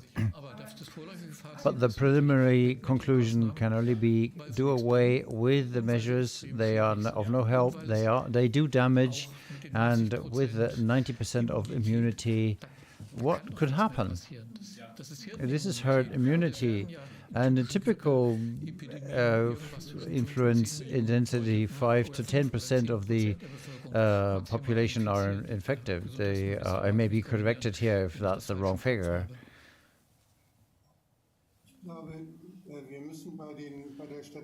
If we look at statistics, we have to be careful to see the influences on the figures that we capture. Let me show you why it's so important, because this may actually lead to great errors if we don't take care here. This graph shows that's the consultation index. Can you see it all? See 2019, 2020, 2021. You can see the red line here, the children. How often do the parents take them to the doctor? So you have these blue lines, that's Christmas. So you have the flu here, and then the next year they don't go back to the doctor, and they don't do that now as much as they did in the past, because it's less pleasant to go to the doctor, because you are afraid to go there, or because it's made more difficult. And there's a lot of potential factors, and they all play a role here. How many cases do we count? If you don't go to the doctor, you're not counted either. They never make their mark in statistics. There's no test, no fever being measured, etc. They simply stay in the population because the population retreats. And with this graph up here, that's the same thing. These are the acute respiratory diseases. Or here, hardly any respiratory disease anymore. The black line is this year. That's the most recent curve. And those are the previous seasons. Hardly anybody ever went to the doctor. And that means that if we take a look at the figures, what was counted, how did it develop, we have to take this into consideration, such as things that diseases that aren't seen by doctors will not be counted. That falsifies statistics. So that's another reason, at least I think so, to have the preliminary conclusion to stop and drop the measures. I think tomorrow we're going to concentrate on the special measure of the vaccination, and as we have started to see today, go down in more detail to see if they are actually needed or not, or whether they are really actually highly hazardous. But I think that is something we should do tomorrow, because I think if you do not have got any fundamental objections, I would say that. I think that the data that I just got and could show now could only confirm this. The situation is such that the medical and health policy special issues are on the one hand, the mortality rate is of course a counter check, and the findings that we come up with, whether they're correct, because you can see you can actually easily create a smokescreen that when you check it won't hold. And the counter check is what's the damage, how many people actually died in this year, these year and a half that we've had now, and to what extent does it deviate from the normal situation. And we would have to be prepared, and then there would be a first slide. Here it is. So we have the mortality figures for the last years, since 1950 on, so over 50 years of German, more than 70 years of German mortality history, and I've plotted this here. Adjusted for the development of the population, because it has increased or decreased in different years. So the percentage of people who die per year, and globally it's 0.8 to 0.9, as we heard from Mike Yaden. In Germany that's different, because we have a different age structure. Here we have a death rate of 1, and if you take a look at this, in excess of 1.4 up to 1.5 up to 1.6% of the population. If you go a bit further back, it was a bit more in the past. Let's just look at the period since 1999. So that's the post-war period. You have a high mortality rate here. That's the older people who survived the war. So that's caused this higher mortality rate. Then 1990 it dropped. It's very drawn out here. It's really a phase of 15 years where the mortality rate decreased, then over the last 15 years it increased because the number of older people has increased. That's the trend that continues here. And when do you have a damage? Because damage in this case means people who die. But people keep dying, always. And it's not so easy to pinpoint here what a damage is. It would be if a large number of people die in a pandemic, but even if a single person dies. But if a single person has died in a pandemic, it's difficult to ascertain. It's very difficult from the normal rate, because reality is that a few people more or less die always. So if one person more, one person less dies, you can't tell.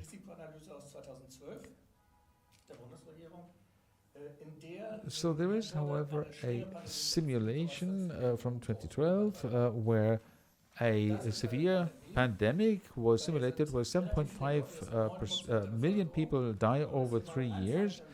That's a large number of people. That's 9% of the population. And that is a huge damage that is created, that emerges for society. That's fictitious, of course, with the simulation. And not only with older people, where we're talking about the vulnerable old people, but it goes across the board through all ages, age groups, so that the damage for society is even much higher, because those people who are productive, who keep society going, disappeared as well. Now let's look at this slide, at the risk analysis.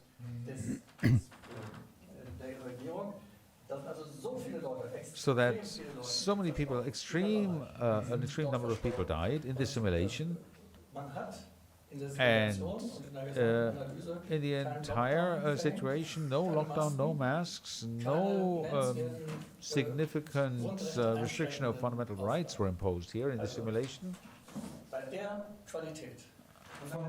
And if we compare this with the current figures,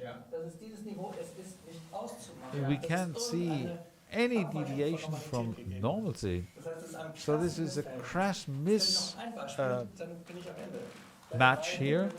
One more example that takes me to the end of my presentation. It may be inexact to go by years, by individual years. We've seen this one before. We have this with the different years where we have, you can calculate from the 1st of January to 31st of December, but also you can wish to include the entire flu season, so you go from summer to summer, as we saw before.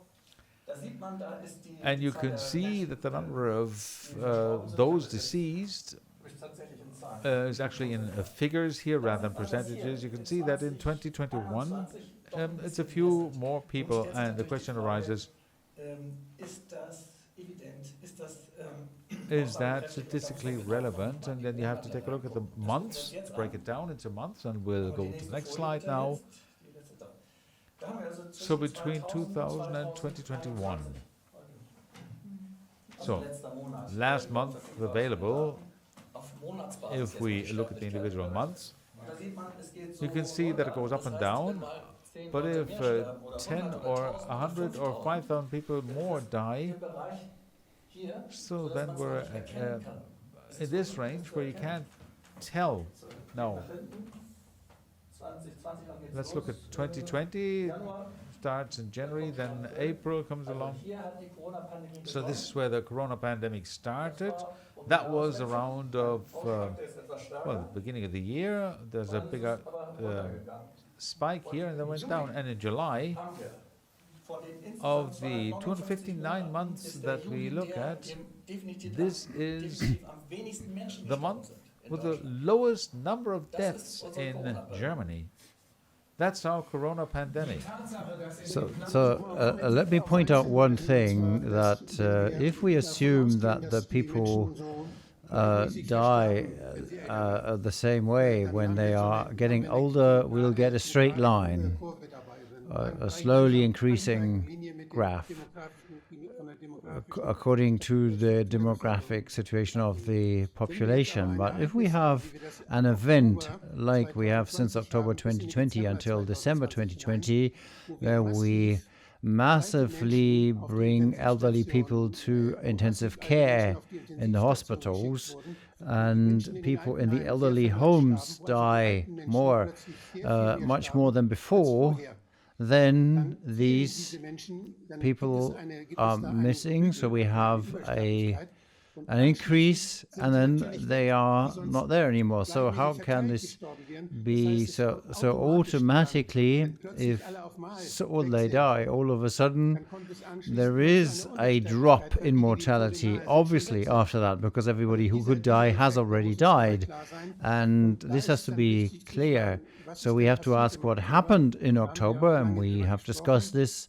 These are effects, I think, that need to be understood to understand these graphs. That correlates with the development of the intensive care people,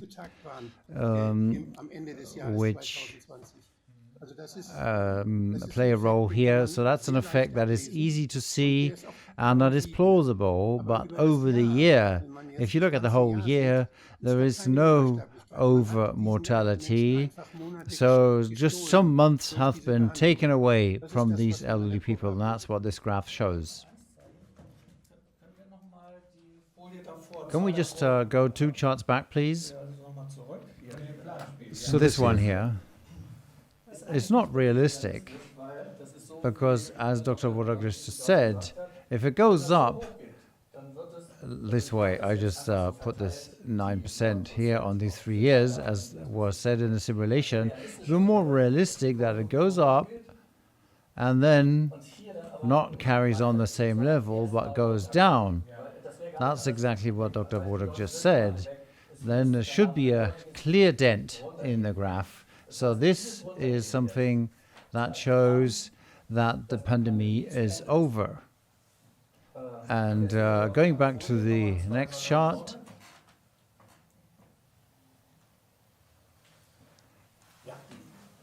and this is what we have here. Everything that ever happened was over here at this point. Anything else will be completely illogic.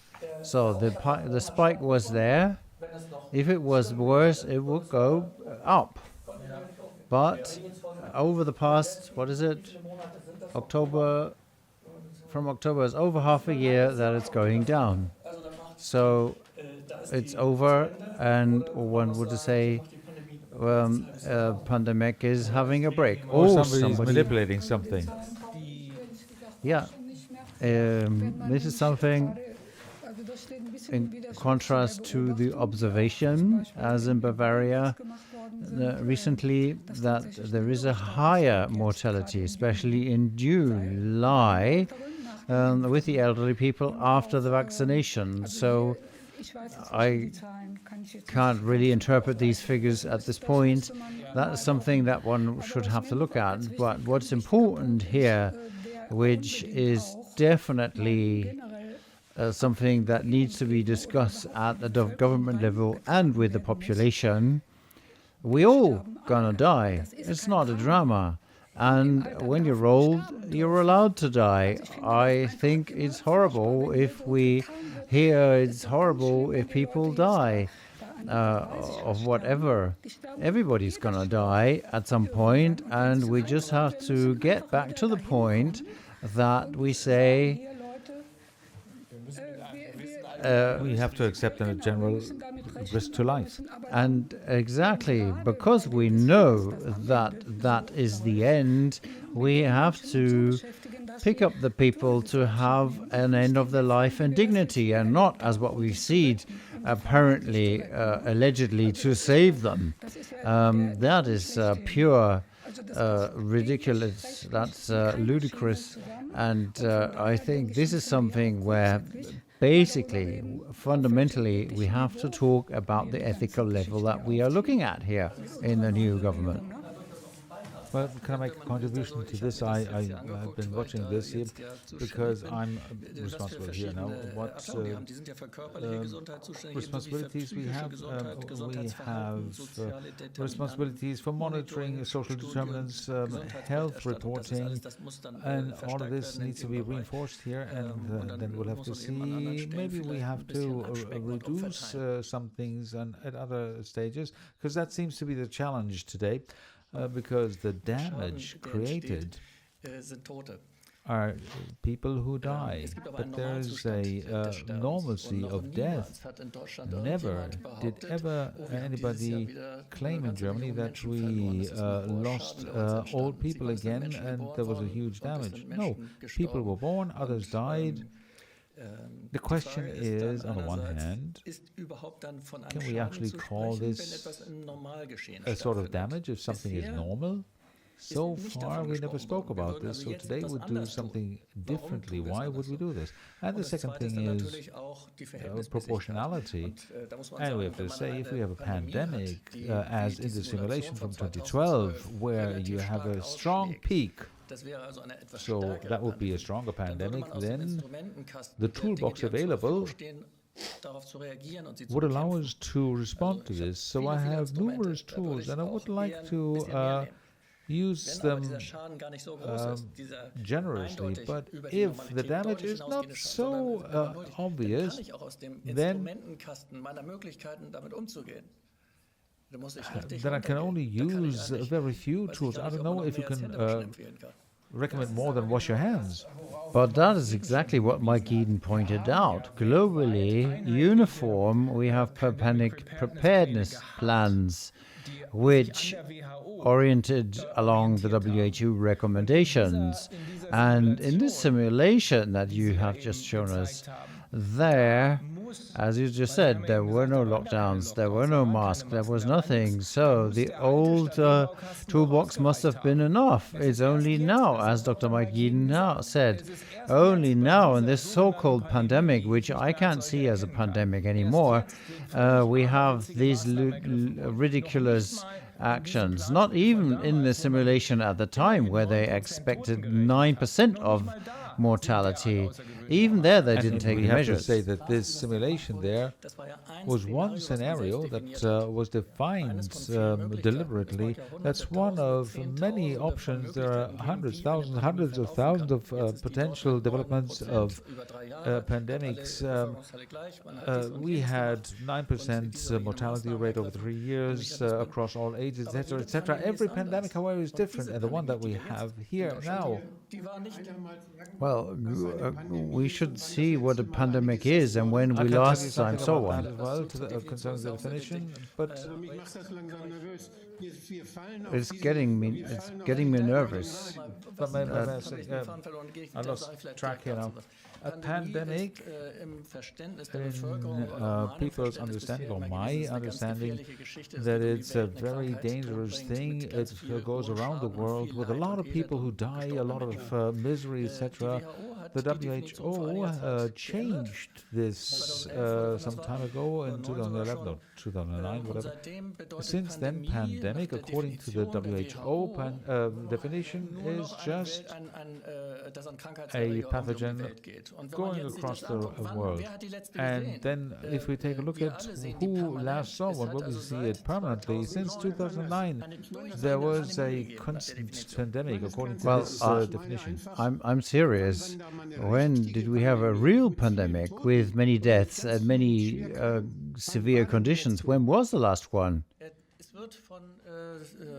Well, they talk about 1918, but this is controversial because there were vaccinations there as well. There were reinfections and autoimmune things that really caused most victims, particularly among soldiers. Surprise, surprise! In post-war Europe, in a post-war world. I made this remark because I said we are falling for it already if 100 years after the First World War, we are talking about this happening again in our health system, the knowledge that we have, the antibiotics that we have, that tuberculosis has been fought successfully.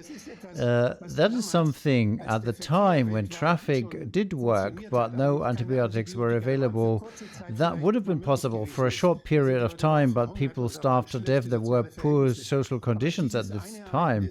But this one thing which is disputed also in terms of cause is the only thing that we can think of if we're talking about a worldwide pandemic. Other ways, it is the measles or whatever. It was only regional things, nothing that distributed across the world. That was not the point. Smallpox was the reference here. And since we are in a modern world, this has vanished completely. So if we say this is something that we have to assume coming any time, it's a business idea, dear colleagues, nothing else. Well, definitely the potential for damage of the new virus is not visible, certainly because of the reason that we don't have a recent pandemic. We don't have a sample pandemic in our freezers where we can say, okay, this new pandemic matches the old one. So this is not available. This reference isn't available. So before you have a definite damage manifesting itself in the society, you can't take any measures, because before that you have a situation of normalcy over the last 70 years that has not been interrupted. So you can talk about what was previously, and of course you can get nervous and you want to do things right, and you can take some extra measures just to be on the safe side. You don't know ahead of time, but definitely afterwards you know, because these corona infections always come in waves, so there's no damage before or after this wave. So once we're through the wave, you can strike the balance and you can see whether what you expected at the beginning, what you affirmed, feared at the beginning, whether it actually materialize. So you wait until the wave is over, and then you can see whether this happened. And if you can manage to figure this out at the micro level, you take a look at the mortality rate. And if it's within this normal fluctuation range, I showed that it fluctuates a little bit. If it's within this normal band, then the risk cannot have been there. Then it did not cause any damage unless the measures were effective. And we're already seeing that this cannot be the case, because there is no correlation with anything, because there's no efficiency check. In June last, I had two examples. The German auditing body complained that the efficiency of respirators, for instance, were not checked. They were purchased for hundreds of millions, but the additional 13,000 additional intensive beds were not created. There was nothing new created, even though all these machines were bought. So there's no efficacy here.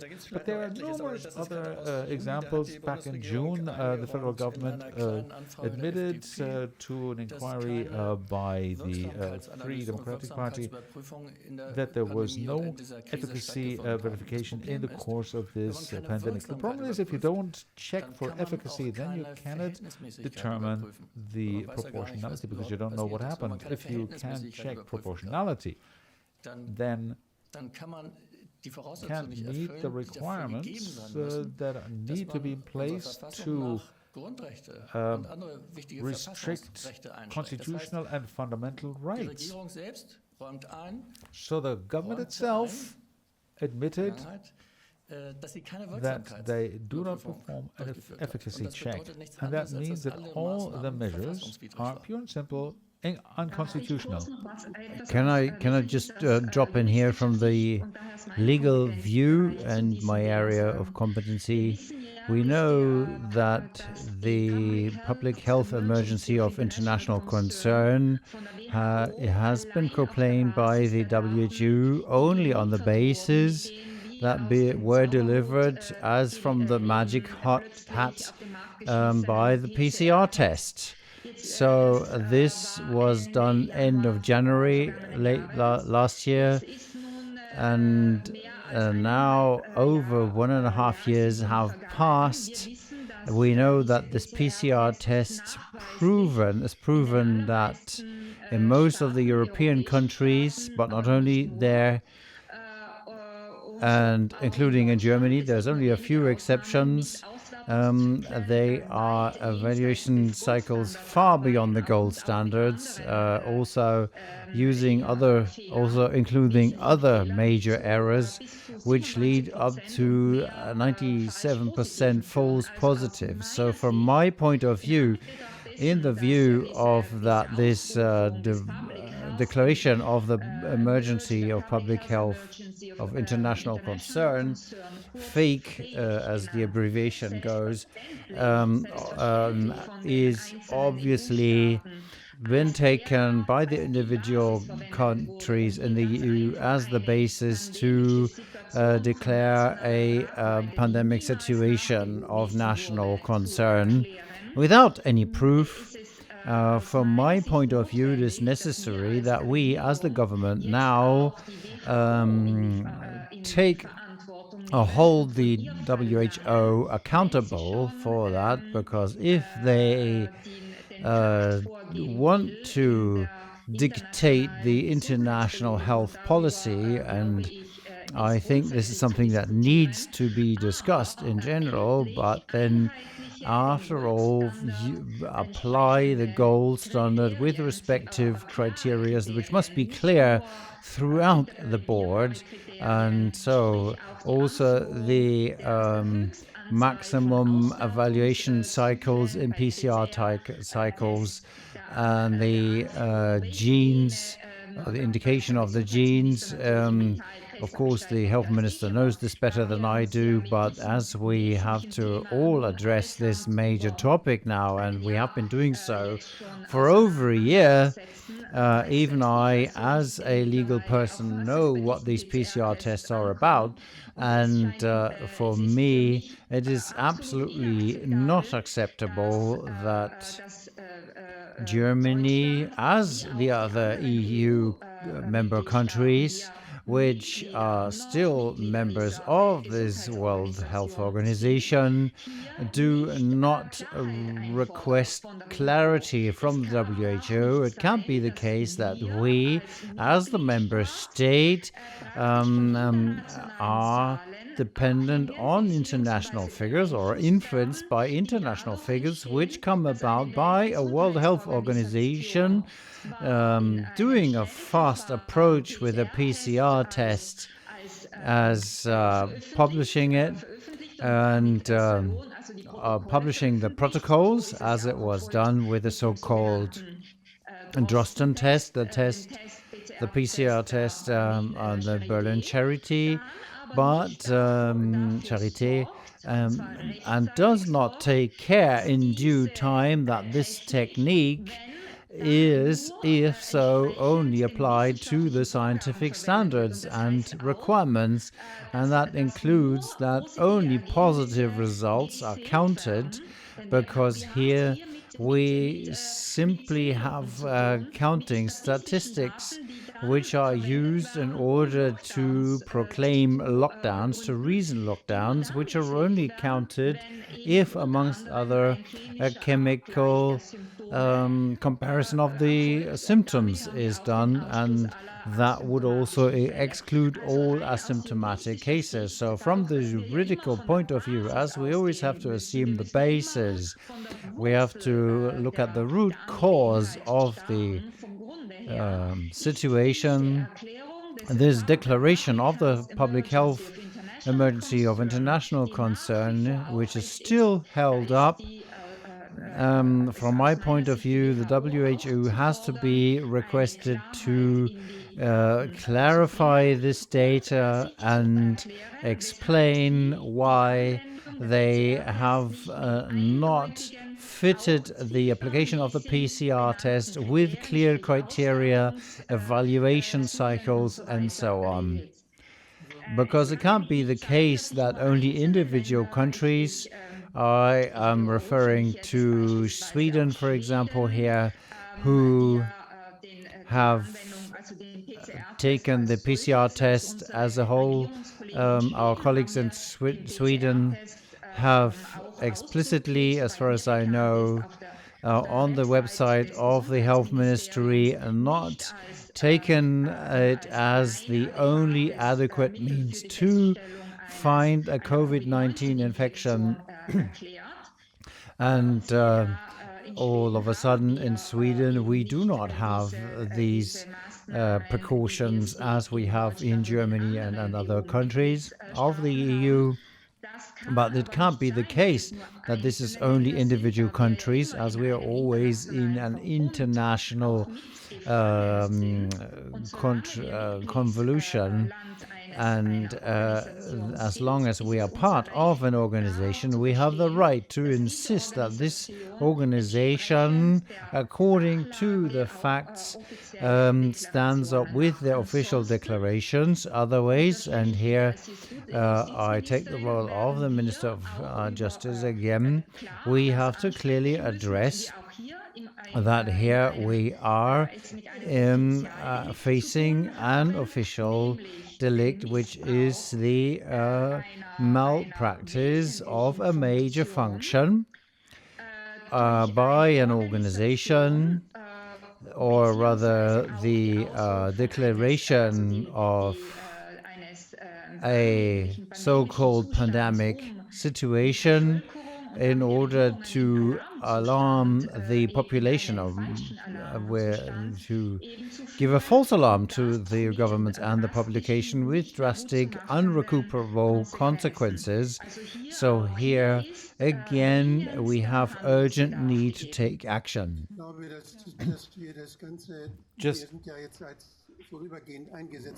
as the interim government, we have political responsibility, and we will be less capable of handling, of initiating legal processes. We have to make sure that things happen, and I'll get together with the Minister of Foreign Affairs, and we will call on the WHO to reshape the pandemic preparedness plans, that they have a very generic character so that individual countries can have their own epidemiological control, because various countries have various resources. We can help each other across the world if something happens. If Western Africa has a problem, then we can send teams out there. We can spend money on that, but to have uniform